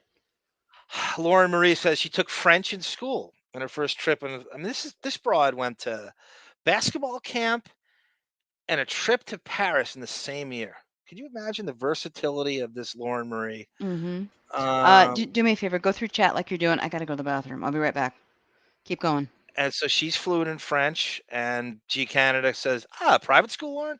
G Canada's a great point about in Canada, which they almost force you to be bilingual, and that's kind of how it should be. I kind of wish I was forced to do it. I don't know if I had the discipline to do it or the drive. Every Canadian kid should start taking French. Starts talking French in 3rd grade, and it's mandatory. It's stupid to start it so late. It should be started in kindergarten. Johnny sees his kids as much as Howard sees his kids. That's why he does. Oh, G Canada, assuming the role of Depp-hating contrarian, G Canada, and let me thank you for your Depp delusion alias as the brilliant, I love testicular provenance. And that's going to be a new thing we're going to have with G Canada's adventures on depth illusion as testicular provenance. We have to bring the depth illusions into the fold, because I think they think we're all incessant sycophant ass kissers. And I don't believe, I do believe, I do speak, I do think for myself, and I don't believe I'm a sycophant in a different way, but I do believe they could engage this. We've referenced the depth illusions more than anybody else has, but I cannot wait to see your crazy adventures in the depth illusion midst. And I thank you, G Canada, for joining it, and thank you for joining in, because we are lucky to have you on any level as well, as just like everybody else. And you are a beast on message boards, that's for sure. Thank you, the ruthless cunt, Sarah Gilbert, for killing dozens of Depp Holly Robinson reunions. Oh, that's a great reference to the talk, Rodney. God damn. Yeah, the talk is on my shit list for firing the two best people they had. Leah Remini and Holly Robinson Pete. They are so much better than everybody. They should have gone off on their own. That's a great reference, Rodney. Texaho writes, Japanese was offered back in the 80s due to the Japanese being an emerging economic powerhouse. That's true. I forgot about that. It's in terms of the power they had back then. It was assumed they would dominate the future. Yes, it was, and that didn't happen. I don't remember it being offered in my school, but that is very true, Texaho. Husband of the year. Simp. Yes, he is, Rick. Ben 481. Oh, welcome, sir. Eve Barlow and her man-hating chum self-imploded at the mention of the 39 people with the mashed potatoes flying everywhere. That's the big quote now. Yeah, so that they're all over the Woody Allen-ness of it on Roman Polanski and Harvey Weinstein. And these are some pieces of shit. Make no mistake about it. And Depp is friends with some of these people. And those people should be protested. But to throw Depp, to lump him in the same category as them is ridiculous. It's you cannot is even if he did the things that Amber Heard claims, full stop.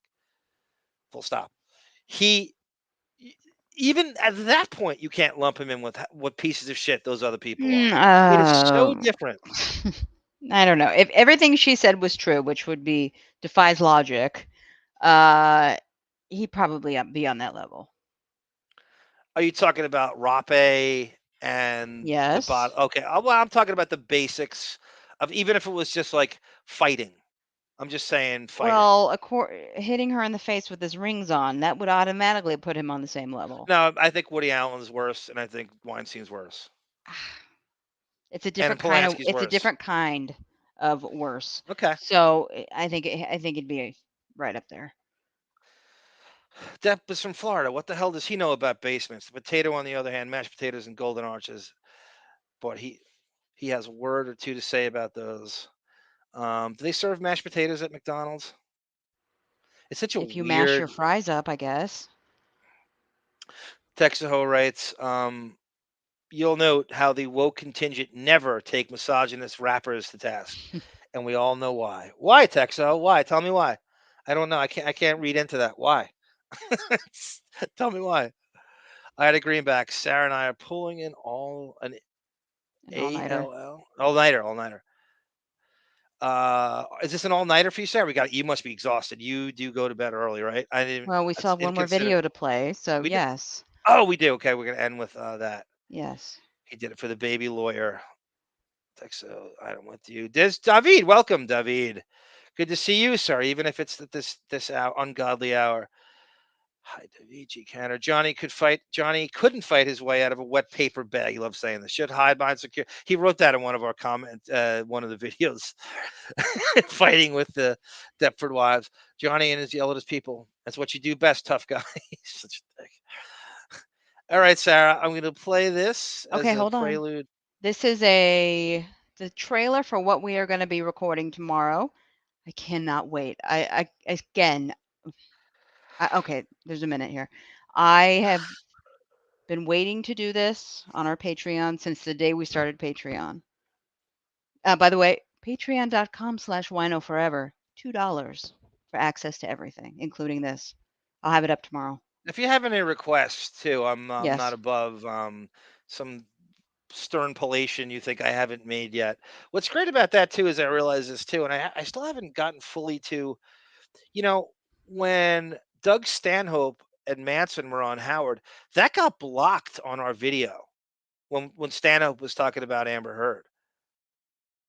You remember when he came on Howard and he was giving him like early Hmm. dirt, and it was like it was a huge part. I think it was from 16, and that shit was immediately blocked. So I'm gonna make a nice compilation of that. That was the first person to really, really dig in.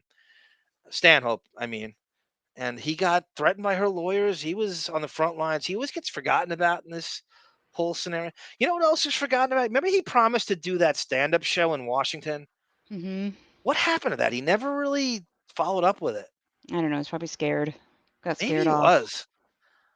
He told that Fitzsimmons that. Depp isn't Mickey Rourke. I know, Texo. I know. These are his friends who made comebacks, and he's too modest to say that I'm bigger than Mickey Rourke or I'm bigger than Robert Downey Jr. And I'm not sure Downey's a massive, massive A-list star now. Can't wait. You sound like a mental patient. I That's love 13. it. That's 13 years ago that came out. Yes, I saw it the day it came out. I am a massive Doors fan. That's why I started the Radio Gunk thread today. Did But Infinitum Nile have a production on this? no, With the no, he narrates it. he narrates it. Do you see Depp at all? At least in the No, beginning. but he does a masterful job of narrating. He's funny. The last line in the documentary is great. He does such a great job, and we're going to comment on that. That's your part of it. I'm going to talk about the Doors tomorrow. You have no knowledge of Thompson or Fear and I Loathing in don't Las care. Vegas. Yeah, him narrating that sounds like anybody who saw Fear and Loathing in Las Vegas immediately. That's what I thought. That's Jim Him Morrison. narrating. Well, there's a lot of, even when I watch that, it reminds me a lot of Fear and Loathing, and Thompson and the Doors is kind of synonymous with that. I Mhm. believe it's in the soundtrack too. Yeah. It's what the hell was I going to say? He was supposed to play it. Did I say this up front, or am I thinking of like yesterday? I'm so fried right now. He was supposed to be in the Doors movie. Not supposed to. Yeah, he He was supposed to play auditioned for it. John Densmore, the drummer. Yes, and he got beaten out by Kevin Dillon, who is a Mhm. drummer in real life, and he It's was in good the he didn't. Platoon band.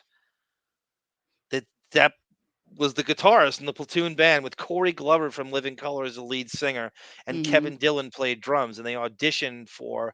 He's friends with Depp, another prick. Val Kilmer is very prickly, and Depp's friends with him. And because he was in Platoon and Oliver Stone directs both, he did not get the Doors role. He was on Jump Street at the time, and I believe Doors came out in '89. 91. Oh, okay. I read about the audition in '89, I think.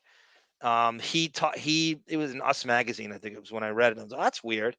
And he didn't get it. And I guess Kevin Dillon was considered. It just was like, we don't want TV boy being in the Doors movie. Mhm. And I don't know if Oliver Stone said that to him. Oliver Stone took way too many right turns or left turns with the story, so most of it's not even accurate. But that's the first time I saw the movie in the theater, even though it was rated R. I saw the movie in the theater. That's turned me on to the Doors, and ever since I have been massively infatuated with not just Jim Morrison but the Doors. In my opinion, Val Kilmer's performance in that is Oh, as it's good great. as I've ever seen a biopic portrayal in my life. Yeah. It is unbelievable. I saw it, I don't know, 5, 6 years ago again, half of it. And I Mhm. just was sitting there and go, I couldn't believe how accurate or just how amazingly Jim Morrison he was. It's insane. It's perfect. It's an A+ Mhm. performance. He's so good in that. Yeah. Val Kilmer's brilliant. And make no mistake about it. It's not the only thing he's done that's brilliant. That's for sure. Mhm. Welcome, Tone Cott. Better late than Val Kilmer's version of Not to Touch the Earth is amazing. But other than that, like the speaking voice, he tries really hard. Kathy Scott's the professor now. That's crazy.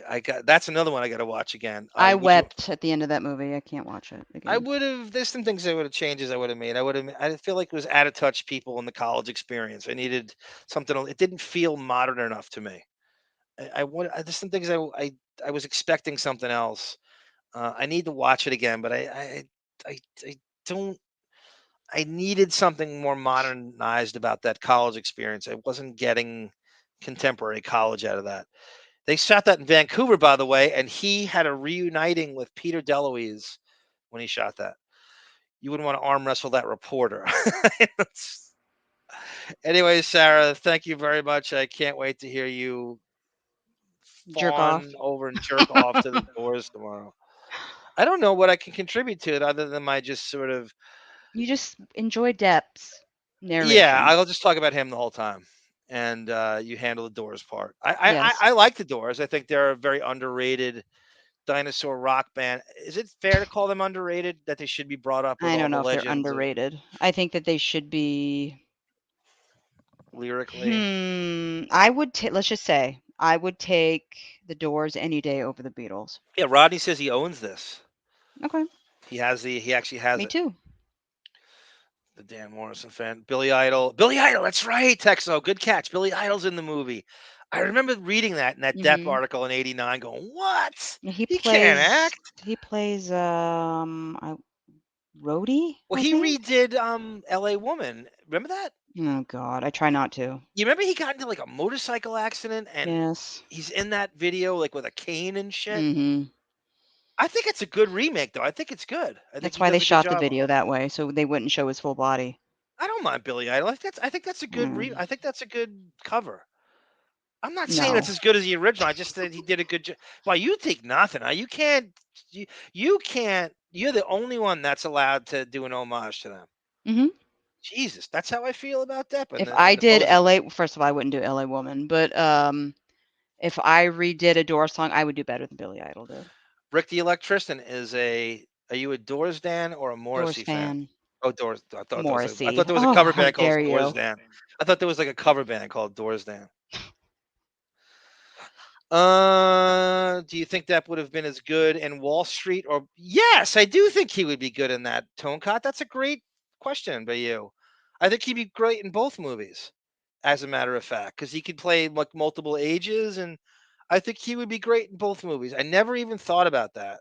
That's a great question, and I think he would have killed it in both movies. It would be funny to watch him in a financial kind of thing, right? With Michael Douglas. I'd watch Reed that. is good. Oliver Stone had some batch of films back then. I would love to have seen him in Any Given Sunday in some capacity. I don't know what he would play in that. Maybe the Matthew Modine role as the trainer. There's really not. How about could he have played Pacino's coach instead of Pacino in Any Given Sunday? I haven't watched that movie. Probably. It's good. It's good. It's got all the Stone tropes in it, but it's good. I only cared about it because Hole was on the soundtrack, so I had the soundtrack, but I've never watched the movie.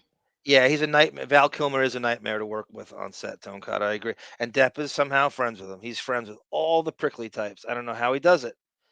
I don't. Val Kilmer has the same feel as Depp. He was compared to him very often, Rick. Depp's career, obviously got much bigger than Val Kilmer's, but in the early days, like Depp in the 90s was often compared to that he should go the Val Kilmer route. And that was constantly brought up as the kind of the template for how it should have gone. I'll forgive Val Kilmer forever for just alone two things: how he looked in Blue Willow, or Blue Willow in Willow. That's a Chinese restaurant. Sorry, how he looked in Willow, and The Ghost in the Darkness. People love him in Tombstone. I'm not into westerns too much. I'd go with that too. Yeah. So I guess I'll on Ben 4810's request here. I'm sure Sarah will get pissed at me for doing. I don't give a shit. Oh God. This is this is. Do you even know the words? I just pulled up the lyrics. Oh God. I know the basic like phrase, but I don't know the whole song. It's not even close. And we all know this song to some degree, right? Riders on the storm. Ding, Riders ding, ding, on ding. the storm. Into this house we're born. Into this world we're thrown. Like a dog without a bone. I'm sorry, Jim. An actor without a loan. Riders on the storm. There's a killer on the road. Is that how it goes? No. Riders on the storm. What is that? I remember Rock Cradle of Love. Oh, yeah. That's a freaking statutory rape song. Rape. I'm sorry, Rape. Riders on the storm until Ding, the ding, us were ding, ding. born. This Riders. song. I'll learn the whole song. I think I got the basic part.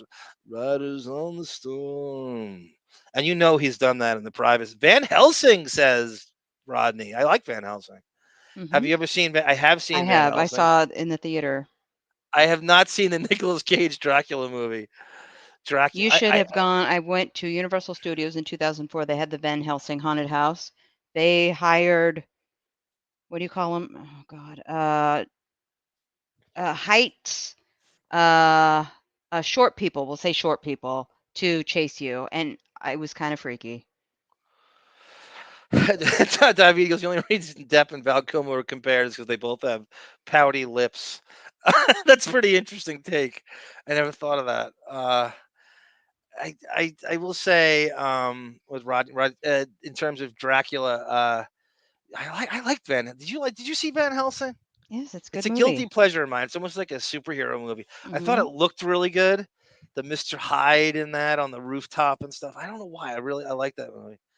Um, what the hell is I going to say about Dracula and Nicolas Cage? Oh yeah, next time I want to show everybody how Depp bailed. This doesn't come up nearly enough. How Depp bailed Nicolas Cage out of tax evasion in, I believe it was 2008 or 10.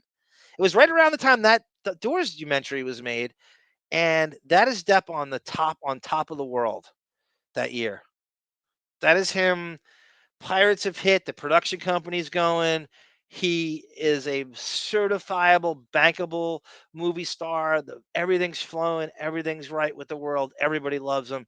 I think 2010 for him was the peak of his powers in terms of all the worlds coming together. And Mhm. then that Doors documentary came out. There's a killer on the road. Riders on the storm. I want to thank everybody for joining us. Thank you, Rodney, once again. Thank you, G Canada, for your testicular providence and depth illusion. I don't know what we're doing next time. Do you? Do we have a plan for that? Are we We gotta go back to the doing? movie. Yeah, sure. So We gotta go back. anybody wants to be a part of the panel, send us an email to Yeah. thedeppening@gmail.com. Where we leave off? Benny and June? No, Gilbert Grape. Yeah. Right? We're going on like Yeah, Dead Gilbert got Man. us in trouble. We're going. You know what we should do? We should do like the most abbreviated trailers ever. That wouldn't be Probably. bad, right? Just do like 20 seconds. Yeah. Just do, so you can't even find it. Mhm. Something like this. And by the way, rest in peace, Jim Brown. I am a huge fan. Your Browns, right? He is the face of the Cleveland Browns. It is so crazy to me that he has the same last name as the franchise and then Paul Brown is the owner. He was in this. He was in Tim Burton's friggin' Mars Attacks, which is basically like an Ed Wood movie. Mhm. I pulled up a video today on YouTube, the 2018 NFL draft. Okay. Okay. And he is the one that announced the draft, or the Browns selecting Nick Chubb. I got weepy. Yeah. Yeah, he's the face of that franchise. He is considered to be the best, for some people, the best athlete in the history of professional sports. He was a lacrosse player. He went to Manhasset High School in Long Island, which is the furthest point in Nassau, almost the furthest point in Nassau County before you get to Queens. It's You just can't. before New York City. I watch a lot of Browns stuff in the off season because the team puts out, like most teams, like videos to keep you hyped, through the off season. There's videos that really get you where Jim Brown is brought in to talk to the rookies, and just give them, tell them what to expect, Yeah. etc. It's really emotional.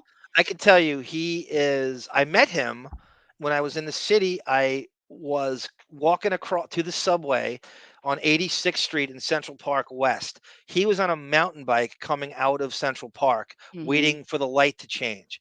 I'm wearing, I swear to you, a Leroy Horde jersey, but it wasn't the Browns version. It was the Vikings version.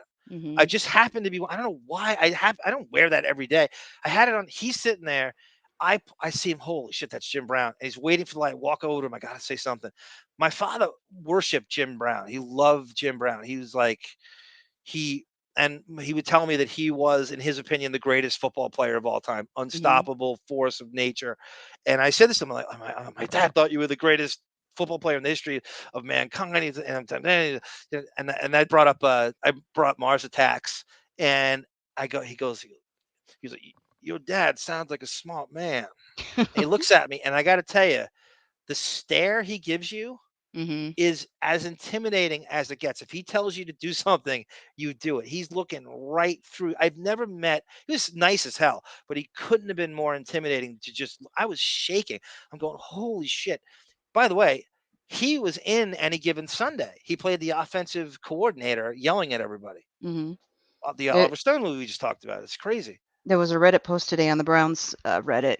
Somebody posted, he carried the Grim Reaper on his back for 5 more yards before he went down. It's like, oh. That's great.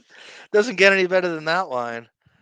Do you guys remember that he was going to make a comeback in the 80s, and he was on the cover of Sports Illustrated in a Raiders uniform? I forget how old he was, and they were acting like he could just step on the field again like 20 years after you retired. No. It was crazy. Just And looking Rodney's at right. him in the 90s when he was brought in to talk to the young players, no way he could have. He Did you know barely could walk then. He dated Raquel Welch. He probably did. I forgot about it. There's a picture of him with Raquel Welch like on his back. Here he is in Mars Attacks. Clown outfit. Me. Byron Wynn. Heavyweight champion of the world.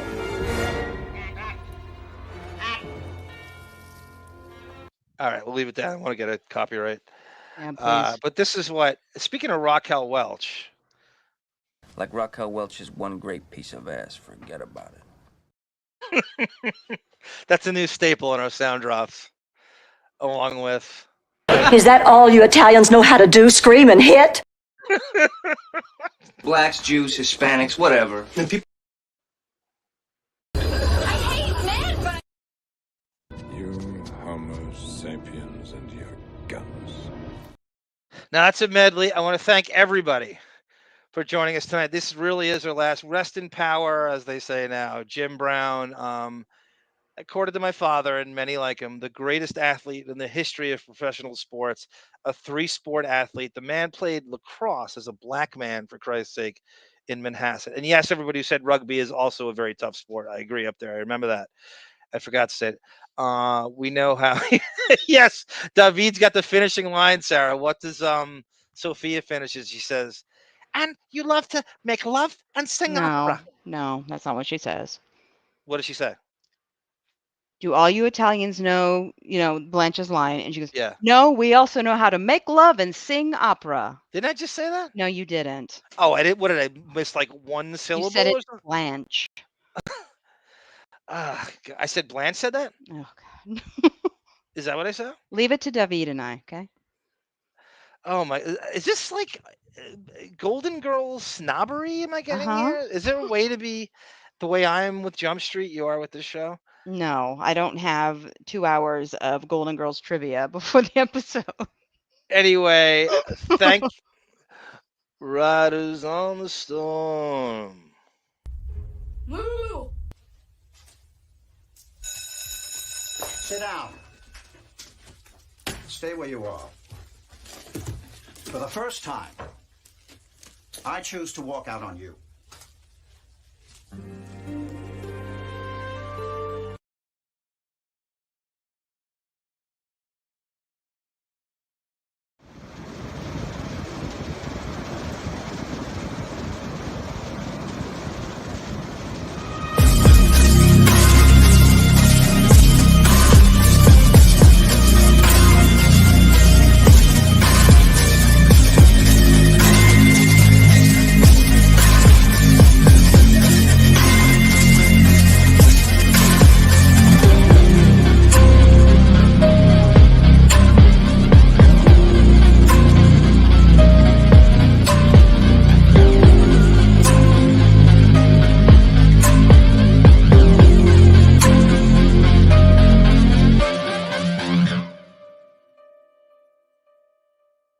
21 Jump.